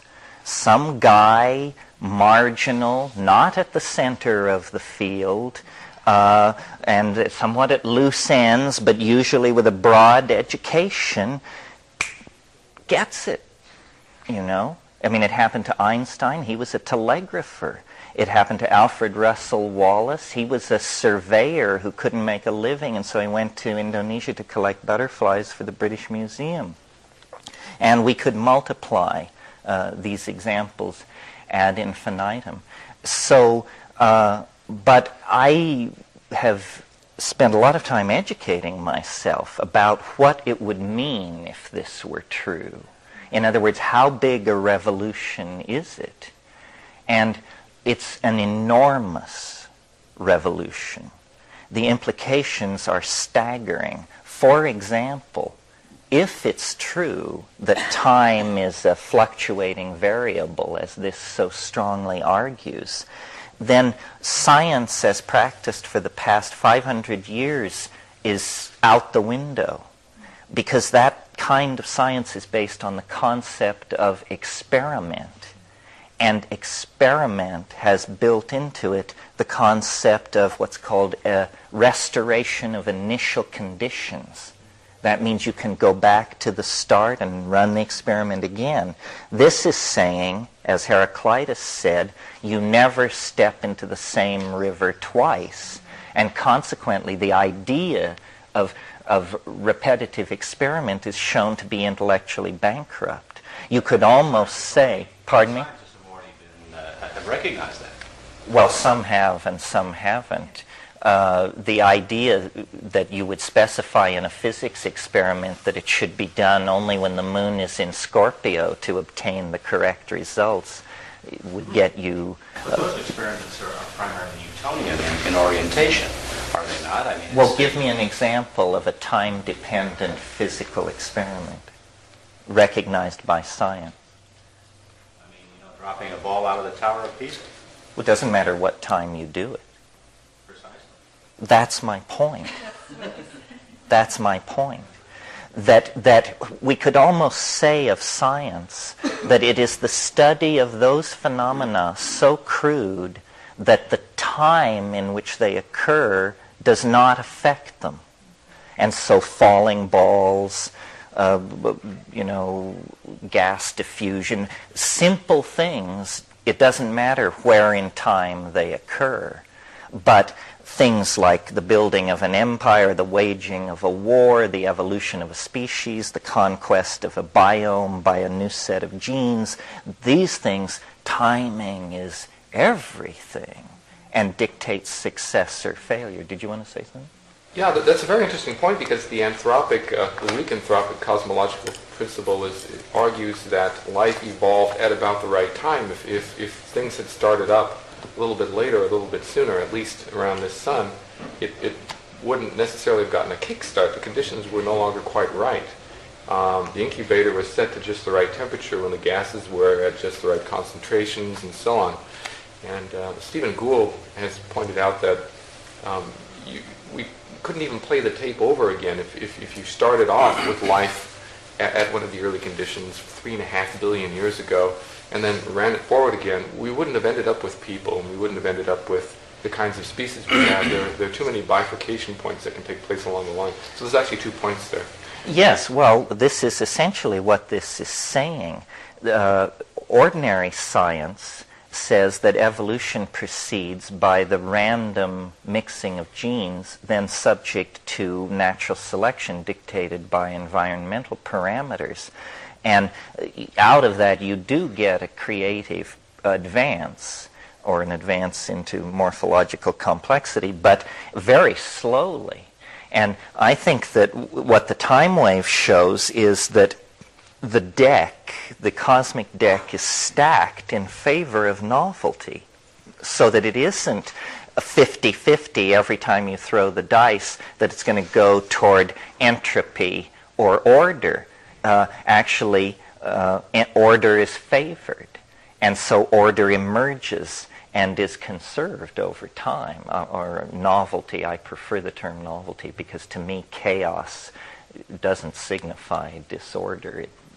I view it in the new way. Well, anyway, maybe that's enough about that. I didn't intend such a long opening statement. It must be this coffee. What you were saying sounds like, I think it was just recently, a couple months ago, the Hubble constant, the Hubble telescope was throwing things in question, and I think, have you pursued that? Yes, I follow all that very carefully. I touched on it in my lecture by implication last night. It was in my mind when I said how so much of science recently has been about answering the question, when? When?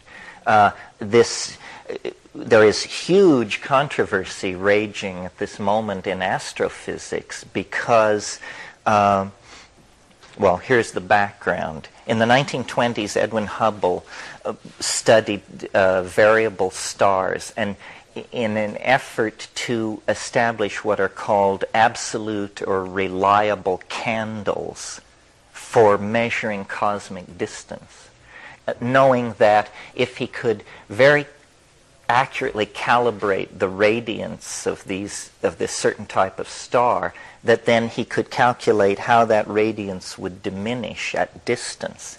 And there is a number involved with Hubble's name called the Hubble constant. And if you set it high, the universe is young. Did I get it right? And if you set it low, the universe is old. And furious battles are now raging because there is data coming in both from the Hubble telescope, ironically, named after Edwin Hubble. There is data coming in there that is supporting the idea, I believe, that using standard mathematics, the universe is young. In fact, paradoxically, younger than some of the oldest stars in it, which doesn't make a whole hell of a lot of sense.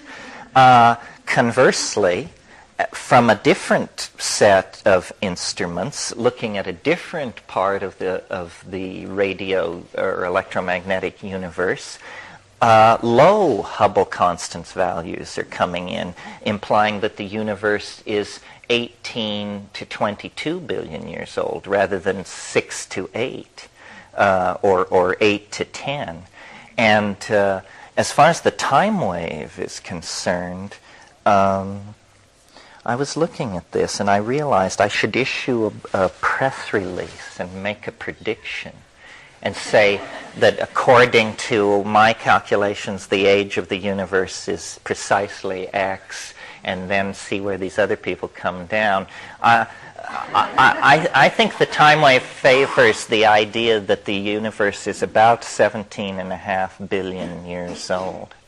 And that is in agreement with the data that does not contain an internal contradiction. I find the idea of a universe 8 billion years old almost as unlikely as a universe 4,306 years old. I feel real cramped in a 10 billion year old universe. That is not enough. Well, I was just thinking that if the Hubble constant had a variation in time, that would probably describe it. Maybe your formulas might point to how it might vary in time. Or we have a locally varying Hubble constant. Well, yes, you raise a whole bunch of interesting issues here. Look at how presumptuous science is. First of all of modern physics is based around the concept of constants. The central, and some of these are non-dimensional constants, but some are not, like the speed of light. Well, the speed of light has been measured on this planet since 1906. Less than 100, just under 100 years of measurement in a multi-billion-year-old universe carried out on one planet. And from this, you make the grand statement that the speed of light in all times and all places will obey this law of velocity? Give me a break. It's just a kind of a joke. And yet, to admit that there is a problem here would seriously undermine the premises of science. Things are worse than that. Throughout the 20th century, of course, the speed of light has been measured many, many times. Now, the same value is rarely obtained. Now, all of physics depends upon this being a universal constant. So when you point out to them that the same value is rarely obtained, they wave their hands and say, well, this has to do with the limits of the instrumentality, a term which will not be further defined. This has to do with the limits of the instrumentality, and they're just hitting around it, right? So at first you, the uneducated layman, you think, well, that makes sense. I suppose they're just hitting around it. But then you go back and you look at these measurements of the speed of light, and you know what? They don't cluster around a point. Since 1906, successive measurements of the speed of light seem to imply that it's incrementally going slightly faster. The set of data points is drifting slightly across the thing. Well, now, how, if it's at the limits of the instrumentality, can you possibly explain that? Well, this became such an issue in the astrophysics community, and check this out, that what they did is in 1972, they defined the speed of light. and they said, this is the speed of light.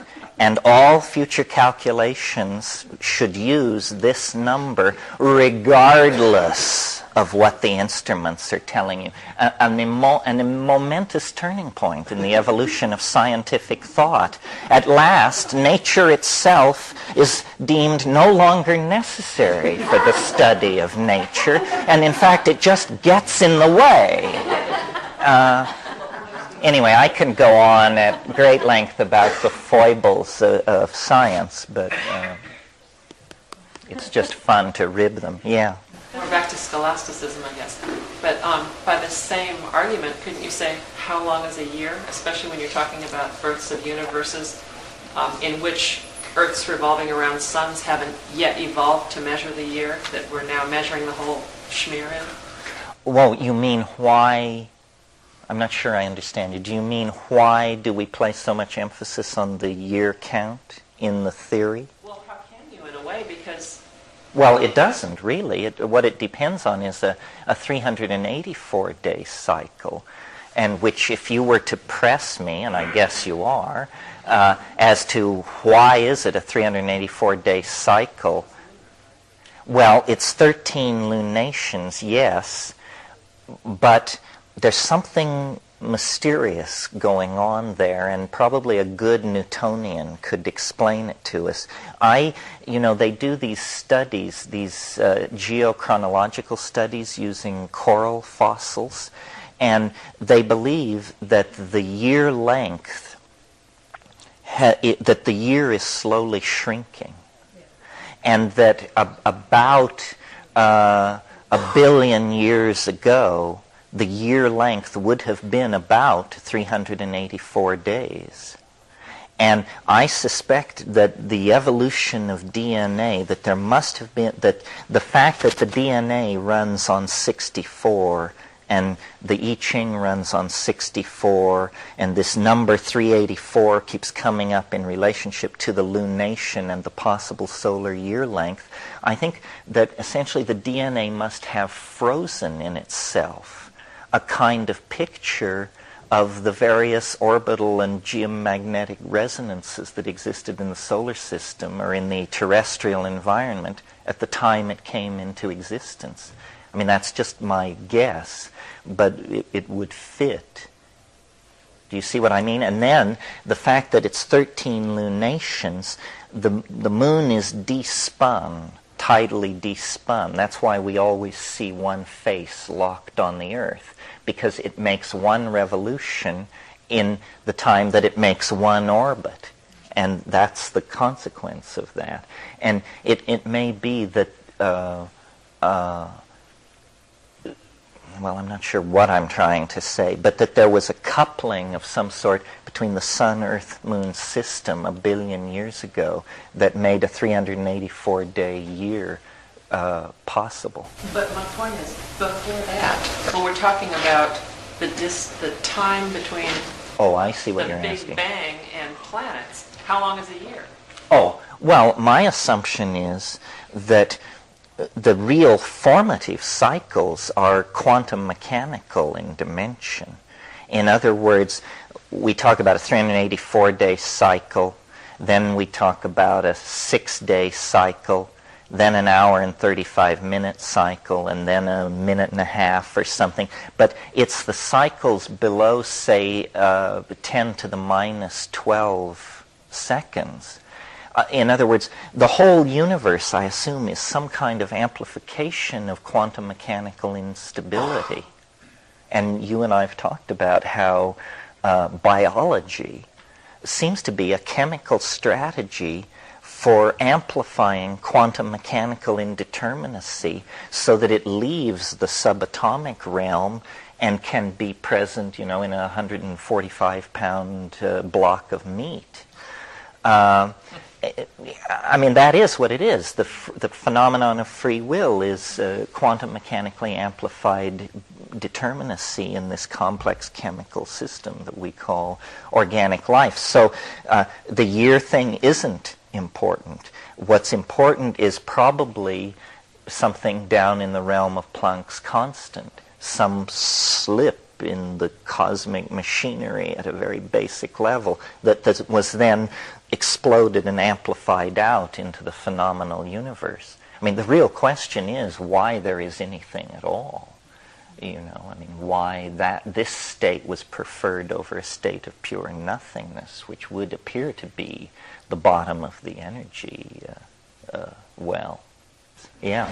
You've done a lot of thinking about morphological resonances of different sorts, and there's one that I've encountered that I really can't shake loose. I wonder if you have a comment on it.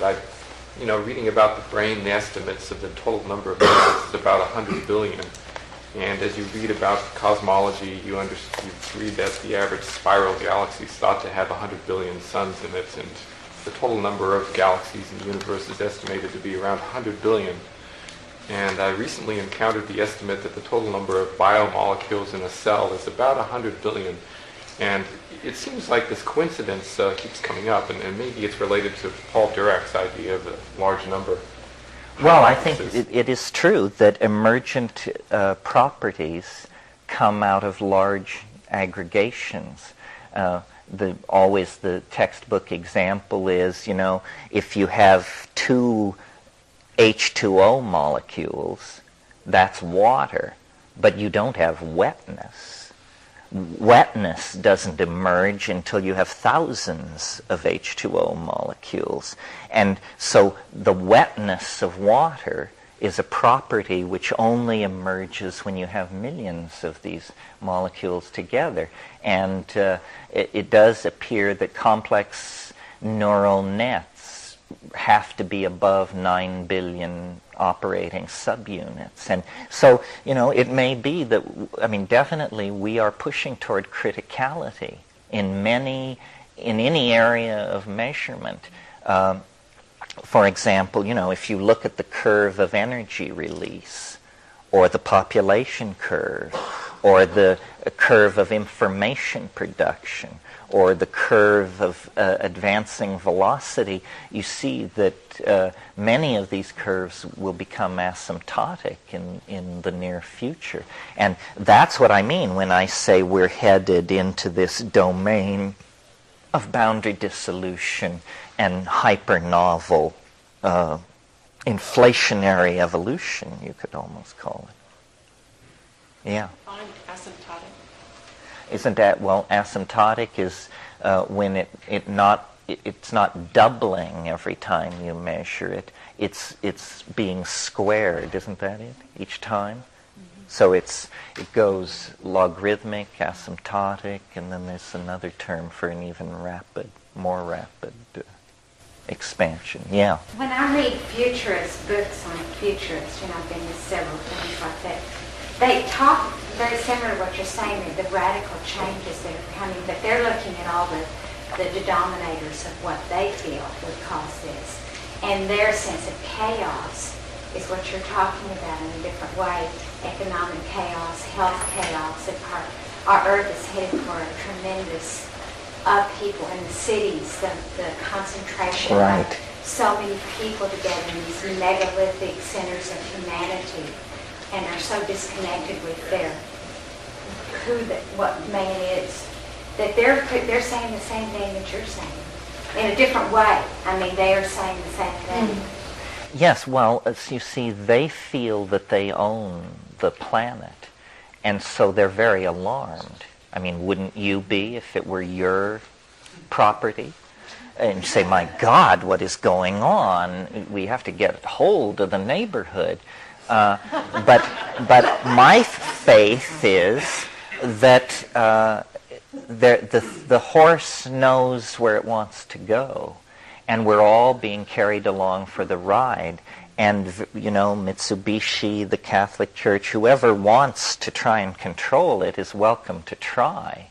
But it's a perverse thing. I mean, we who think of ourselves as little people imagine that owning the earth must be a great pleasure, but actually, you know, the number of ulcer tablets being consumed in the chancelleries, bourses, and embassies of this planet seems to argue that thinking you own the world is an enormous headache and aggravation. The chaos is roving through the system and able to undo at any point the best laid plans. All kinds of things are happening. First of all, there are all these fields of research ranging from cryogenics, nanotechnology, psychedelic pharmacology, disease control, machine-human interfacing. You know, you could just list these things endlessly. And at any moment, one of these fields could make a breakthrough so fundamental that everything would be changed. And we have, you know, 50 of these irons going in the fire all the time. At the same time, because the planetary culture is becoming ever more closely knitted together, all its parts are becoming codependent. So, for instance, an earthquake which destroys central Tokyo would ruin the economy of Belgium, because the retraction of Japanese capital from world markets would set up reverberations that would be felt everywhere. The system is being slaved ever more tightly to various portions of itself. Crop failure in Russia causes, you know, strikes in Argentina and so forth and so on. And this will accelerate. Well, then the task of management somehow is to bring this coalescing system through this transition period without the whole thing getting so much vibration built up into it that it falls apart. And so it's very alarming to see barbarism uncontrolled in the world, to see, you know, people being pushed into boxcars on their way to extermination camps and all this. This means that that the global control systems are in danger of breaking down. And I think that the world corporate state is running hard to keep up. National governments do not understand what is going on. National governments are underpaid, understaffed, and under-talented. World corporate divisions of various sorts do understand what is going on, but they are in the process of taking power from the national states as rapidly as possible in order to use that power to manage the planet in a somewhat less ideologically hysterical fashion. I mean, they want to make money, you know, but that's a different thing than wanting to convert everybody to Islam, Marxism, or National Socialism, or something like that. I'm fascinated by management because it's the large-scale understanding and integration of human systems. And that's the real challenge. I mean, it's all very fine to take these mathematical models and write and describe the behavior of the dripping faucet, as was done very creatively. But the purpose of all this modeling is to eventually take control of our own relationships to each other and to the world and to the future and to the future generations. It's somewhat paradoxical, though, because management would appear to be key, yet what we're talking about managing can't be managed. No, but what can be managed is our anxiety about it. In other words, I think of it as though what we're in is an aircraft, a cultural airfoil moving through history. And the challenge is change your Sopwith Camel into an F-18 in flight, because we're going faster and faster and faster, and Q forces, vibration, are beginning to build up on all the airfoils. And so what we have to do is transform the cultural engine, or the forward acceleration into the temporal medium will burn the wings off and rip the airfoil apart. What you're talking about is metamorphosis. Would you comment on examples of metamorphosis in nature to what's going on there? Well, the perfect example is, of course, insect metamorphosis, which if you read my book, the True Hallucinations, and I think it's mentioned in The Invisible Landscape, there was a great deal of talk about insect metamorphosis at La Chorrera.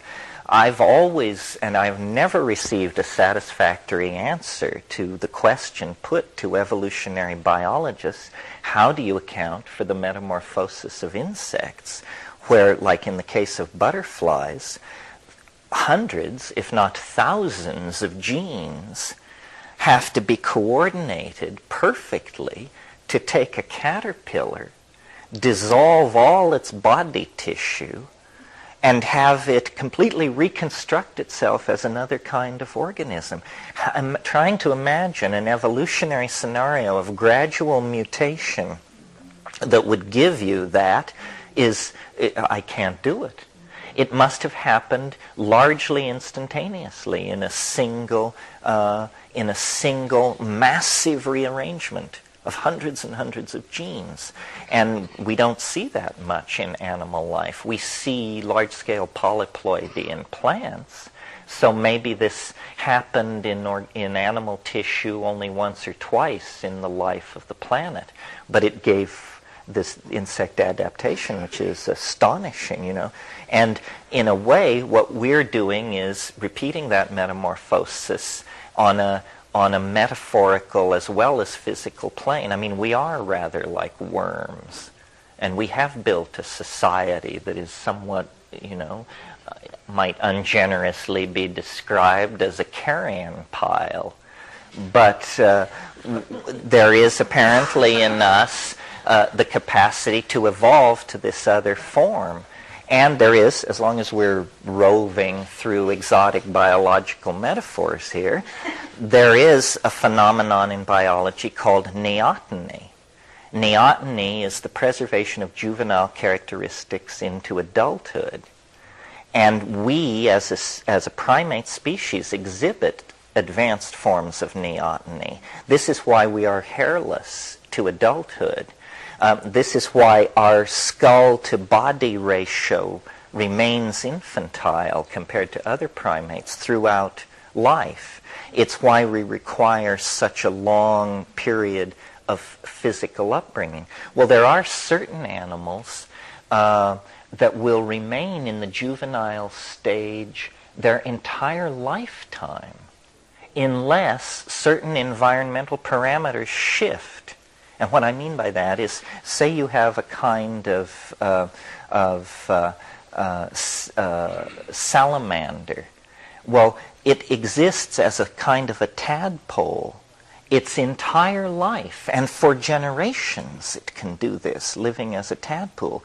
But if the pool dries up, the organisms in the pool at that time suddenly discover that they have the capacity to develop lungs and crawl out onto the land.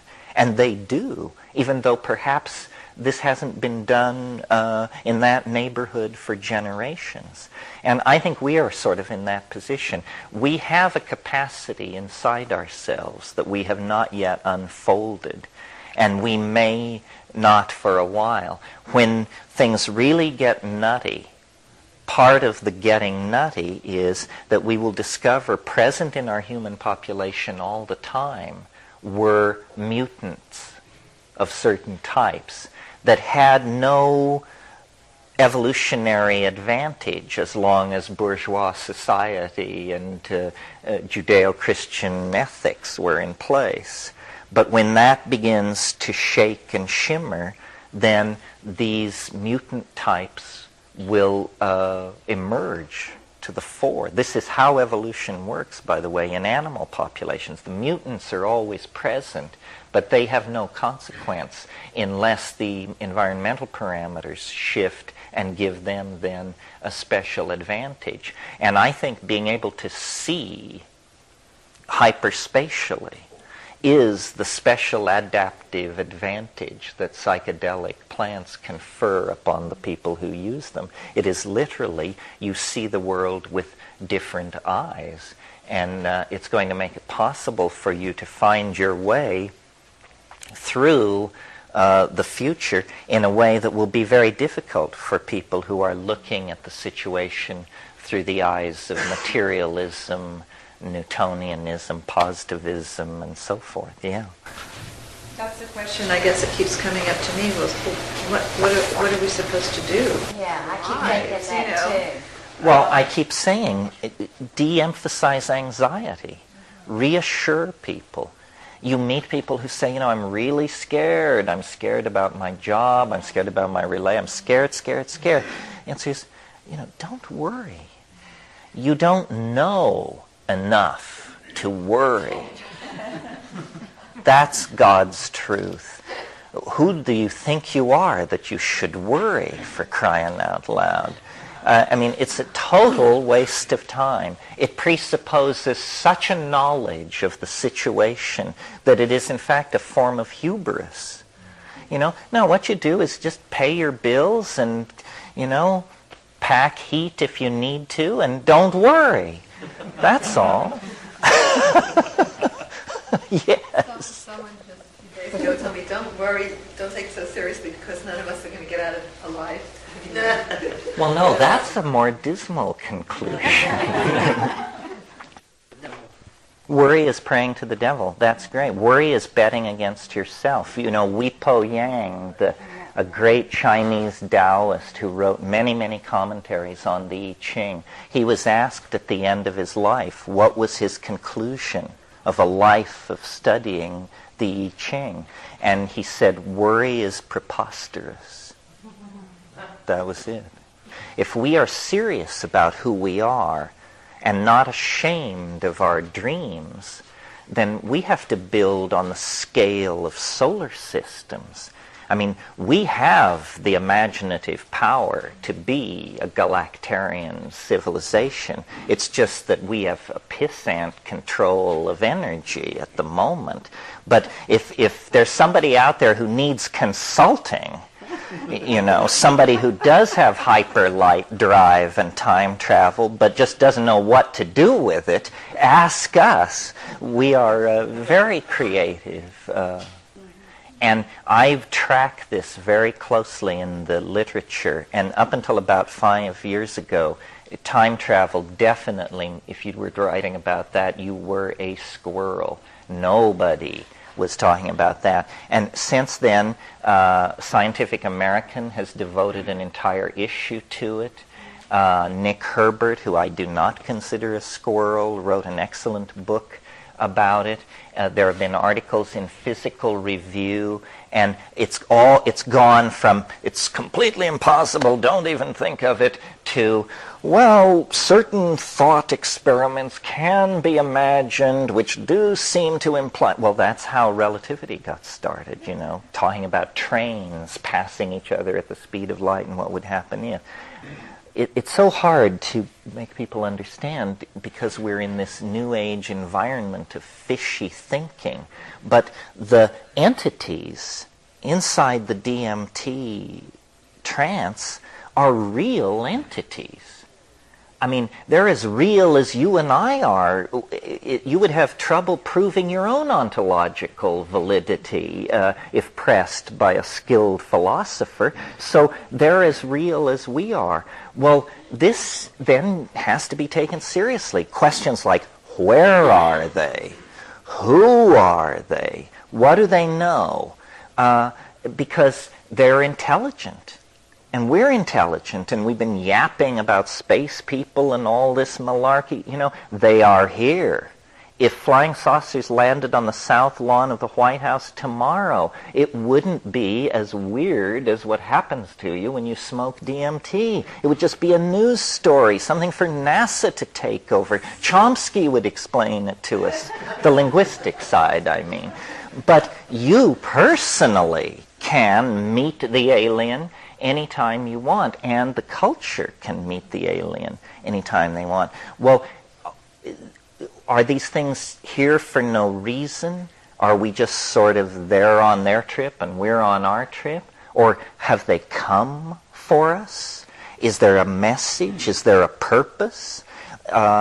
And why does this seem so drenched in super technologies and intimations of time travel? I mean, are these things dead souls? Are they a future state of humanity that's come back 100 million years to the dawn ages of intelligence to observe, the discovery of starflight? Or what is happening?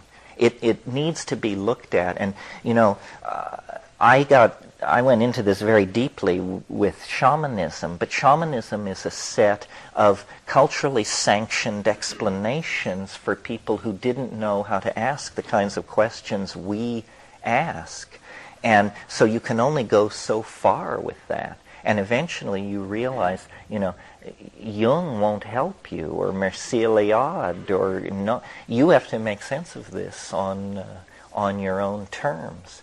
It's very unexpected that this would happen. I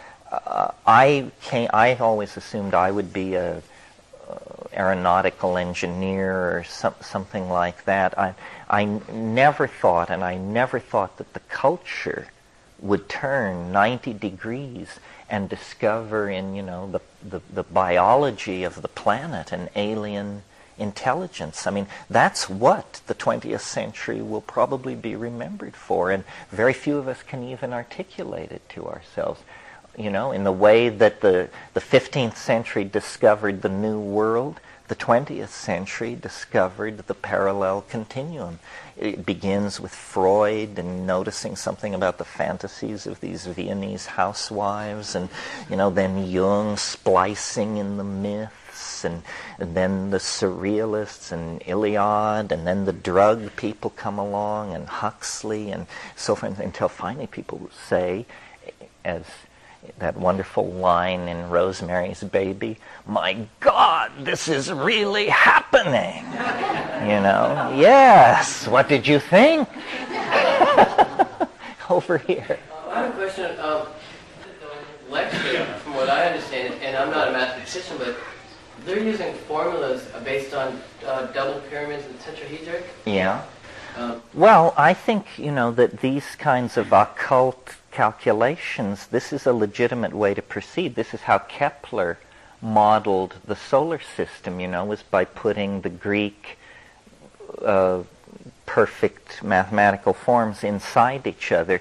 But I am really aware, from having worked 20 years on the time wave, how woolly it gets out there in the numbers as when you're looking for correlations, and there are a whole bunch of these things. There are the people in New Zealand with the world grid system.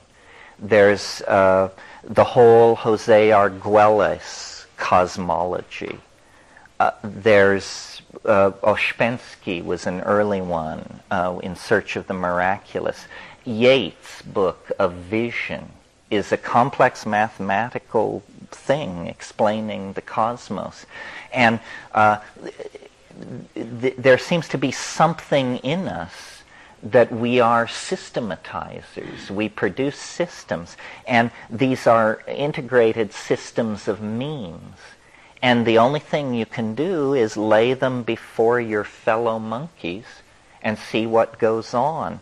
And I usually am a reluctant participant. I'm not much fun when it comes to weird ideas because I just pour cold water on them. For instance, right now my mail is running pretty heavily toward people who want to inform me about and convert me to the works of Zecharia Sitchin, who, and this is a, do you know who I'm talking about? Well, this is a complex cosmology. It involves 5 or 6 books. It involves a lost planet which comes into the inner solar system every 35,000 years or so, which was responsible for Jesus and it's a whole thing. And people who I up to that point had considered sane found it very interesting, and I was just, it was, you know, so I think the only thing you can, I am in this same position. I mean, someone could certainly react phobically to my thing. So I think what you have to say about these ideas is they just have to be dropped out of the nest, and you see what can fly and what can't. However, then here's a piece of advice which you may not need or want to hear, but this has worked for me, and it's not an orthodox piece of advice. But if you hear a claim that fascinates you or interests you, like a claim, well, just as an example, the face on Mars or the time wave or Zecharia Sitchin's thing, yes, you should read the person's book and you should think about it on that level. But what you should also do is try to find out as much about this person as possible. It's very hard for people to hide their pasts. And if it turns out that your particular revelator did some time in Tennessee for auto theft, or was last seen fleeing Germany with a valise of cash, then you know. And this was very effective for me with the crop circles. An investigation of the histories of the major personalities was a journey into, well, I can't even find words to describe it, but that's the thing to look at. Look at the people. Look at their lives, their credit histories, their bank accounts, and then judge their cosmogonic visions. Some people would probably say that's unfair, but in a sense it goes back to what I said a couple of days ago about aesthetics. You know, the revelation of the mystery, one thing is for sure, it will not be tacky. It won't be tasteless. You know, it won't be wearing sequins, for God's sake. It won't pass out 10% discount coupons. Sorry. Will it charge at all? Will it charge at all? Where I pulled out is I was at one of these expos, you know, that are around. And I toured the thing, and if you ever go to one of those things, they are horrendous. I mean, Moldavite suppositories and just the damnedest stuff. And I was making my way through the booths, the various therapies, channelings, and revelations, and this young woman in a short skirt rushed out and took me by the elbow, and she said, "Excuse me, sir, could I interest you in elective cosmetic surgery?" And I said, "No." And she said, "Well, how about the drawing for the Camaro?" I said, No. But that's all right. The marketplace has always been a noisy place. Yeah. This is just sort of to illustrate an example of this time stuff we're talking about. 2 years ago, I was driving a city bus. And when you drive a city bus, you have a computer printout that tells you exactly what minute to be where. Now, there's not many jobs like that. So you always have to be aware of time. I had driven this route for 3 months, and I left the terminus at the same time I'd always left. This is a trolley bus. It has a speed governor on it and goes on wires. You can't go more than 60 clicks. It always takes within 30 seconds to get to the next timing point. One day, I was meditating at work. My mother told me not to do this. And I left on time, and I got to the timing point 6 minutes early, and I picked up 10 people. Now, I don't know how that happened or what happened, but it seemed to me it was a slip in time. The next day, I'm sitting in the cafeteria. I have to go up to this bus, inspect it, and leave at a certain time. I'm eating a sandwich. I think, oh, I've got 15 minutes, and I look at the clock. It's 5 minutes after I'm supposed to leave. So I freak out, run out, get on the bus, leave 10 minutes later than I ever have, and get to where I'm going 10 minutes earlier than Now, at the same time, I thought this was peculiar, so I started asking everybody I knew, and I found 4 people who had a routine such that they knew what time things happened. Wow. One guy always took an hour and 20 minutes to get to work, for example. He left one morning, and he got there 45 minutes early. And I just offer this as an example of the fact that this idea of physics being constant has to do whether you believe it or not and pay attention to it. And if you change your own relationship to time and space, well, I took a whole busload of people with me.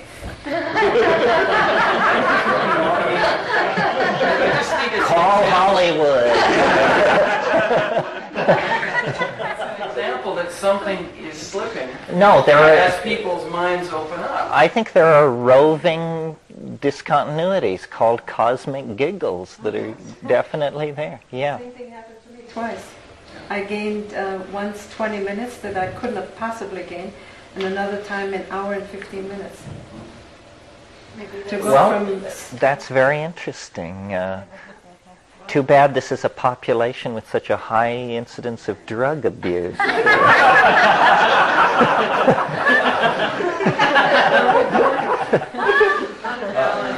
Terence, is there a parallel to the concept of the Eastern concept of the big mind and the network system? It seems to me to be one. Well, yeah, one of the things I think that's happening, going on there that may be relative to all this? the engineering mentality, the male engineering mentality, always is trying to duplicate in technology what already exists in nature. So, you know, back 15,000 years ago, when the partnership society was in place and everybody was rigged out with psilocybin, they were participating in what I call the Gaian mind, the flow of energy and information between the human population and the rest of the animal and plant and natural world. Well, then we fell away from that into the existential condition of history, but it's always stuck with us. And our desire, you know, to string wires, to talk to each other over distances and send pictures and be integrated in our faith that data is somehow important, is all part of this effort to mirror in our technology the Gaian mind. It's sort of like, you know, they say men always seek in their mates the image of their mother. Well, this was sort of happening for us on a cultural scale. In our technology, we're always trying to create a path back into nature. And many people think of the internet or think of computers as masculine and so forth. They are not at all. It's an incredible feminizing influence. McLuhan understood this very well. He believed that the worldwide rise of electrical networks could be correlated to the descent of the Holy Ghost. He thought we were living in the age of the Holy Spirit, that electricity is the Holy Spirit. And that's abstract when you're talking about telegraphs and that sort of thing. But when you're talking about the internet, you realize, you know, we really are mental creatures. And And so we are apparently creating a shamanic dimension that is culturally sanctioned because we say we don't have to take a drug because we're so phobic of drugs.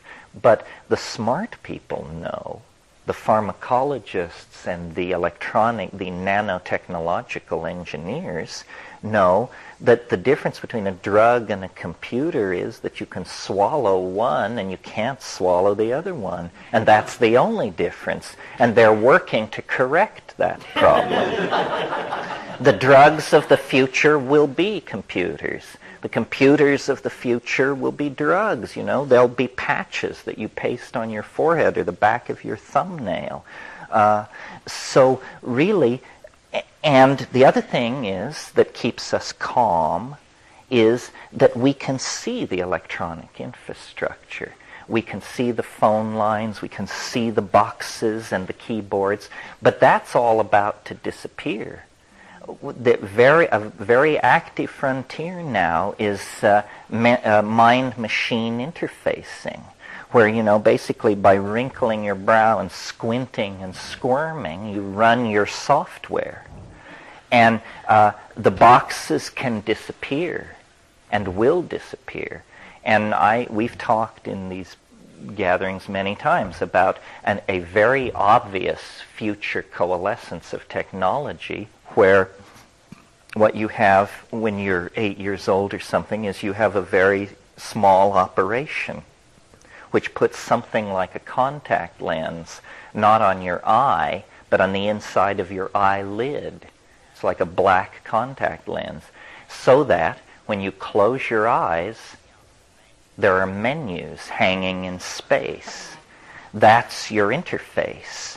That's your doorway to the internet. And then you just take off from your jump site out into cyberspace.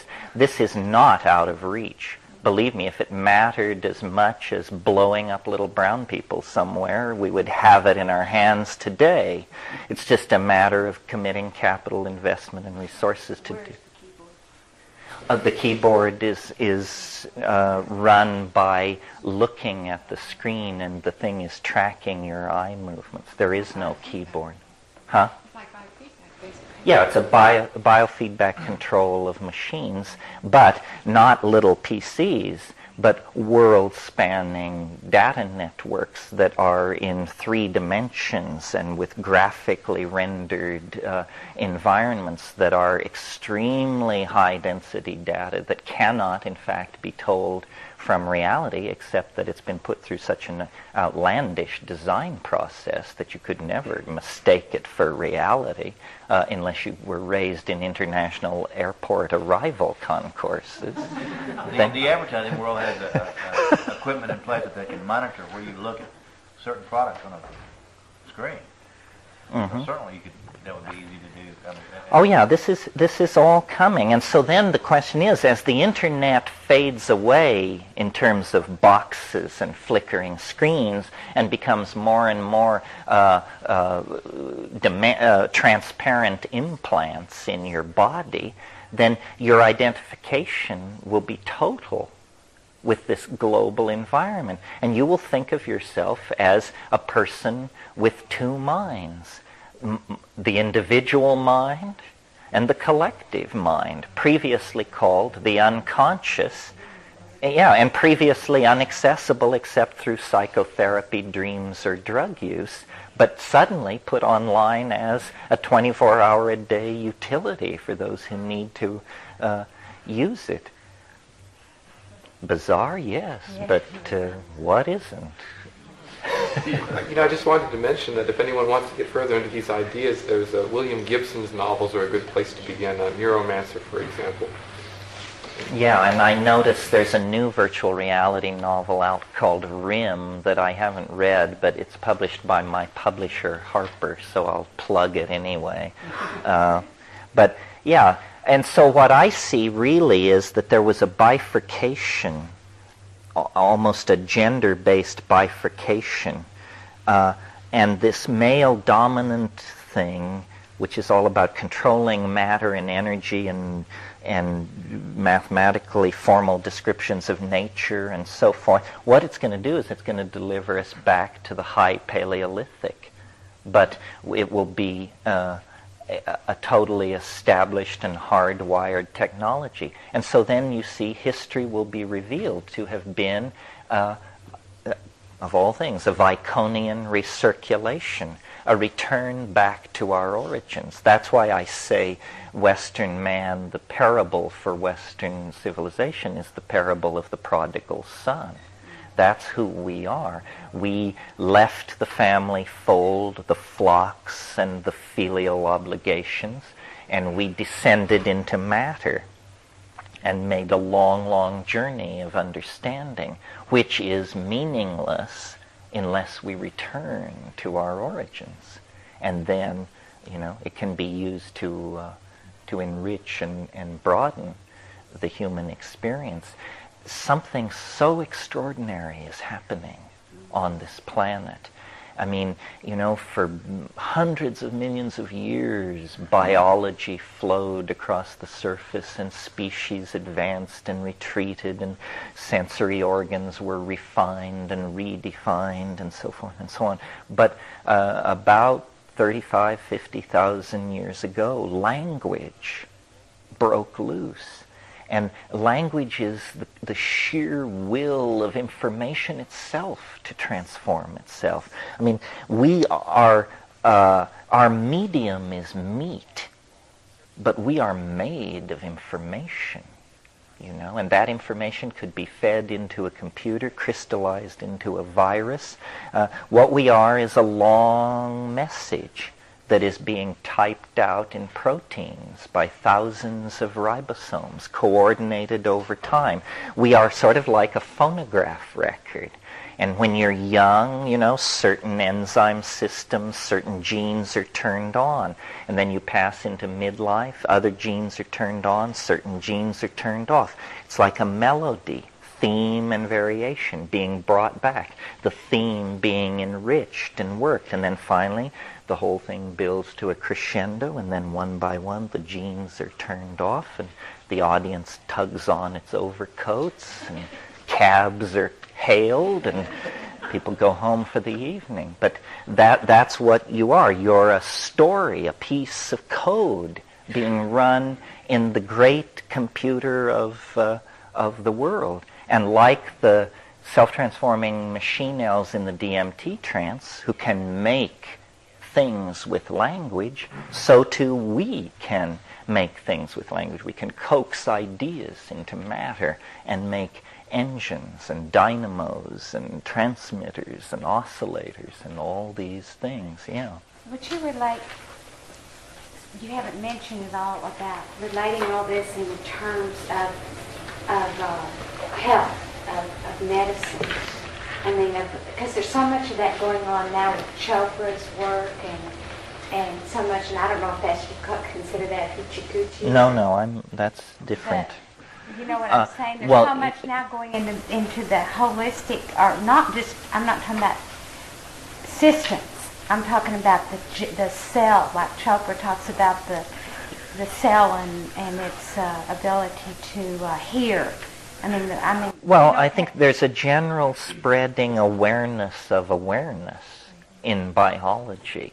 And the old ideas of a system of integrated organs has given way to, a holistic model. And so much can just be done with information in terms of, like, if you eat right, if you behave right, if you monitor yourself, if you exercise, we can know a great deal more about ourselves than we ever could before. The whole thrust of novelty is toward a kind of Platonic perfection, and it means perfection of the body as well. How this will look, I'm not sure. Maybe the body can become superconducting. That's a claim I would have to see before I believed. I'm sure we'll have people coming down the pike who claim they're superconducting. Essentially, breatharians claim that, but then they were cornered down at Baskin-Robbins. And well, that's also how long that the human body can live. I mean, they're talking about in Chopra's view, that their age is limitless. There should be no real death. Well, I think that that's quite within reach, but I'm puzzled by the ethics of it. That's what I'm saying. I think that if you don't die, you miss the point. So, we can live for a long time. Yeah, I mean, well, that's true. Tongue in cheek when you hear him talk. He says that, but well, but there certainly are immortalists running around, people who have wild hopes. To me, that's an incredibly egomaniacal wish, because death is nature's way of getting rid of worn out. I mean, part of what's wrong with our society is that people aren't retiring and moving on. We're becoming a society ruled by octogenarians and older, because medicine has made that possible. And it's paradoxical that in an age when there is so much impetus for change, people hang on so long they were hanging at the on top. longer and longer and longer. So. Yeah, which frustrates more and more generations building up behind. I mean, it's called the Charles Windsor problem. Some of the immortalists that I've talked to plan on ascending the body in 2012. Or thereabouts, as opposed to dying. Yes, one thing that's going to happen that my theory predicts, but that doesn't make my job any easier, is that as we get closer and closer to 2012, hysteria will build and claims will multiply, and it's just going to become a circus.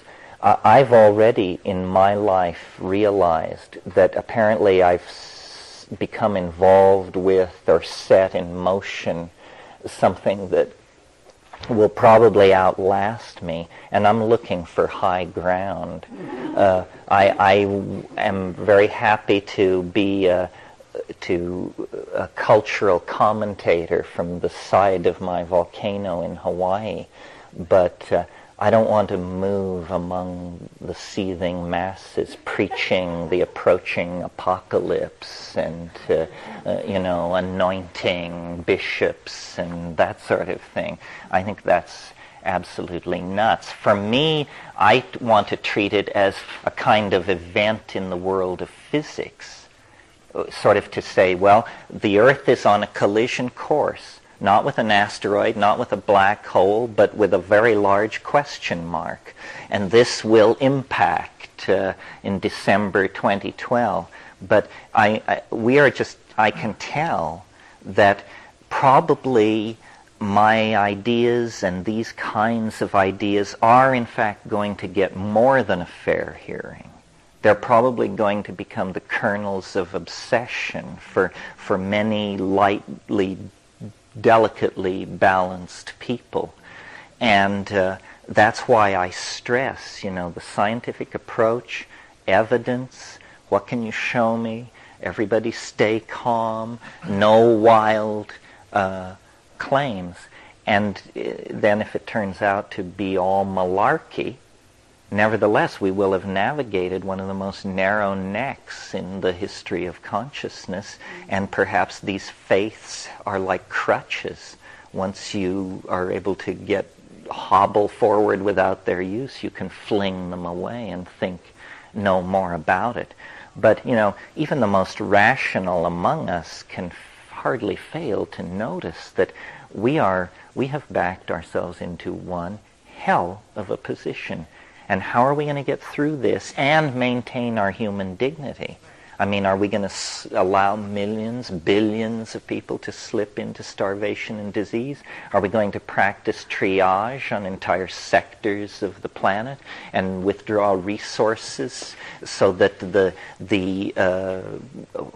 white industrial democracies can ride through the waves of chaos. I mean, it's very important that we not only preserve the human genome, it's important that we preserve human values through all of this.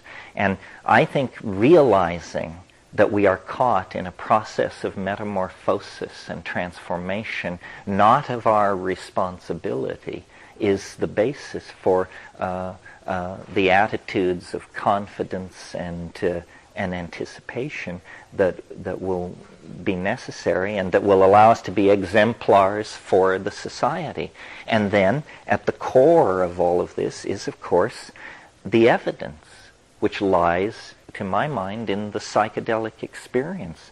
I mean, people can say we're bananas or misguided or whatever, but if they haven't been there, it's hard to understand the basis of their criticism, because to explore our mystery, you don't have to sweep up around the ashram for 12 years or kiss the feet of some beady-eyed weasel in a dhoti.